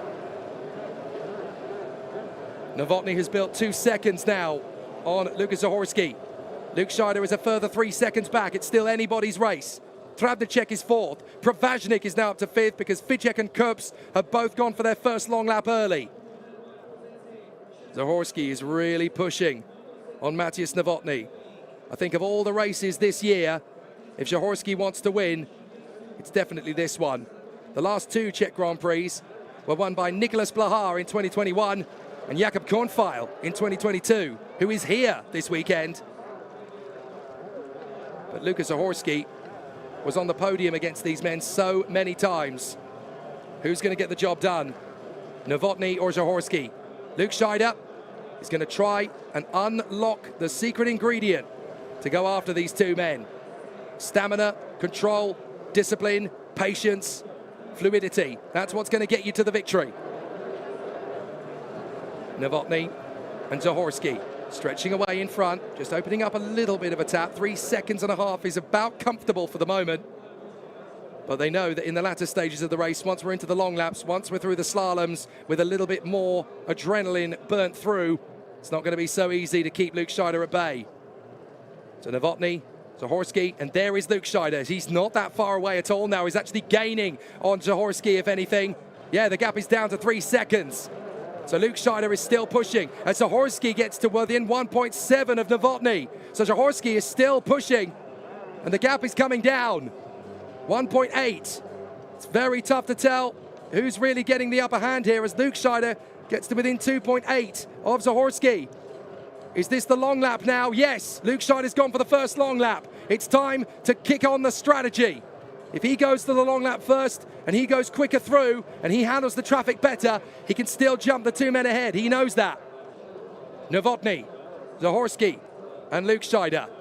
4th place is Travnicek. He's got 5 seconds on Pravaznik with Anthony Squire in P6. Pravaznik and Squire still need to take their first long lap. Mike Michailidis in 7th has taken his. Ficek, Kops and Wolf have both taken 2 already. Got to take 3 long laps during the race, mandatory. There were 10 laps in total, so you've got plenty of time to do it. There is Maciej Novotny, 1.9 ahead of Zahorski. Zahorski is really making him work, but there's a slow rider in front of him. That is the A of Jiří Wolf. So Wolf goes on to the long lap. And interestingly, Zahorski has gone on to the long lap. He's decided to go and follow Wolf. Now, Wolf is not going to cause him too much of an issue. But that's the break in strategy Zahorski feels he needs. As Novotny got held up a little bit there, Zahorski decides, you know what, I'm going on to the long lap. And Zahorski filters his way past Jiří Wolf. But did he get held up for too long? And is that going to help Alex Lukscheider get into 2nd position? This is going to be tight all the way. Lukscheider's gone on to a 2nd long lap as well. So we won't know until they filter back out and even out the long laps. Zahorski 2nd. 1 long lap behind Maciej Novotny, but Anthony Squire was telling me it's only about 3 or 4 seconds a long lap these days on this particular course. The gap is 9.9. So I wonder if Zahorski actually lost a lot more time than he was banking on, sat behind Jiří Wolf. Right, Maciej Novotny's gone for the long lap, so he's going for the undercut. So he's responding to Zahorski going on the long lap. He wants to make sure that he can keep that kind of gap. Zahorski's gone on the long lap as well, and this time it's clear water. So Zahorski also goes on to his 2nd long lap to match Lukscheider. What's Lukscheider going to do? If he stays out on the course, then he's obviously going to get closer to these 2 men. So Lukscheider Gaining a little bit of momentum now on Lukas Zahorski, but I'm not sure he's going to gain enough. I think Zahorski has well and truly broken clear of Alex Lukscheider. And so it becomes about these two men as well. No, Lukscheider went for the long lap again. So he's taken all three. So it's not decided yet. Lukscheider has done all his long laps. He can now push like crazy for the final three on the main course itself. Novotny's got to take 2 long laps. Zahorski's got to take 1. Lukscheider's finished them all. So across the line goes Novotny. He's got 10.5 on Zahorski. He's pulling out that extra 1.5 or so that he needs to have that little bit of security. He goes onto the long lap for the second time. But we know that Matthias Novotny can be vulnerable. Onto the long lap again goes Zahorski. That'll do. He's going to take his 3rd and final long lap with 2 clear green laps to go. What's going to be the difference, though, between him and Lukscheider? We need to see what happens with Zahorski as he comes off the long lap. Novotny going out in front. But where's Zahorski? Where's Zahorski in relation to Lukscheider? There's not going to be much between them. There's Lukscheider. He's on the course already. We know that. Where is Zahorski? Is he in front? We need to double check. Yes, he is just in front. So Zahorski has got out of the long lap in front of Lukscheider. And that is very unfortunate indeed for Alex Lukscheider. Zahorski very nearly going off there. Really is putting on the pressure to himself to try and find that little bit extra on Matthias Novotny, but Lukscheider is behind him. That's all that's going to matter as far as he's concerned. Onto the long lap for the last time will go Matthias Novotny, and surely he'll get out of the long lap in the lead in front of Lukas Zahorski. So this was one of those races that was definitely decided at the start, but Lukas Zahorski isn't giving up. He's on the long course, still pushing to try and find that little bit of extra. But as he exits the long lap, Matthias Novotny has the lead intact. There is Zahorski, and he's not close enough. Matthias Novotny has built enough of a cushion to be reasonably comfortable. Now all he's got to do is keep this lead with Lukas Zahorski still in check. Lukscheider has dropped to 8 seconds back on Zahorski. So it looks like it really is going to be the Sorcerer versus the Apprentice for the last lap and a half. And the Apprentice is doing everything he needs to do to continue this amazing form. So Matthias Novotny really has been in a class of his own since he became the Elite World Champion in Macau 2024. And now he's just going to continue this incredible pace. Matthias Novotny goes across the line. Into the final lap he goes. 2.8 seconds clear of Lukas Zahorski. He doesn't need to put too much pressure on himself. We saw him fall, of course, in Heat 4, so we know he can make mistakes. But he was not going to make a single mistake in the Grand Prix of Czechia if he could help it. Still the battle rages, and still Matthias Novotny pushes hard. This one is going to be so special. When you win a World Championship title, it's a big deal. When you win 2, it's an even bigger deal. But there's nothing greater than winning your home Grand Prix. Many racers would say they'd rather win their home Grand Prix than the championship if it came down to a choice. There's something special about winning at home. And for Matthias Novotny, he's about to unlock the next big accolade. He was already the double Elite World Champion. Now he's going to win at home, at Prague. A fabulous result as Matthias Novotny conquers Prague. He wins the Grand Prix of Czechia in the Elite Men category by 1.9 seconds in front of the great Lukas Zahorski. Matthias Novotny wins the Grand Prix of Czechia. Was it ever in doubt? Alex Lukscheider, 3rd place. And there's only 2 seconds, roughly, between Matthias Novotny and Lukas Zahorski after 10 laps of racing. There's only one man who can conquer the greatest Moto-Surf Elite Men's rider of all time and vanquish him, and that is Matthias Novotny. 4th position will be Jan Travnicek. Great result for him, just off the podium in front of Dan Provaznik. Great races from both of them.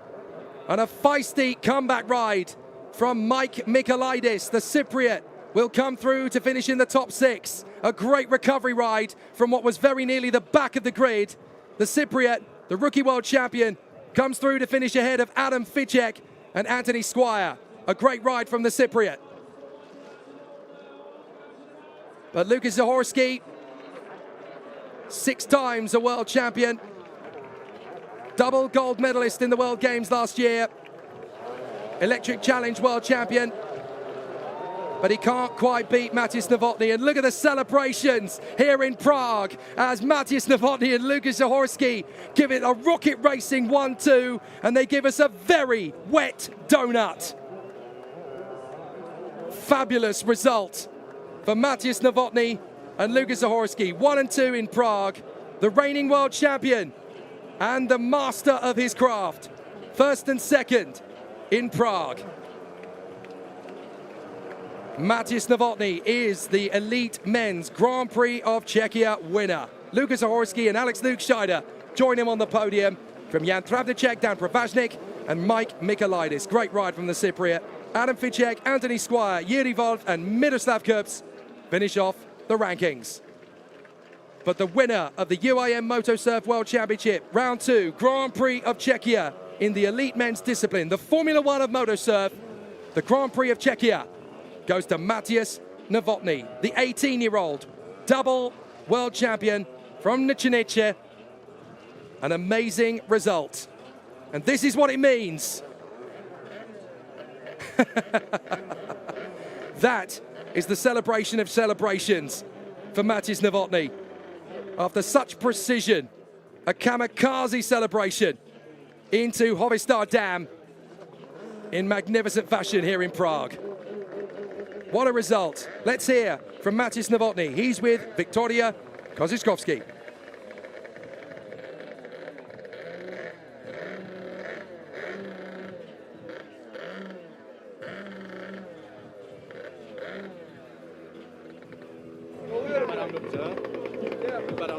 Vypadáš výborně. So my question is, you won your race. How are you feeling right now? Happy, because it was tough race because it was 10 laps. I won it. I beat Lukas Zahorski, like I said yesterday. I feel really amazing. And were there any parts when you were scared you would fall or something like that? I had in the second lap in the split some tricky shot. I literally almost fall, but I didn't. So perfect. That's great. So right now we'll go to Lukas Zahorski. Lukas, come here. The legend of jet surf. Yes. How are we feeling after this race? I'm feeling exhausted. It was a great race. It was so nice to see so many crowds here in Czech Republic in Prague. I enjoyed it a lot. I finished second. I'm overall very happy about that. My teammate beat me, so there's one thing to work on, but I'm really grateful for the race. I really enjoyed it, and thank you so much for watching and coming here. And is it true that you are the teacher of Matthias? Yes, it's true. So everybody who is now beating me, I taught them. So I feel pretty proud as a teacher, but I feel pretty bad as a second placed. So it's mixed feelings. So what about the next race? Are you going to win, or is Matthias going to beat you again? No. I'm gonna prove that I still can show something. So I'll try to beat him next time. But this time he did better. So congratulations to him. Congratulations to everyone, and thank you so much for coming. Thank you so much. A phenomenal Czech Grand Prix between the Sorcerer and the Apprentice. And it's Matěj Novotný who takes the victory in the Czech Grand Prix. After we saw Sara Zuborova take the victory in the elite women's category, the first Slovak to take a win in the Czech Grand Prix since Marek Škamla got the victory in the Czech Grand Prix 4 years ago in Jedovnice. But here in Prague, it is Sara Zuborova who keeps the Slovak flag flying high. Now we go into the junior girls category, and our next guest to join us here is Jakob Kornfeil, the former Moto 3, Moto E and Moto Surf rider and champion. Jakob Kornfeil was the winner of the last Moto Surf Grand Prix of Czechia in the open category. So Matěj Novotný has just taken Jakob Kornfeil's title from him. Let's hear from him with Victoria. Racer, am I right? Yes, you are right. And when did that end? 2-3 years ago in China, unfortunately. And my question is, why? Because the years was growing, and I had to decide this or that. So I have to make a step, make the change in my life and move forward, And what are you saying about your old teammates or maybe rivals right now when you're looking at them? Yeah, very nice. It was a great race. I really enjoyed, and for me, the great was that they choose a different tactic, different strategy, and that's what I like on motorsport, especially on the racing. So I'm very happy, and I'm cheering for Alex. But you know, the first two, they are another level right now. Okay, thank you so much. Thank you. Well, Jakob Kornfeil is here as an ambassador for MotoSurf, and in particular for the junior girl category. And it really is going to be a fantastic battle. That's where Eliska Matuskova came from, of course. It's time for Ellen Berdova, Nela Poznikova, Adela Pokorova, Bibiana Bubnikova, Natalie Udorova, and Laura Polikova to go to battle for the Grand Prix of Czechia. The last winner of this in this class was a girl called Eliska Matuskova. I wonder what happened to her. Ellen Berdova, the reigning junior girl world champion, goes from pole position. The 13-year-old from Pardubice will line up alongside her fellow Pardubice rider, Nela Poznikova. She was third in the junior girl world title last year. She currently leads the championship. Alongside her on the grid, third position, it's going to be a big pressure cooker for Adela Pokorova. But from third on the grid, she has a real chance to go for victory for the Apex pilots. Alongside her, the whirling superstar, Bibiana Bubnikova for FG Forest. Nobody had heard from her a year ago. Now she's got a real chance to win the whole thing. Natalie Odorova, ever improving and ever impressive. Still getting quicker all the time, and great to see her up at the sharp end. And she rides alongside Laura Polikova, making her debut in the MotoSurf World Championship here in Prague. The 6 riders going to battle in the Junior Girl World Championship, the Grand Prix of Czechia. In 2021 and 2022, that race was won by Eliska Matuskova. She went on to become the 3-time world champion. Big things can grow out of small acorns. And certainly those acorns are about to head out onto the water for a sensational race battle. The victory is almost certainly going to be won between Ellen Berdova, Nela Poznikova, and the outside underdog contender, Bibiana Bubnikova. She starts 4th, but she was 2nd in qualifying. Anything could happen from here on in. And it really is sensational to think what this could turn into. Great to see everybody really tuning in and enjoying themselves on the live stream from all over the world. I know that David Pulder, Stuart Reed, Duška, Špibik, all watching along and enjoying all of the great action on the live stream. Of course, we're also live to the world on the Slovak, Czech, and Turkish television networks as the sport continues to grow and grow. Hopefully, it's going to be as big a draw as the likes of MotoGP, the E1 Series, the Powerboat Grand Prix, all of those fantastic and amazing adrenaline sports. But we are so indebted to the UIM, who do such fantastic work over the course of the season. All of the amazing work that goes in. And fantastic to see so much fantastic sport from the UIM over the years. And certainly last year was a fantastic demonstration of all of the incredible competition, from E1 to aquabike to hydrofly to the circuit and offshore powerboat categories to pleasure navigation to European and Asian aquabike, and of course to the European endurance of circuit and offshore, as well as of course the world of MotoSurf. We are so grateful for everything the UIM does for us. And now we continue with the Grand Prix of Czechia. This time it's all going to be about one man. Watching on from the sidelines, Jakob Kornfeil opening the ceremony for the junior girl battle. And it will rage as Ellen Berdova, Nela Poznikova, and the rest challenge for the Grand Prix of Czechia 2026. Let's do it! Great start from 3rd position already from Adela Pokorova. She's going to try and snake past Nela Poznikova on the far side. Bibiana Bubnikova with a chance to snake through on the far side as well. She gets a wide berth, but keeps herself in the hunt. And as they go to the slalom for the first time, Nela Poznikova is going to go the opposing way of Ellen Berdova. And the battle is raging already in junior girl. Through the slalom for the first time, it's going to be Ellen Berdova that leads out of the slalom. Is that Bubnikova moving up into 3rd position? I think it might be, as they work their way out of the slalom for the first time. Only 6 laps required in the junior category with 2 long laps, so it's going to be quite a quick race, this one. Pokorova has held on, in fact, in front of Bubnikova, as Laura Podakova has got ahead of Natalie Uladova already for 5th position. Only 2 long laps required in the junior girls final, 6 racing laps. Got to remember, these other competitors aged between 11 and 14. And they've only got about 14 brake horsepower to play with on these boards. But they are still going to feel ridiculously quick to these young riders. Adela Pokorova still pushing hard to try and get herself higher on the podium. But 3rd place would be a real turn on her investment this week. And she'd be very delighted indeed to grab a junior girl podium here in Prague. As for Nela Pozhnikova, her great rival and friend from Pardubice is out in front, and Ellen Berdova pushing hard to try and get the Czech Grand Prix victory to add to her Junior Girl World Championship title from last year and to take back the lead of Junior Girl in 2026.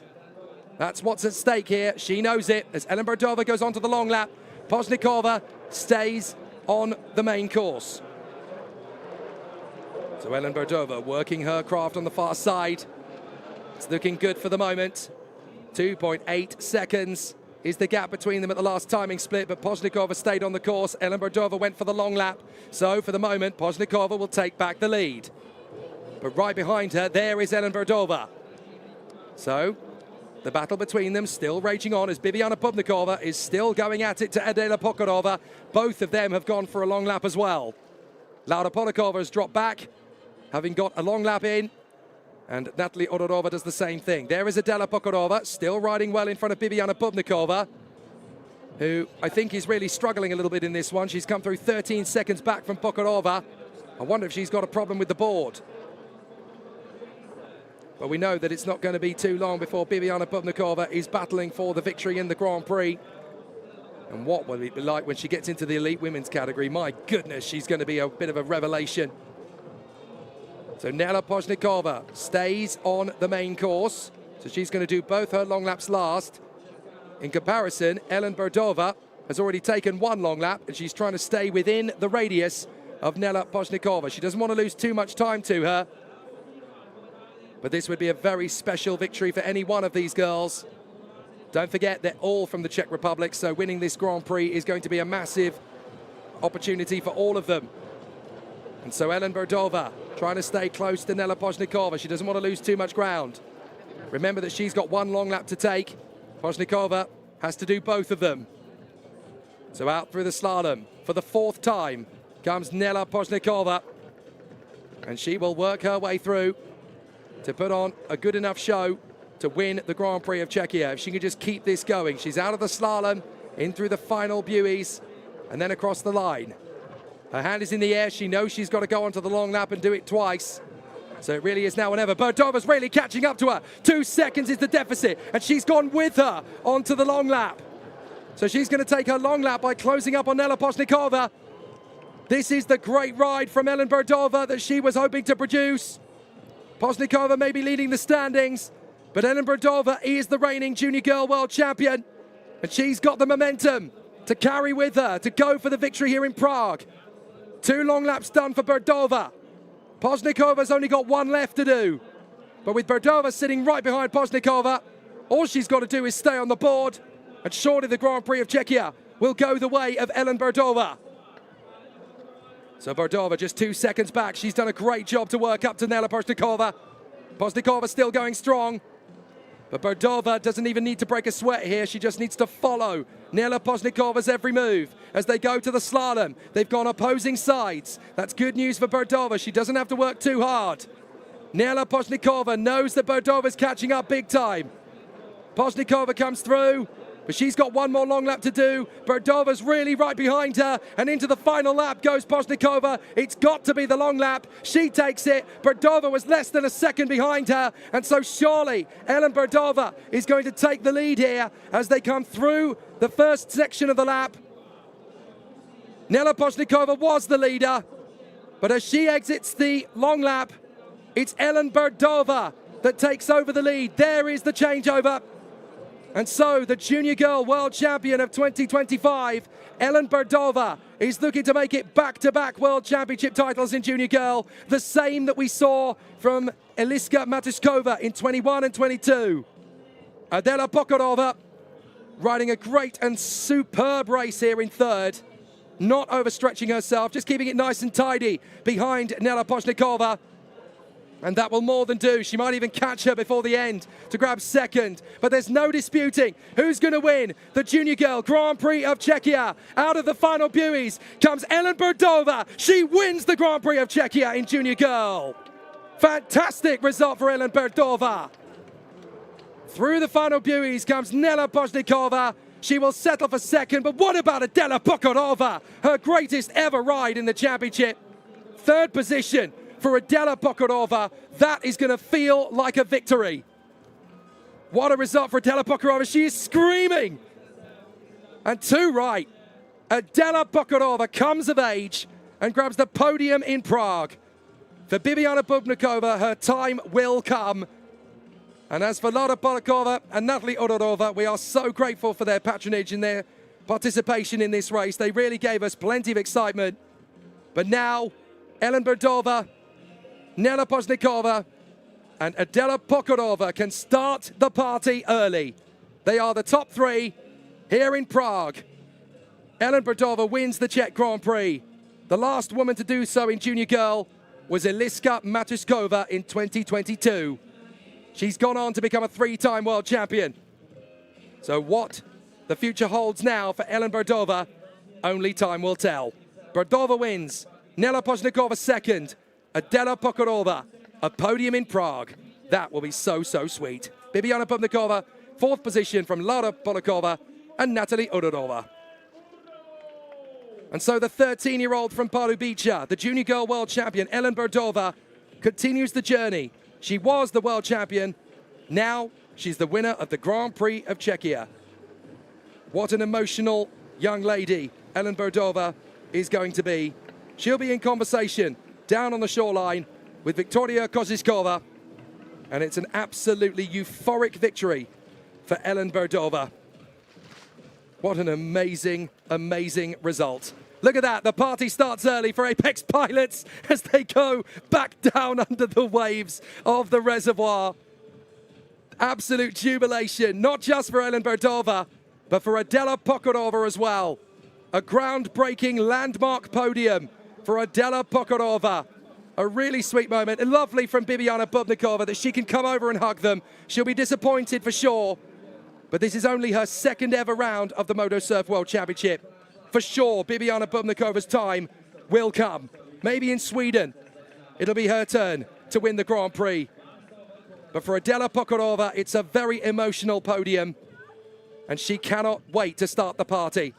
Nela Pozhnikova in a very solid second place, but the winner of the Czech Grand Prix is on your screen.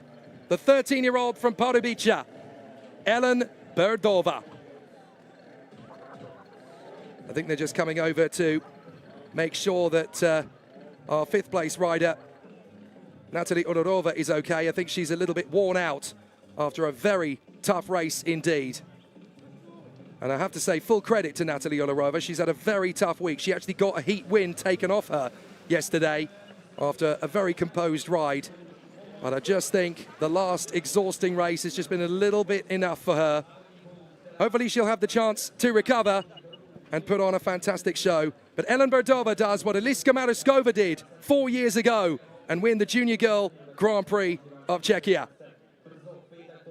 So Ellen Berdova will be in communication with Victoria Koziskova, and she'll be a very happy girl indeed. Ellen Berdova adds to the Junior Girl World Championship title by winning her home race in Prague. What a result. Pozhnikova second, Pokorova third, and I'm sure that's going to be three very excited young ladies. So down to Victoria Koziskova, we will hear from the Junior Girl Grand Prix of Czechia winner 2026.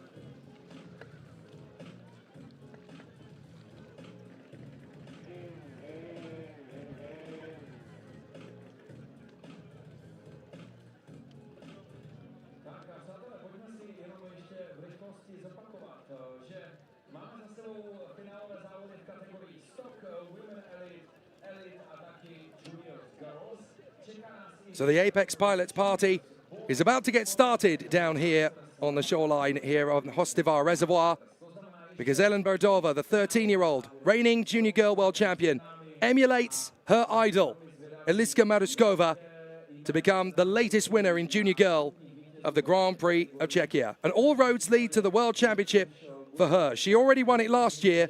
Could she make it back-to-back World Championship successes? If her form in Prague is anything to go by, it's more than likely. I'll be delighted to hear what she has to say with Victoria down in the paddock.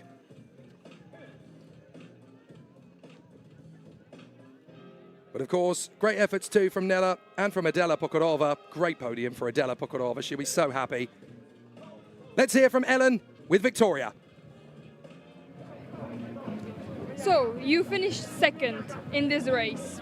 How are you feeling? I am fine and sad. Fine. And how do you like it over here in Prague? Oh, that is beautiful. I like it. Okay, thank you so much. Thank you.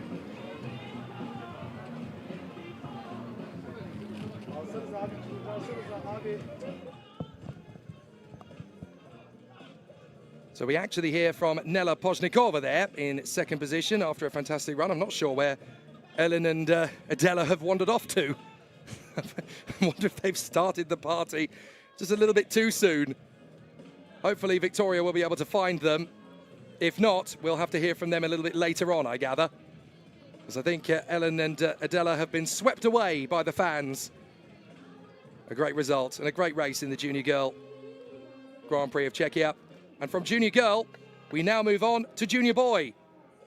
Just as exciting, just as charismatic, and just as exciting a race to come. It'll be Max Frischka and Stan Cahoot against the Austrian Leo Lischel-Kratishvili. And just as we've had in the other classes, we've got a great ambassador for the junior boys as they are prepared to get underway. And you're not going to believe this, but our guest this weekend is another young athlete called Matthias Novotny. No, not that one, the other one. The FMX athlete, only 14 years of age, one of the FMX Junior Academy graduates of Petr Pilat, already starting in the Gladiator Games, starring in the O2 Arena at the age of just 12. I really like freestyle motocross and I also like motosurf. Thank you so much. So young Matthias Novotny, only 14 years of age, already a pretty impressive young contender. How ironic is it that we've got two megastar athletes in the paddock, both called Matthias Novotny. One's just won the Grand Prix of Czechia. The other one is known for being a superstar in the Gladiator Games at the O2 Arena. Now to the junior boys then. Stan Cahoot, Leo Lischel-Kratishvili and Max Frischka, along with Sani Yarus, Abdullah and Mohamed Shaban, and Filip Pesha, battling for the Grand Prix here in Prague. And the man who starts on pole position is a Prague man born and bred. Stan Cahoot is hoping to give the Prague fans a win on his doorstep. Can he do it here in the Grand Prix of Czechia? Well, the Austrian is not about to give him anything for easy. Leo Lischel-Kratishvili on the verge of his greatest ever weekend in the championship. But after his immense fight this morning, Max Frischka is straight back into contention for the Grand Prix victory here in Junior Boy. He's not going to give up without a fight. Next up, 007 for Turkey. It's James Pond, Sani Yarus. Great to see him as he goes into battle once again. Fifth position on the grid, it's young Abdullah Shaban. Great to see him fight for supremacy. The Kuwaiti is alongside his brother, Mohamed Shaban. Great to see these two putting on an amazing spectacle for their first ever weekend in the UIM Moto Surf World Championship, following in the footsteps of Hassan Bouabbas and Faraz Ramadan.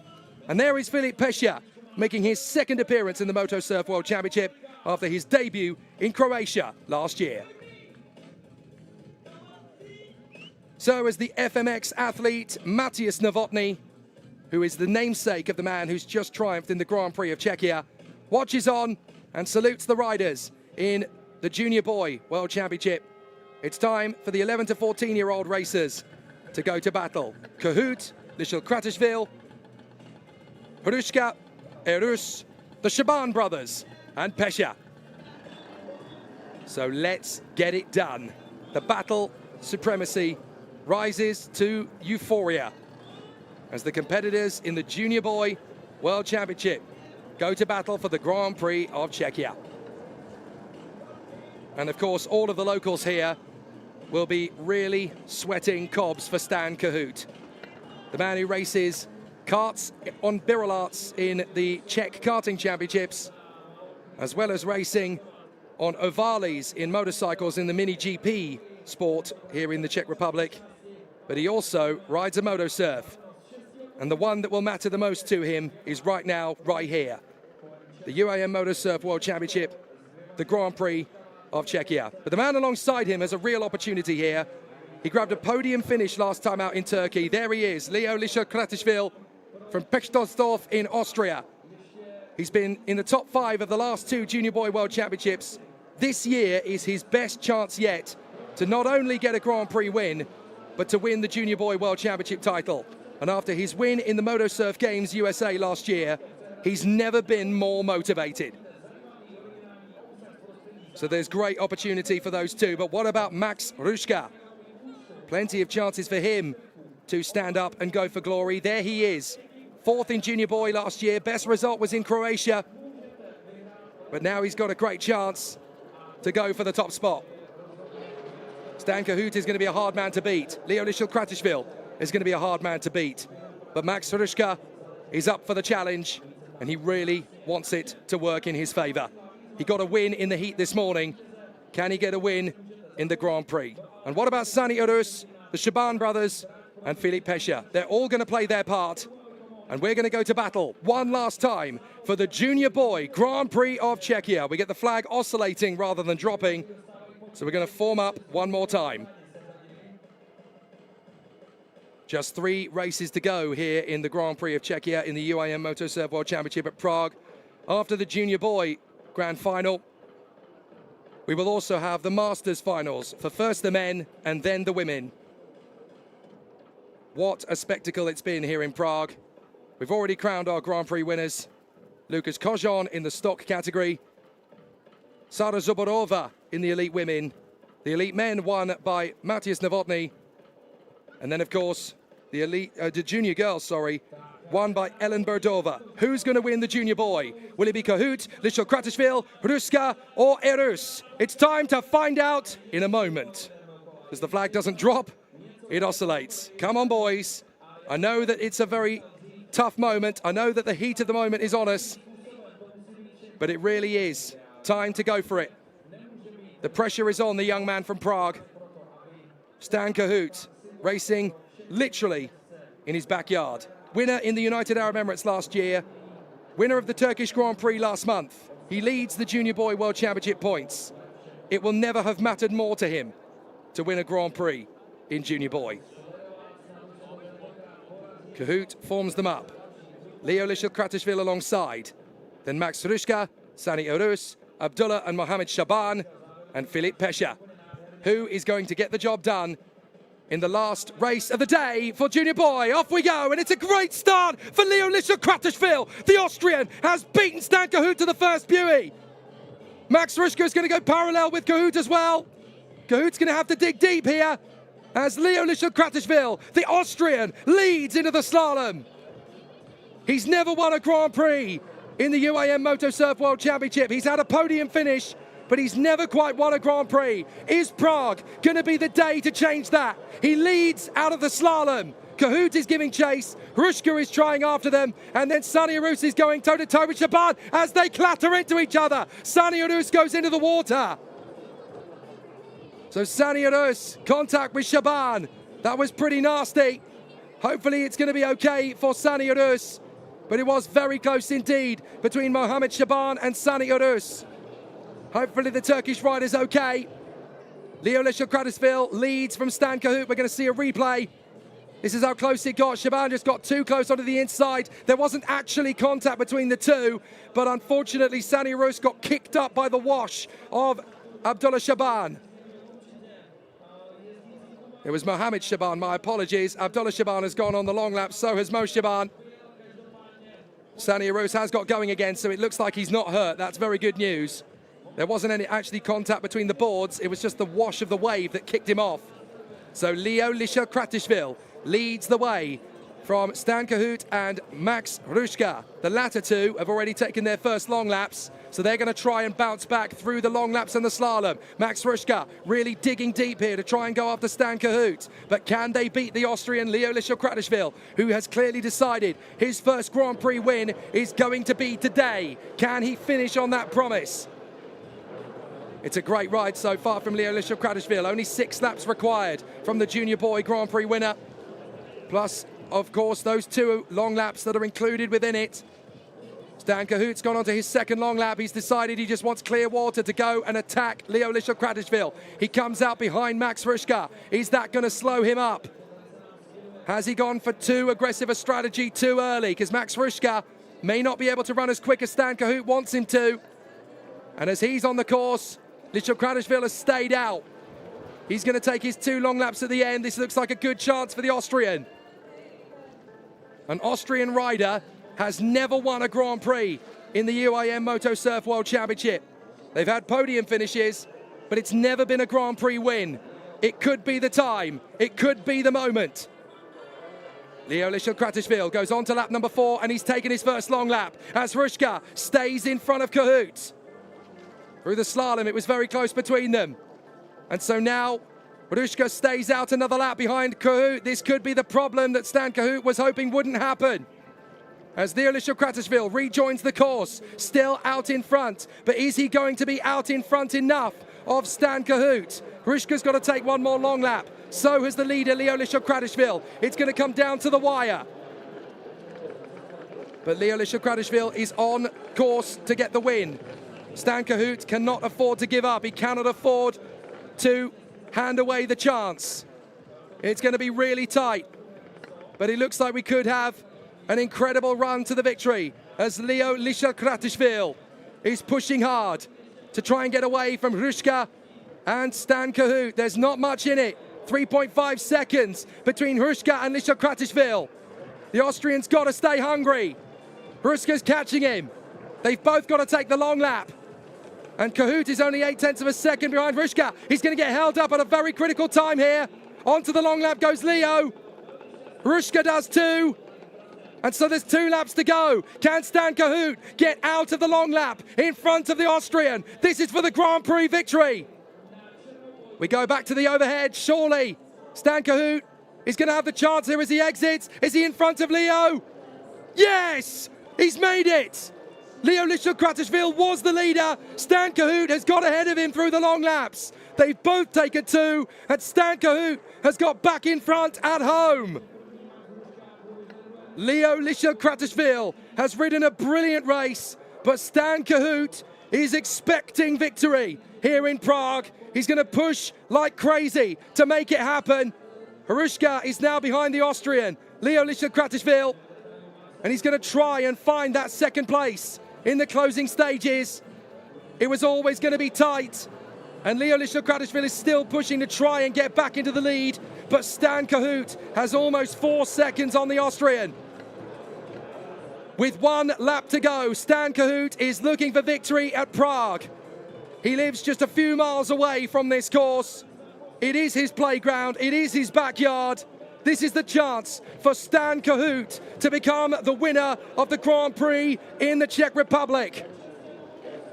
Leo Lisha-Kratishvili about to get his best ever results. Second place here in Prague would be immense for Leo Lisha-Kratishvili. It was so nearly the victory, but on a day when Stan Cahoot was well aware of the opportunity, knew that it was a big chance for him to go for the victory, he was not going to let it slide. He was not going to let it slip. And despite losing out in the initial start, the comeback was well worth the wait. And everybody here in Prague at Hostovar Reservoir is going to be on their feet to greet Stan Cahoot.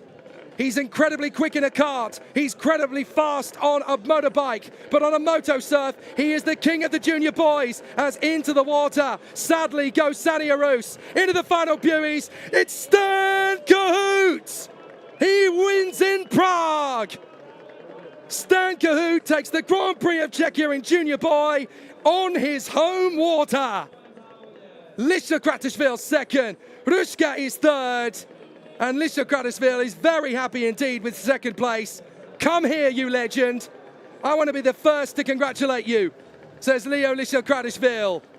Well done, sir. Amazing. You have done it. Let's go and enjoy it. Leo Lichel-Kradishvili's best ever result in the UIM Moto Surf World Championship. He finishes second after an amazing fight from the Austrian. His dad, Roman, will be so proud of what his son has achieved here. His greatest ever achievement, second in the Grand Prix of Czechia, and he was so close to winning it. But today was all about Stan Kohut. Stanislas Kohut, the pride of Praga. He gets it done for Prague here in the Czech Republic. The latest Grand Prix winner in junior boy is Stan Kohut. And look at this for a celebration. It's a double donut as Leo Lichel-Kradishvili is joined by Stan Kohut. They give us a wet donut here in Hostovar Reservoir. Leo Lichel-Kradishvili is ecstatic with second place. What a ride from him. But Stan Kohut is the junior boy Grand Prix of Czechia winner 2026. And he couldn't have done it in a better location, his home city. It's a fairy tale victory for Stanislav Kohut here in the junior boy final. He wins at Prague. Leo Lichel-Kradishvili second, his best ever result. Max Rushka will be on the podium at home. From Mo Shaban, Filip Pesha, Sani Arus and Abdullah Shaban. Stan Kohut is with Victoria.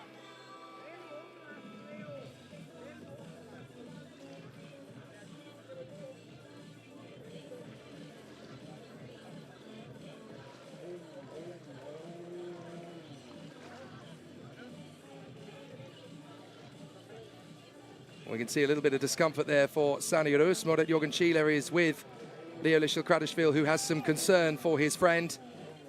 Just making sure that everything is okay. He's probably a little bit winded after that fall earlier on, but fair play to Sani Arus. He came home and finished the race anyway. Real strength these athletes have. And I love the fact that Leo Lichel-Kradishvili came over to make sure that his friend was okay. He is such a great sportsman. Never mind his results, never mind his achievements. The way he carries himself as an athlete, going over and saying hello to everybody, shaking hands with everybody, hugging everybody. Leo Lichel-Kradishvili is just the kind of athlete you want. So down with Victoria Kozhiskova, let's hear from Stan Kohut. So, you won your race. How are you feeling right now? I'm feeling perfect. It was a really nice race. And were you scared at the beginning, or you knew you're gonna just make it? I was scared at the beginning after the second long lap because they had a really large gap, but they didn't have any long laps yet, so. And what was the most fun part in the race, and what was like the worst one for you? The worst one was the start, and the best one was, I think, I don't know, the winning. The winning, for sure. Okay, thank you so much. Right now we'll go to Leo. Come here, man. How are we feeling right now? Very cool, the second place. So you're second, but you're excited, yes, like you won? Yes, I'm very excited. And why is that? Because I'm second. That's great news. And what about the next race? Are you gonna be first? I hope so, I'll be first. Austria on the top. And how do you prepare for the races? Many training in Radec, in Speed World, and yeah. And how long are you riding? Because I remember you like this. I was 8 years old. I was a very long time ago. So it's nice to be second? Yes, it's very nice. Okay, thank you so much. I love the matter-of-fact nature of Leo Lichel-Kradishvili. Why are you happy? Because I'm second. His best ever result in the UIM Motor Surf World Championship. He's such a lovely kid, is Leo. It's the kind of kid you want in your sport. And what a fabulous opportunity. Second place for him in the UIM Motor Surf Grand Prix of Czechia. By the time we get to Stockholm, maybe it's his time to win the Grand Prix and put the Austrian flag on top. Cometh the hour, cometh the man. It won't be long, that is for sure.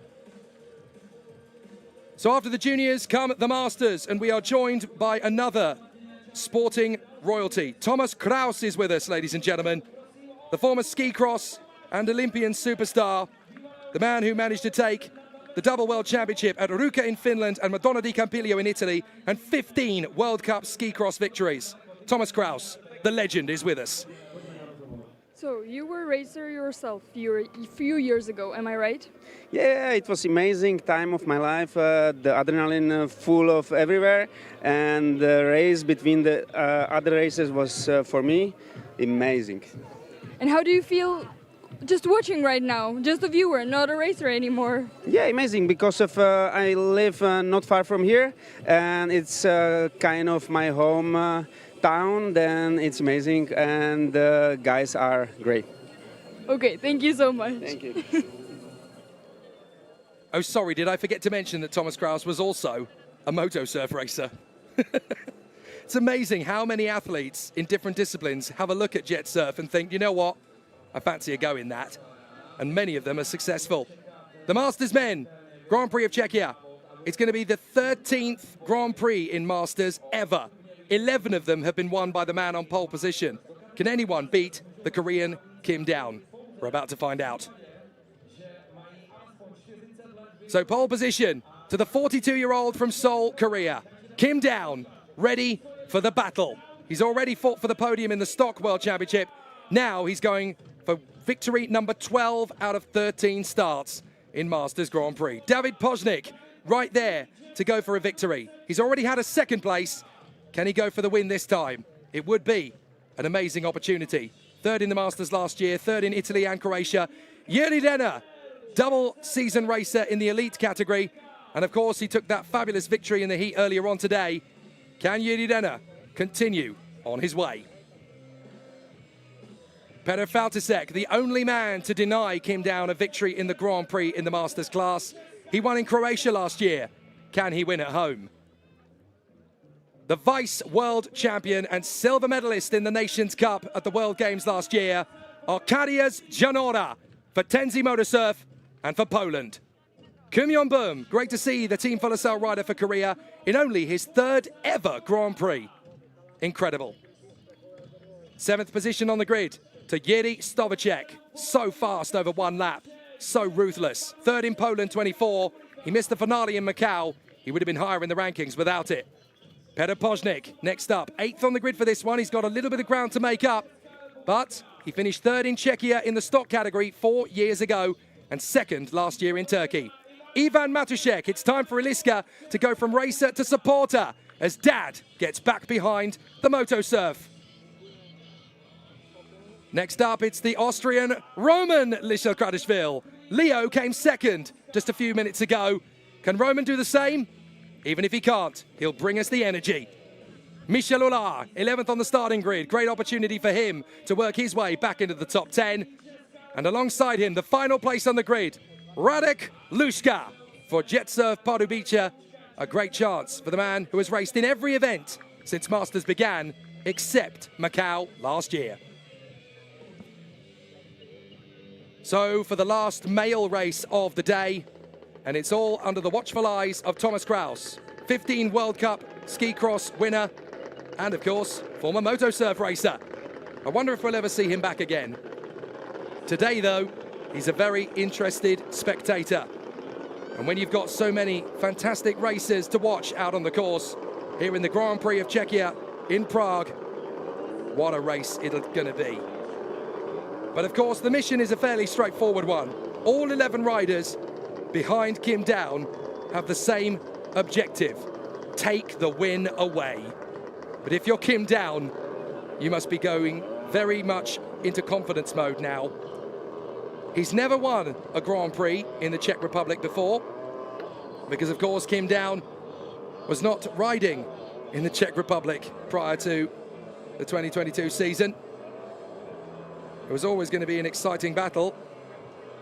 Previous winners of the Czech Grand Prix include the likes of Aneta Sašarová, Nicholas Blaha, Marek Škamla, Matis Novotny, Eliska Mariškova, Dan Pravaznik, and Jakub Kornfeil in the previous years.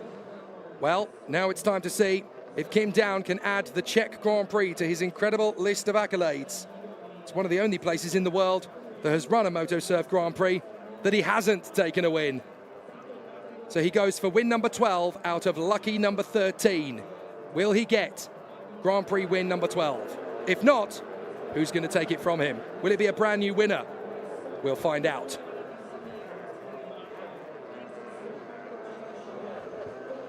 Certainly it's going to be one of the most relentless races of the week. The Grand Prix of Czechia in the Masters men category for riders over the age of 40.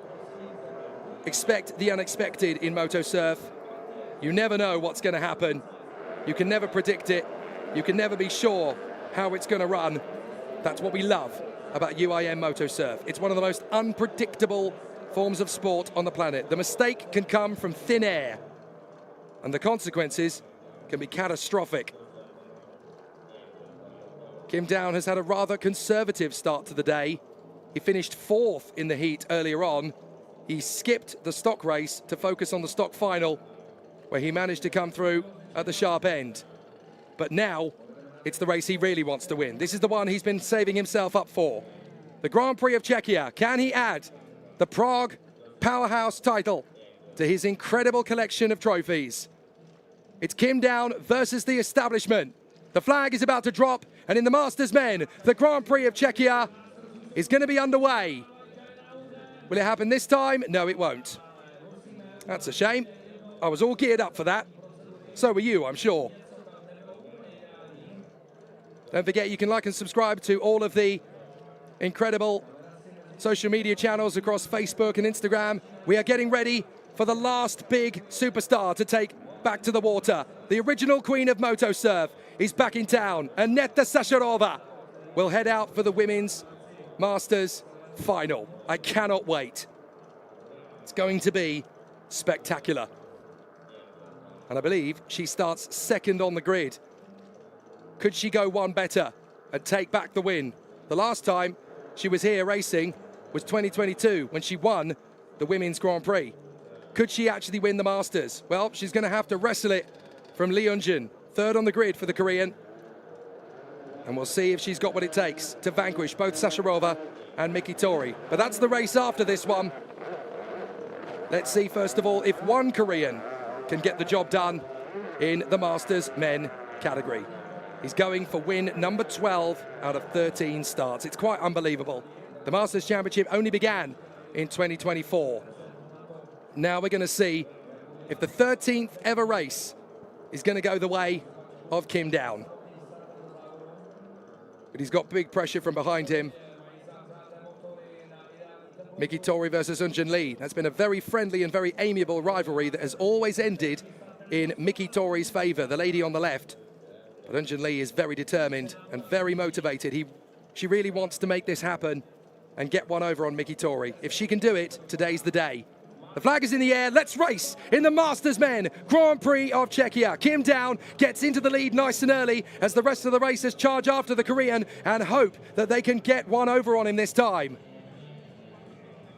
They charge for position. Arcadia Janora almost loses his footing. He's not the only one. Jiri Renas gets in a little bit of a wobble there as well. And as the riders work their way through, Poznik is trying to get level with Kim Down out of the slalom. It's going to be tight as they exit, but Poznik's got to let Kim Down go. So the Korean leads the way. Kim Down has already got himself about a second and a half on David Poznik. 3rd position for Jiri Renner. 4th place for the Pole, Arkadiusz Janora. And then it's Petr Faltasek from Petr Poznik and Jiří Stovacek. So as the riders work their way through on the first lap, it really is going to be a thunderous battle up front as David Poznik tries to get away from Jiri Renner, Arkadiusz Janora and Petr Faltasek and take on this man, the Korean Kim Down. It's been a fantastic battle all the way through his Masters journey for Kim Down, but he's made it look like child's play more often than not. And these are for the riders aged 40 and over. And at 42, Kim Down was just about eligible to take part in this competition when he came into the category in 2024, the same as everybody else. And now he is just the king of the water. And of course, it's going to continue to be an immense battle for everybody else just to try and keep up with him. Jiri Renner trying to put pressure on David Poznik for 2nd place. Poznik comes through across the line. And no worries at all at the moment for David Poznik. 3.8 seconds back from Kim Down. Plenty of time to still get back into this one. It's a 10-lap final, plus 3 long laps. It is the penultimate race of the UIM Moto Surf World Championship Grand Prix of Czechia here in Prague. And it's so far so good, as out in first position, Kim Down. He's just trying to extend the position. Petr Faltasek has taken the long lap, so has Jiří Stavacek, Kumyon Bum, and Roman Lišo-Kratochvíl. Radek has as well, by the way. So 7 of the 12 riders still need to. David Poznik just trying to follow in the whitewash of Kim Down. And as they run through to the slalom once again, the Korean is just enjoying his life out in the lead. Third position, that is Jiří Renner, 2.7 back from Poznik at the last time split. And there really isn't much to choose between the two of them in terms of lap pace. So Kim Down still stretching out the advantage. It's incredible. How does he keep doing it? Year in, week out. David Poznik still trying to stay with him. The gap is steady at 3.9 seconds. So Jiří Renner trying to close up on David Poznik now, as they continue to put on a fairly calm display. No need to get flustered. And certainly for Petr Faltasek, who's now gone on to the long lap, he has got himself down into 7th position. But by taking the long lap nice and early, he gives himself a little bit of a tactical edge. Roman Lišo-Kratochvíl has already taken 2 long laps, so that puts him into a good position as well.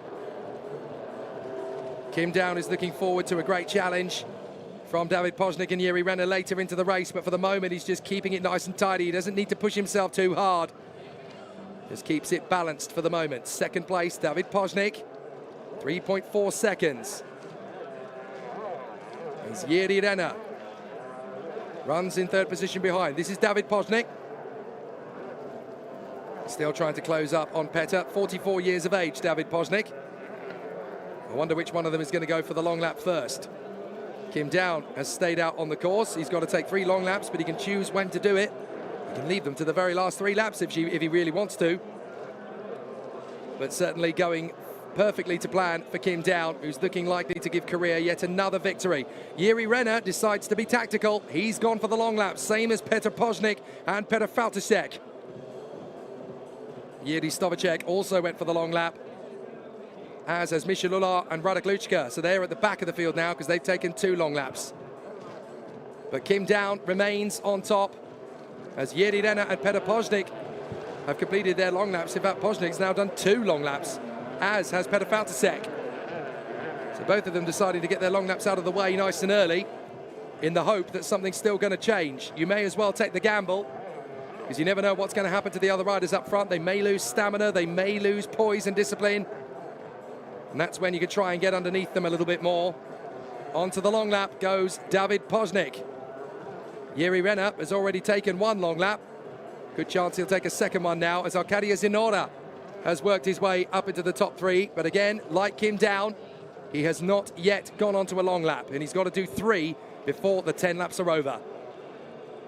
So there is David Poznik, 4.4 seconds behind Kim Down, who, by the way, also took his first long lap. And so there's Arkadiusz Janora right in behind Poznik, but he's lost a lot of ground early on. So he's now got to hope that by staying out, he's going to get the undercut, or the overcut, I should say, by staying out there a little bit longer. Jiří Renner, Petr Poznik, Petr Faltasek and Jiří Stavacek. Great racing from them so far, as Arkadiusz Janora of Poland still working hard to put himself back into a podium-paying position. A trophy would be nice, but he's got to really dig deep if he wants to grab it. It's certainly going to be a tough one out there. Roman Lišo-Kratochvíl, Jiří Stavacek and Petr Faltasek have already taken all 3 of their long laps. They've decided to get them out of the way early, as Arkadiusz Janora has yet to go on to the first one. Poznik is down behind him now. Janora has moved ahead into second position. Kim Down on the long lap for the second time, and Janora has followed him. So actually, Arkadiusz Janora is making massive ground in this race just by staying close to Kim Down. Solid tactics for the pole. If he chases after Kim Down, he's got a great chance. Of course, he's got to take 2 long laps compared to Kim Down, who's already taken 2. Oh, Arkadiusz, just stay upright, careful. He almost lost it in the helix part of the lap there, the double right, double left, double right. Manages to catch it though. He doesn't lose his footing. Be so careful in the whitewash, because of course when you go through the water, the whitewash that you generate, that's the oxygen reacting in the water, and it's much slower to push your board through it. That's why you see so many riders start to lose control in the white sections of the water, because it's oxidized, and that's why it goes white, and it's a lot slower to ride through. Kim Down goes on to lap 8, which will be his third and final long lap. Arkadiusz Janora follows him. So Arkadiusz Janora needs one more long lap, but by following Kim Down, he gives himself the best possible chance of overhauling David Poznik.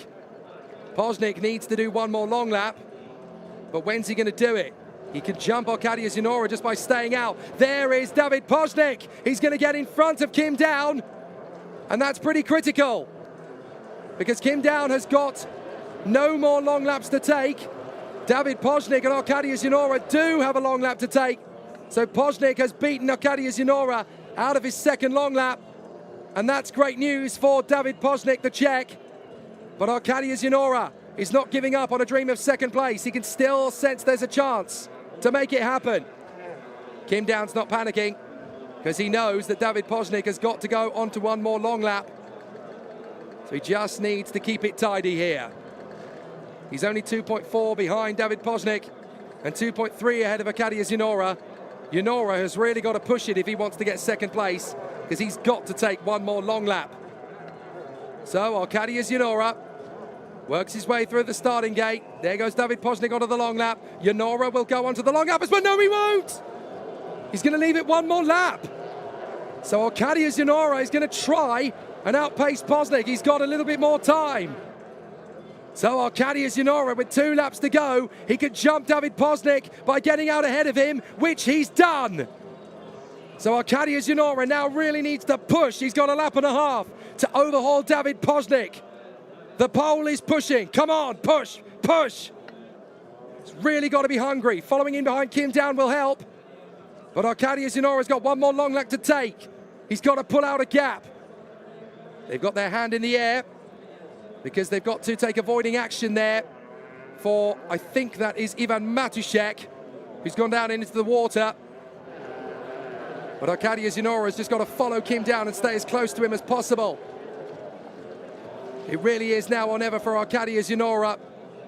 If he can get one over on David Poznik, it's going to be so tight. At the timing line, it's 2.4. But Arkadiusz Janora needs a perfect long lap, and he's got to hope that David Poznik is not quite going to catch him. Here goes Janora, final long lap. He goes right. Poznik could stay left. And Kim Down actually gets held up here. What's happened to Kim Down? He slowed right down there. He got past Ivan Matuszek, but it was almost as if the race was over, and it's not. My goodness me. As Arkadiusz Janora joins in, right behind David Poznik. So now they're going to go to battle in the slalom. They've got to get past Ivan Matuszek. Janora's got to stay up. Matuszek doesn't hold them up too much. So now Janora's got to hope he can get past David Poznik in the slalom. He's really got to go for it. That's the only way he's going to vanquish him. The battle for second will go right down to the checkered flag. Kim Down has slowed right up. He doesn't need to push too hard. He's got Poznik and Janora behind him. And so into the slalom for the last time. It's going to be Grand Prix win number 12 out of 13 starts. No one can beat him when he's on his A game. Here comes Kim Down. He wins the Grand Prix of Czechia. Kim Down has done it again. And it's going to be David Poznik second in front of Arkadiusz Janora. Wow, the top 3 riders covered by less than 7 seconds after 10 laps of racing in the Grand Prix of Czechia. Kim Down takes the win. David Poznik is second. Arkadiusz Janora is third. Kim Down delighted. And that one actually looked like one of his harder races. So Kim Down has pretty much done everything there is to do in the Masters category. The one thing he hadn't done was win in the headquarters of Motocurf. Now he's done that. Arkadiusz Janora and David Poznik, they fist bump, and Poznik probably falls into the water in the process. So Arkadiusz Janora fights valiantly and grabs a podium here in Prague. David Poznik, a brilliant race from him. He gets his career best result, second place, and where better to do it than here in Prague. But the winner of the Grand Prix of Czechia is the man who will not be moved in Masters. From Seoul, Korea, the 42-year-old powerhouse, Kim Down. Unbeatable in the Masters category. Just relentlessly good. And so the records just keep on getting better and better and better as Kim Down celebrates here in Prague. David Poznik second from Arkadia Zinora. Jiří Renner doing a good job in fourth place in front of Petr Poznik, who fights back to P5. Petr Feltisek, Jiří Stovacek, Kumyon Bum, Romanisha Kratishvili, Michel Lula, Ivan Marushek and Radek Lushka. But nobody can beat the Korean king, Kim Down. He wins his 12th Masters Grand Prix. Only 13 Grand Prix have ever been run in the Masters category. Kim Down has won 12 of them. An unbelievable record. Absolutely phenomenal. It's a second place for the Czech Republic. Up against Kim Down, that's as good as it was ever going to get. But it's three different nations on the podium in the Masters men. Korea, Czechia, and Poland. Very deserving win for Kim Down. Great battle for David Poznik. And a brilliant result for Arkadiusz Janora. A great fight. So close to getting the second place finish. And now there's just one race to go here in the UAM Motosurf World Championship in Prague. And it's going to be the Masters women. So excited about the three-toed battle that we're going to see between Japan's Miki Tori, Korea's Leon Jun, and Czechia's original Queen of Motosurf.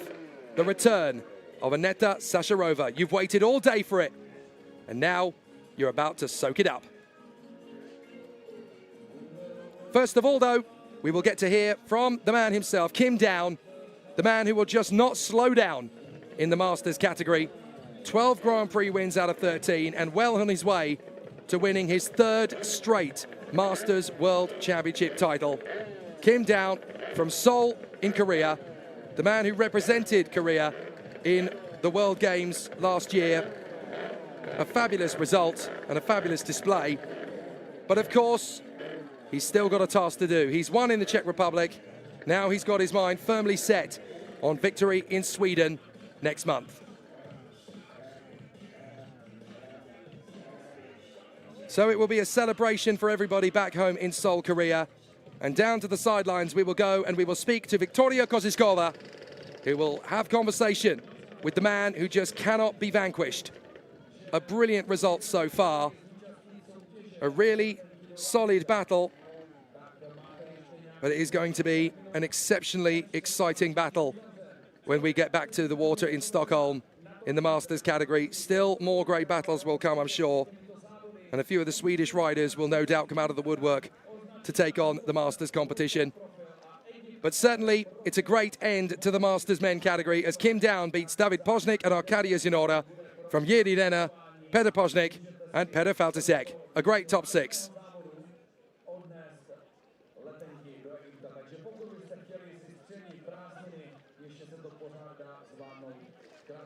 And so now there is just one race to go. The Masters women. And it'll be Miki Tori, Leon Jin and Aneta Sasharova battling for the victory. Across 9 laps, 3 of them will be long laps. And it will be for the first ever Masters Women Grand Prix of Czechia. This is the first year of the class, don't forget.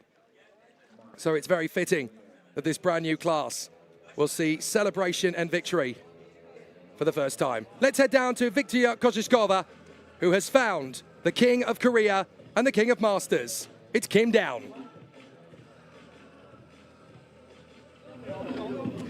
So you won this race, yes, the finals. Finally. How are we feeling? I'm so happy, but I cannot be happy because my Korean team has not good results. So, but maybe in the Sweden we will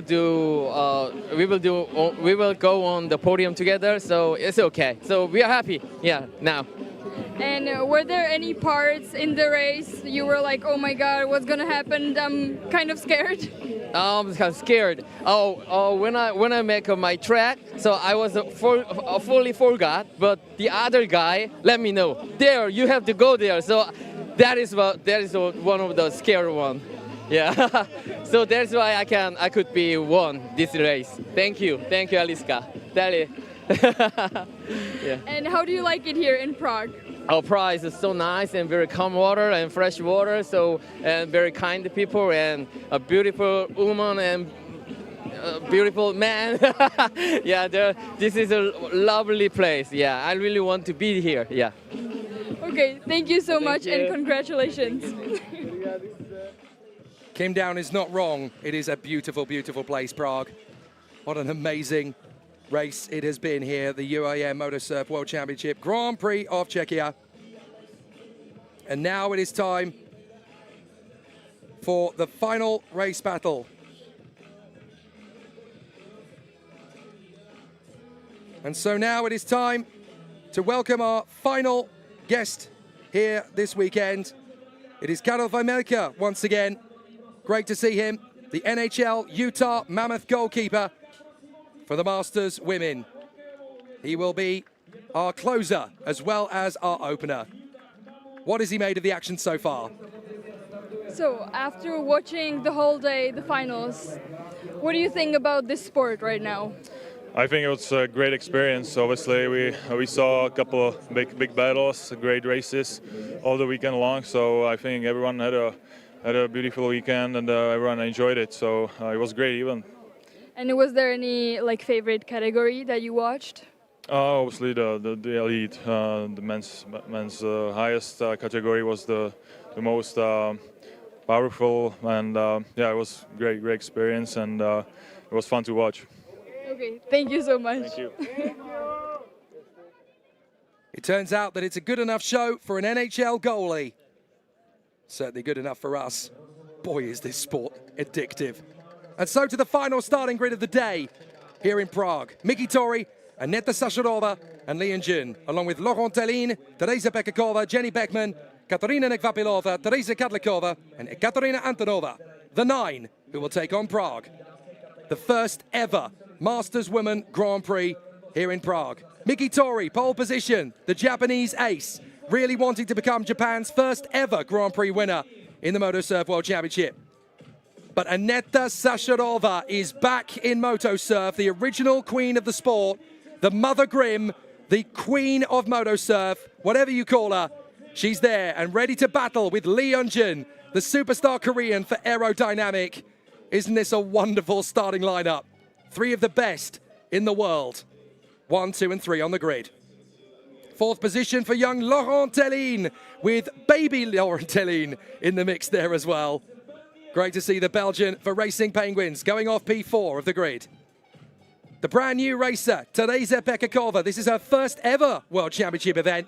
Great to see her put on such a great show. 5th on the grid on her debut. The first ever woman to represent Germany in the Motosurf World Championships as an official rider, Jenny Beckman, the fastest lawyer in Germany. 7th on the grid, Katarina Nekvapilova. Great to see her return. The double act of the Mother's Grimm is made up of her and Aneta Sasharova.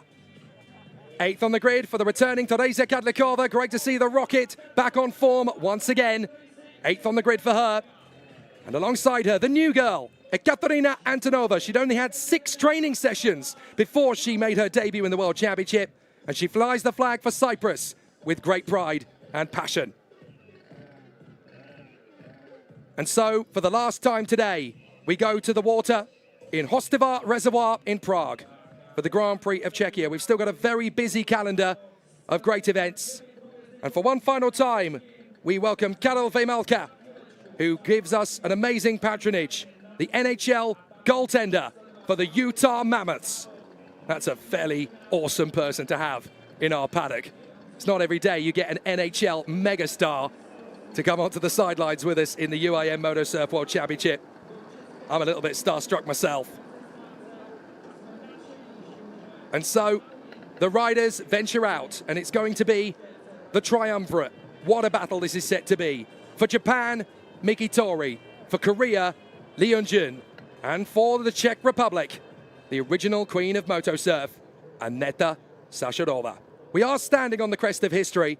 Aneta Sacharová has not been racing since the 2022 season, and the ultimate supermum is back in the world of moto surf, and her speed is coming back rapidly. Lee Eun-jin, the winner of the Turkish Grand Prix, in fine style in second position. But now she knows she's got a real challenge. She was very proud to win the Turkish Grand Prix, but she really wanted more opposition, more to do, more to fight for. And here in Prague, she's definitely got it. But on pole position, the Japanese rider Miki Tori, who is standing on the crest of history. No racer in the history of the UIM Moto Surf World Championship from Japan has ever won a Grand Prix final outright. That could change this afternoon. It could be a history-making moment for Miki Tori.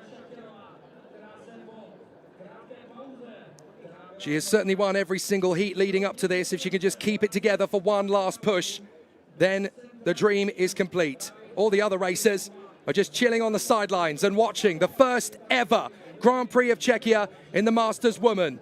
Who will it be? Miki Tori, Aneta Sacharová, or Lee Eun-jin? The flag is up. The flag is oscillating. I was really hoping it was going to fall down then. And so they go around again for one final push.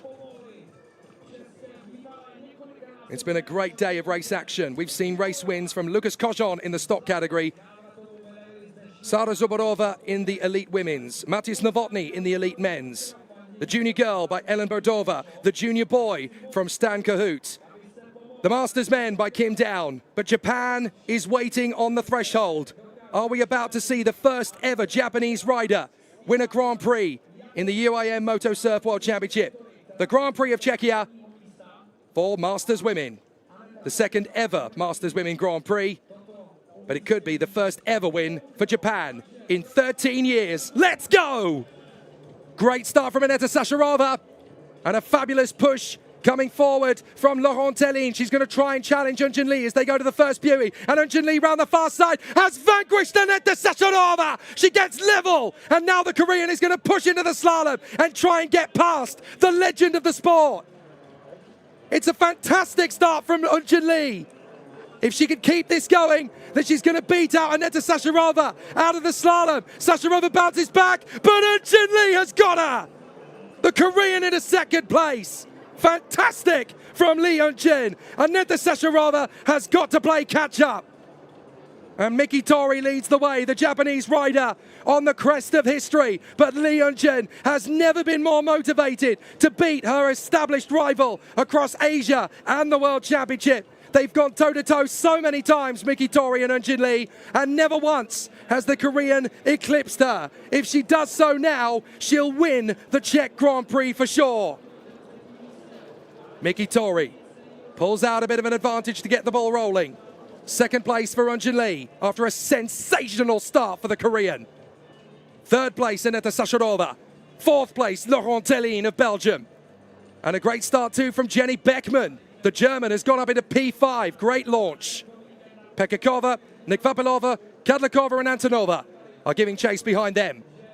So Miki Tori just getting herself into the mix as Eun-jin Lee is really starting to attack. So now it's going to come down to tactics. There's only a couple of seconds between them. Eun-jin Lee comes through, 1.98 back, and she's going to go on the long lap early. So this is where the tactical game comes in for Eun-jin Lee. She said herself at the end of yesterday, I didn't really play as smart as I could have done. I was fast, but I wasn't smart. Today, I'm going to be. And certainly at the moment, Eun-jin Lee is attacking big time. The gap between them was 2 seconds at the chance to go to the long lap. And now the Japanese rider, Miki Tori, just needs to keep it focused, needs to keep the balance, can't afford to push too hard. She is on the crest of history. We've never had a Japanese rider win a Grand Prix, but we're not far from it. But Aneta Sacharová, she's going past someone in the... That's Miki Tori! Miki Tori is down in the drink! I cannot believe it! The leader of every single race this week, the Japanese rider, falls from the board. Miki Tori was on the crest of getting this Grand Prix won, and she falls by the wayside.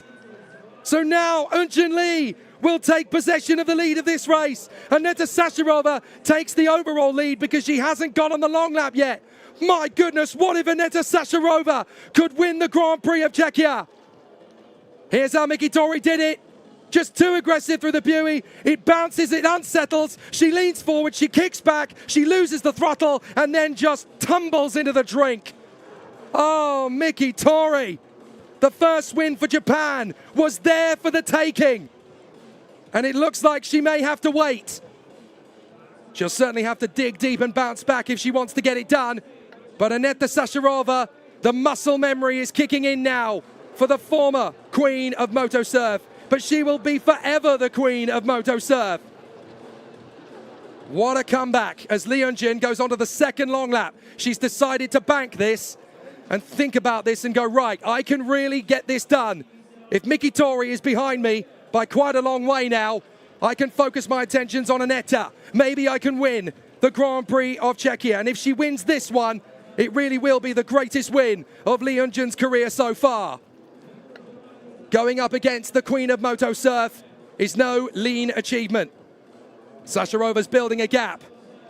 And she's out there on her own. This is what can be Aneta Sasharova's great chance. If she can extend the gap is 10.9. But Eunjun Lee has done 2 long laps already.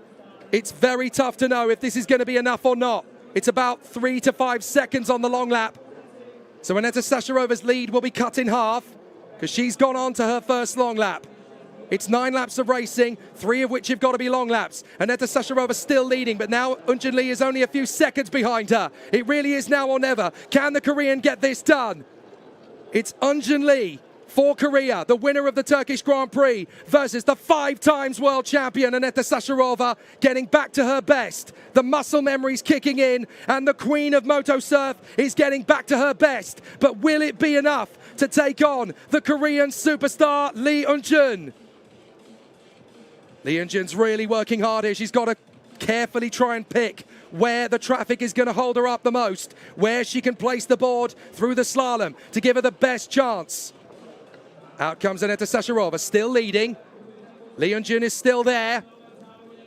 Aneta Sasharova comes through, and she's actually losing ground to Lee Eunjun. Lee Eunjun has never been more motivated. The gap comes down to 2.2 as Aneta Sasharova goes on to her second long lap. This could be the moment when Lee Eunjun takes back the lead of the race, and she may not lose it.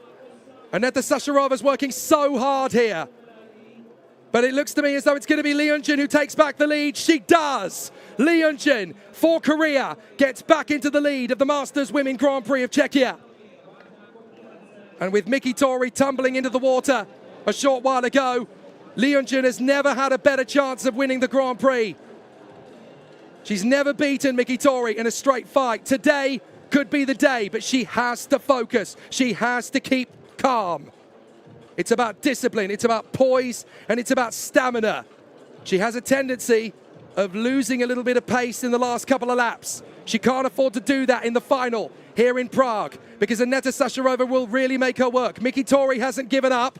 She's in 4th place now behind Laurent Tellin, so she's trying to catch the Belgian. I think the win may have gone, but the determination hasn't.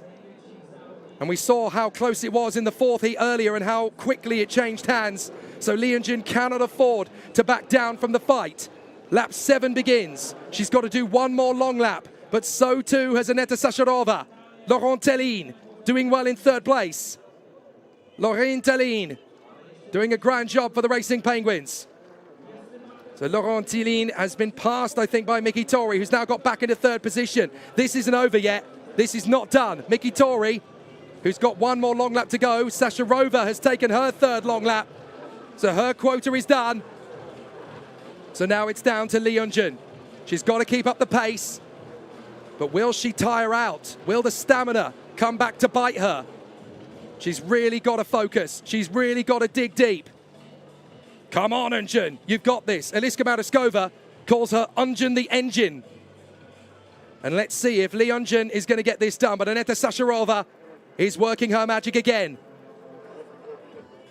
She's taken these 3 years away from racing to be a mother. She loves it. She adores her life. But the lull and the lure of Moto Surf is too strong. Lee Eunjin goes into the final long lap. There won't be any mistakes like there were in the heats yesterday. So now it's all down to Lee Eunjin. She's just got to bring it home. Aneta Sasharova goes through the timing gate now. It's looking good for the Korean. It's looking solid and strong for the Czech. Aneta Sasharova trying not to get held up too much by Jenny Beckman. She'll get through, and Lee Eunjin rejoins the course in the lead. Well, I tell you what, it was always going to be tough. It was always going to be tight. But at the headquarters of Moto Surf, Lee Eunjin appears to have come up with her best ever ride. Winner of the Asian Championships at Sri Lanka 3 years ago. Second in the International Moto Surf Cup in Saudi Arabia last year. She represented South Korea in the World Games at Chengdu last year. This is her best chance yet of winning the ultimate Grand Prix. She won in Turkey last month. That was different. There was only a handful of riders, and she really wanted more of a challenge. With Miki Tori returning, with Aneta Sasharova returning, with Laurent Tellin returning, she got the competition that she wanted. She got the challenge. And now it's time to see if she can finish the job. 1 lap to go for the Korean powerhouse, Lee Eunjin. Just 1 more lap, that's all it's going to take. Aneta Sasharova still there, challenging all the way. She's 9.9 seconds back. On paper, it's done. But you never say it's done until you've crossed the timing gate. And so for the Korean Lee Eunjin, it was always going to be a tough week. She knew that she was going to have to raise her game. She was going to have to dig deep and find some magic. She certainly found that today. Miki Tori goes into the 3rd and final lap. The chance to win the Grand Prix for Japan was there, but she will get another chance. Hopefully she'll be back in Sweden to get the job done again. Aneta Sasharova has made an amazing comeback. But from 3rd on the grid, Lee Eunjin dug deep, found 2nd on the start, pushed the envelope. Miki Tori was the one that made the mistake. And Lee Eunjin, everyone's favourite mother hen in the Moto Surf paddock, is going to come through for her greatest ever victory in Moto Surf. Out of the final buoys, Lee Eunjin wins the Grand Prix of Czechia in Prague. Oh my goodness! What a victory for Lee Eunjin! The Queen of Moto Surf comes home in 2nd on her comeback. Aneta Sasharova, the hero of the hour. An amazing ride from the Princess of Prague. And Miki Tori in 3rd position. Lee Eunjin suddenly realizes what she has done. Miki Tori comes home in 3rd position for Japan in front of Laurent Tellin. But my goodness me, it was the most dramatic way for it all to end. A magnificent battle all the way. But Lee Eunjin for Korea has got it done. It was always going to be a tough race between Miki Tori and Aneta Sasharova. But Lee Eunjin, everyone's favourite mother hen, is the Moto Surf magician of Prague. She wins the Masters Women. And deservedly so. She's never beaten Miki Tori. She's never beaten Aneta Sasharova. Today is the day. What a result. What a race. What a Grand Prix. And what a hero's battle. Lee Eunjin, she will be so delighted, I'm sure. This will feel like winning the World Championship. Lee Eunjin celebrates in the only way she knows how. She's terrified of water. She bounces through her barriers every single time she goes out. And she's now celebrating to make a beautiful figure of 8 on the water in Hostivar Reservoir here in gorgeous Prague. And she's dancing with the original queen of Moto Surf. Aneta Sasharova is back. She'll be getting faster and faster and faster. Don't you worry about that. 2nd on her return is nothing short of incredible. 3 years off the board, no training.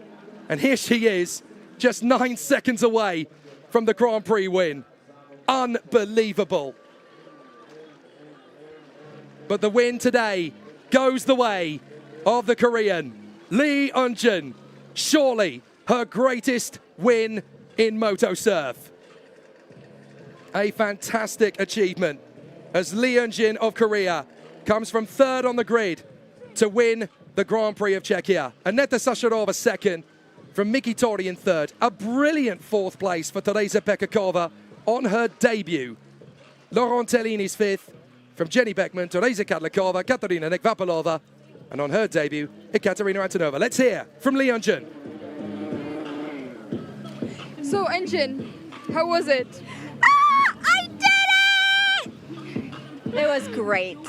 We all watched. It was amazing. How are you feeling right now? Tell us everything. You know, this moment makes up for the entire weekend of me going through all kinds of tiny little mistakes, learning occasions. I'm a better racer now. I won it! And how are you excited for another race then? I'm always excited for another race, but you know, this season, the Masters Women's is a new class. And I feel like we're trying to get a lot of women for the class. And I feel like the next race is going to be another surprise event. So I'm looking forward to it. Great. So thank you so much and congratulations again. Thank you. What a fabulous, fabulous end to the UIM Motorsurf World Championship Grand Prix of Czechia as Lee Eun-jin takes her greatest ever win here in Prague. I don't want it to end, folks. I really, really don't. But unfortunately, that's all she wrote. It's been a fantastic week of racing in the UIM Motorsurf World Championship. Lee Eun-jin takes the Masters Women Grand Prix of Czechia. From Aneta Sasharova and Miki Tori, Tereza Pekakova, what a debut in fourth place. From Laurent Tellin and Jennifer Beckman, then Tereza Kadlikova, Katarina Nekvapolova, and on her debut, Ekaterina Antonova.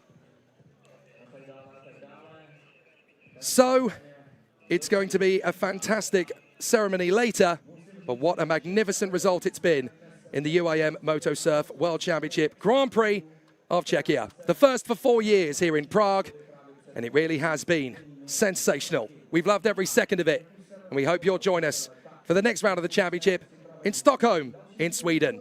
The championship will continue, the battle will go on, but the Grand Prix of Czechia will live in the memory for many years to come. Thank you, Prague.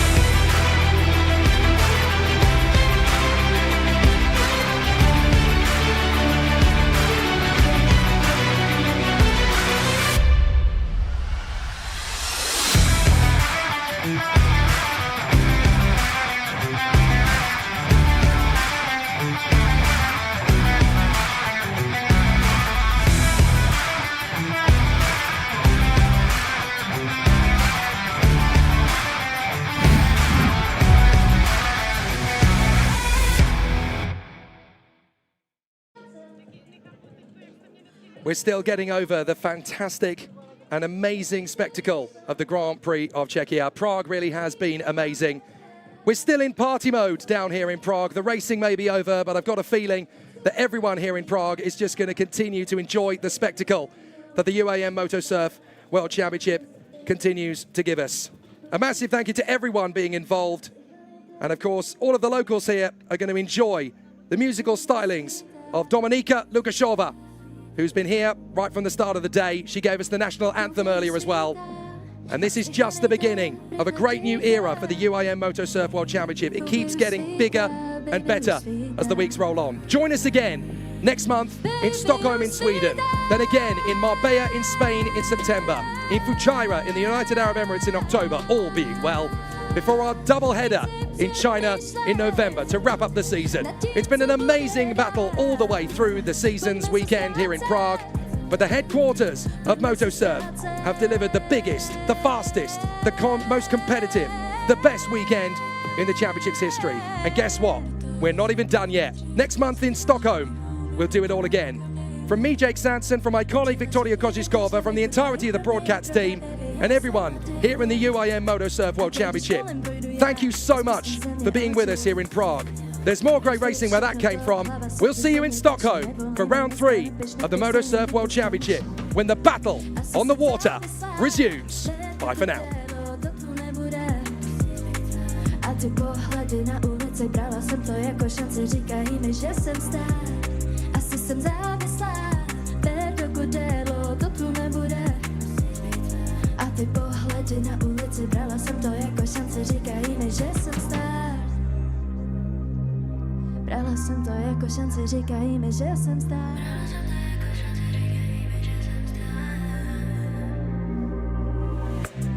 Nechci to dělat jenom na půl, startovní čára from the beginning na nule. A tohle industrie vyloženě nemusí být pro tebe berete duše. Chci to buď všechno nebo nic, a ty žraloci ve stejný vodě mají zuby ostrý jak nože. Hotelovej pokoj, další město, další sidequest, 17 let, jakože cože. Asi jsem nevěděla, kam mě to zavede, a ty si tiše čekal, až na mě najednou zabere. Ta tvoje řeč, ty tvoje slova, protože najednou jsem ti dobrá.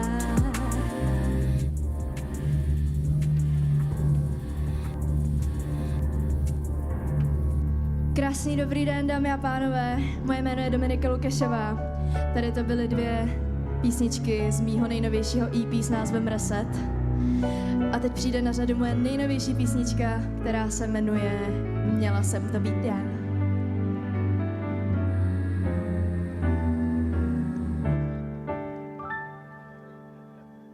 Oči plný soli, pločky na jazyku, studí jako sníh, je to síla zvyku, někde víc, už někde víc.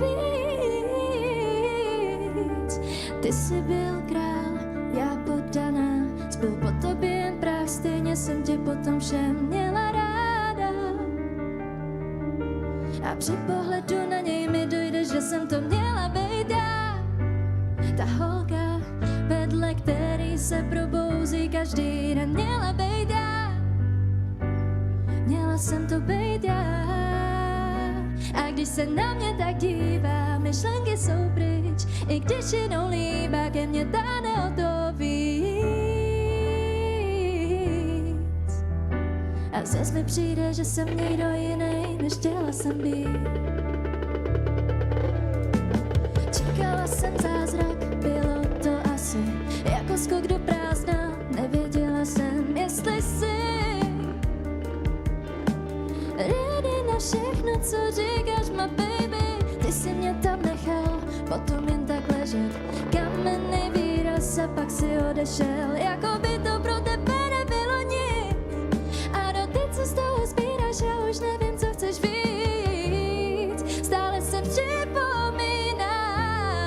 nechápu celý tenhle scénář. Vypadni z mojí hlavy, radši si sám, neříkal si to snad.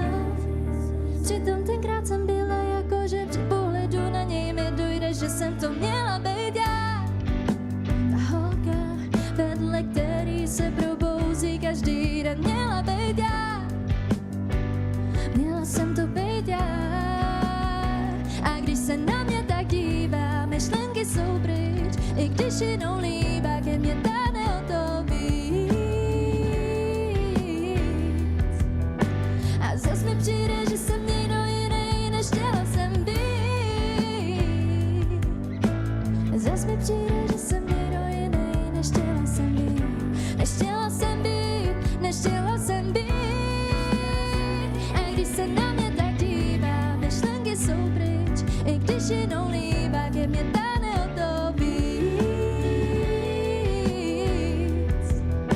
A zas mi přijde, že jsem někdo jiný, než chtěla jsem být.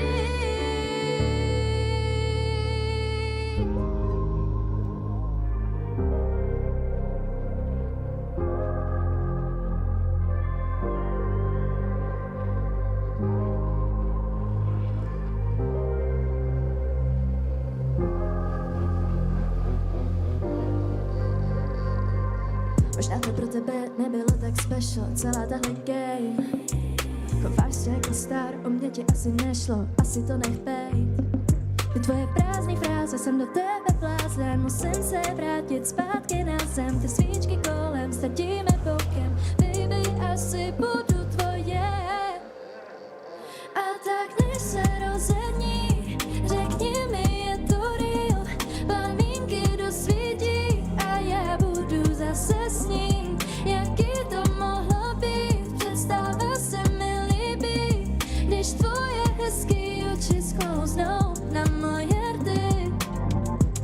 Koukáš se na mě, když jdu kolem, ztrácím se v tobě. Pak posíláš mi message, divný, ale fakt, jo, buď prosím moje. Propletený ruce, motýly v břiše, tenhle večer celý je klišé.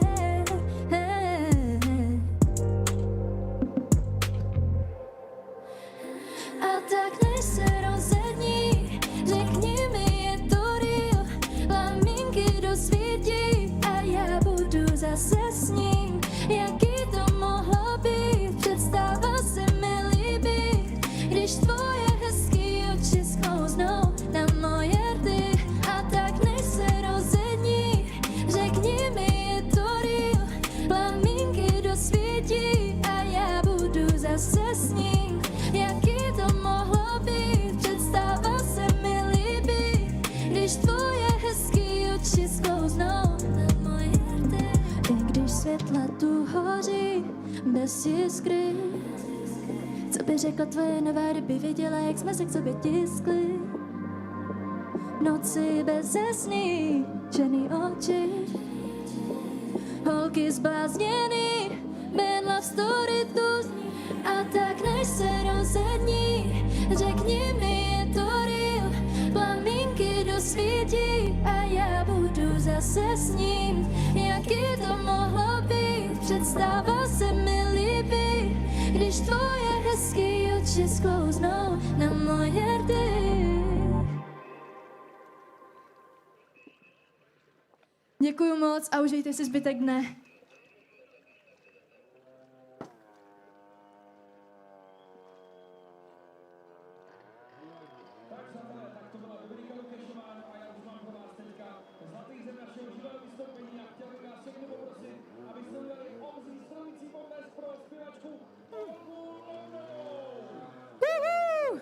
Tak já děkuju krásný zpěvačce, která tady uvedla krásnou atmosféru.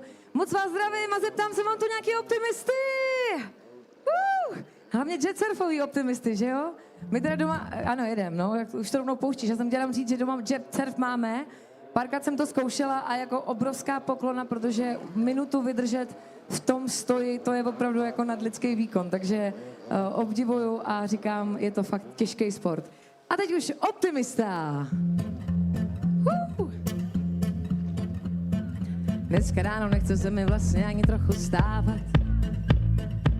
Oči mám zalepený plný ospalků. Hej, hej! Včera chvíli po poledni přišla zhora blbá zpráva. Učí mi v hlavě sto, jak skládám tu mozaiku. Počítám, kolik let je přede mnou a kolik za mnou. Co zbytečnýho řeklo se, neřeklo se. Po těžký kotcovině nechám svoji hlavu schladnout. Jistý je, že se země i bez země točí po ose. A všichni jedou! Co na tom, jaký je plán, kolik let ještě to mám, co na tom očtu běží, vždyť na tom nezáleží. Co na tom, jaký je plán, kolik let ještě to mám, co na tom, co se chystá, jsem věčnej optimista, jet surfový optimista. Možná mají tam nahoře se mnou trochu jiný plány, že prý jsme tady z nějakýho důvodu. Je tu dneska nějaký Petr, pánové? Tak svatý Petře, ještě neotvírej brány. Samozřejmě novka, to je jasný. I s utrženým uchem budu chodit pro vodu. Tak pojďme pro Péťu, jo, spolu. Co na tom, jaký je plán, a vy kolik let ještě jo, co na tom počtu běží, vždyť na tom nezáleží. Co na tom, jaký je plán, kolik let ještě to mám, co na tom, co se chystá, jsem věčnej optimista. Co na tom, jaký je plán, kolik let ještě to mám, co na tom počtu běží, vždyť na tom nezáleží. Co na tom, jaký je plán, kolik let ještě to mám, co na tom, co se chystá, jsem věčnej optimista. Na na na na na na na na na na na na na na na.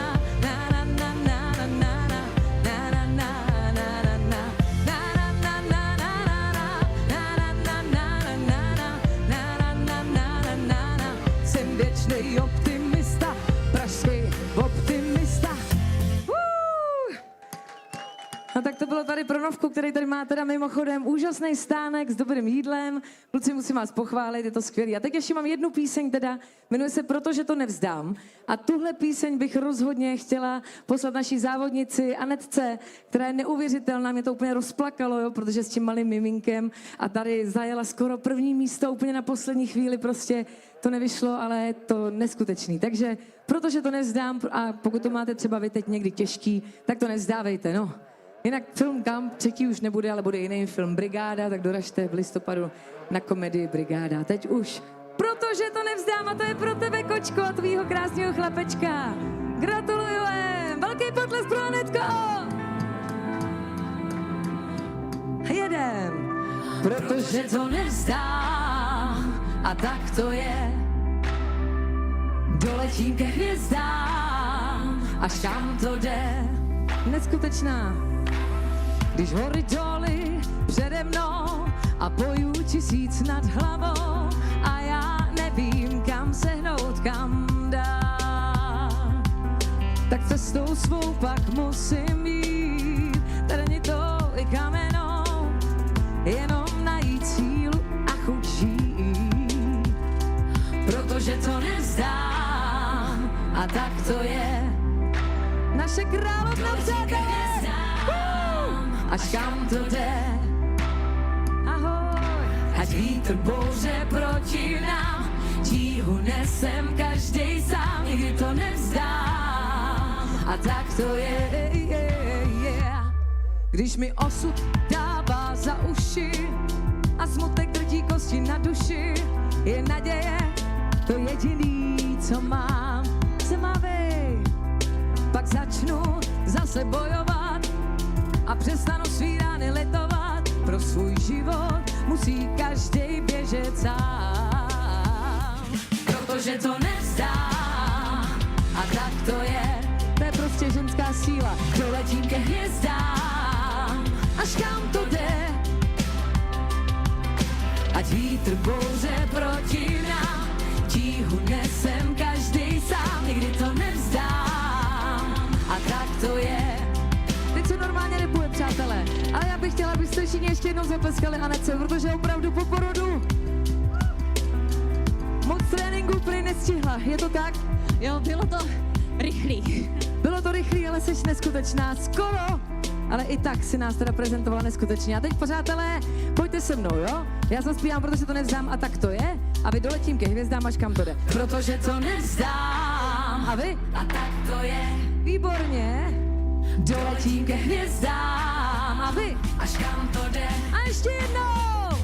Protože to nevzdám. A tak to je. A možná bychom jí mohli zamávat. Pojďte. Ano. Až kam to jde. Ať vítr bouře proti nám, tíhu nesem každej sám, nikdy to nevzdám. A tak to je. A naposled. A tak to je. Až kam to jde. Ať vítr bouře proti nám, tíhu nesem každej sám, nikdy to nevzdám. A tak to je. Nikdy to nevzdá, tak to je. Aneta dál jet surfuje. Hvězda dnešního odpoledne, přátelé. A s tou malou hvězdičkou v náručí. Zase se mi chce brečet. Já taky brečím, děkuju. Takže si to užijte tady, ještě za chviličku bude samozřejmě předávání medailí, tak doufám, že taky přijdete ještě zatleskat ještě jednou, že jo? Je to tak?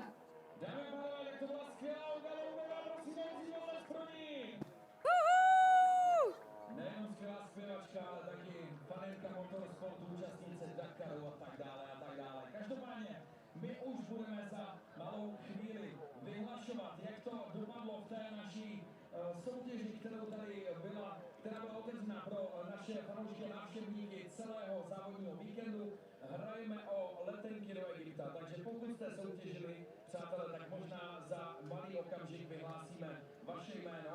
Já jsem velmi zvědav, kdo to vyhraje, kdo si to nakonec odnese. V každém případě vyhlašování této soutěže bude skutečně za pár okamžiků. Takže zůstaňte s námi na to ještě dlouho. Hlavně nás ale dneska ještě čeká vyhlašování výsledků a slavnostní závěrečný ceremoniál po celém závodu.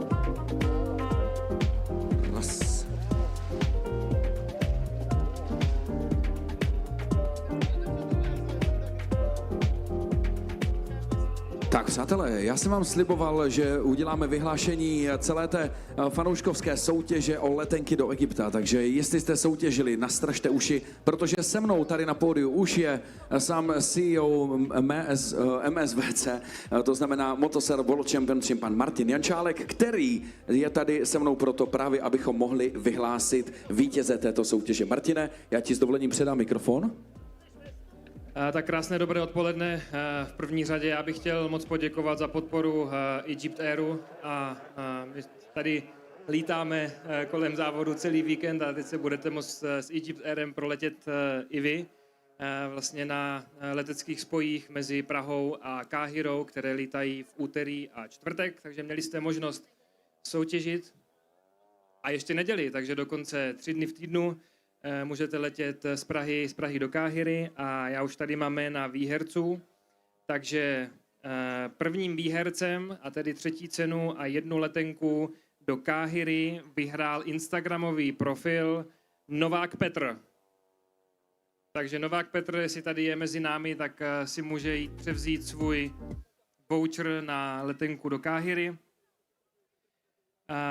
Druhá cena a tedy 2 letenky do Káhiry poputuje k instagramovému účtu Laila the One, který vlastní Linda D. Takže potom do tohoto profilu přijde do direktu zpráva ohledně výhry. No a další 2 letenky vyhrává instagramový účet Anna Travex. Takže další 2 letenky vyhrává Anna Travex, takže může letět do Egypta, podívat se na pyramidy a dokonce je tady s náma Anička, takže pojď si. This is the first one. These 2 tickets. Takže si užijte cestu do Egypta a návštěvu pyramid a všeho možného, co v Egyptě najdete, je tam z toho spousta, takže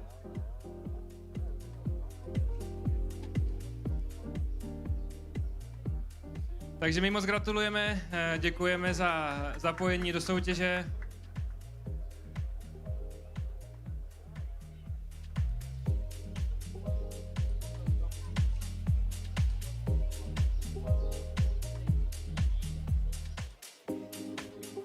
Once again, thank you very much to Egypt Air for the support of the competition. Laila the One, so we have also, máme tady taky profil Linda D, takže taky 2 letenky do Egypta. Takže úterý, čtvrtek a neděle. Tak jo, děkujeme moc krát a blahopřejeme. A platí to samozřejmě i z Egypta zpátky do Prahy, není to jedno.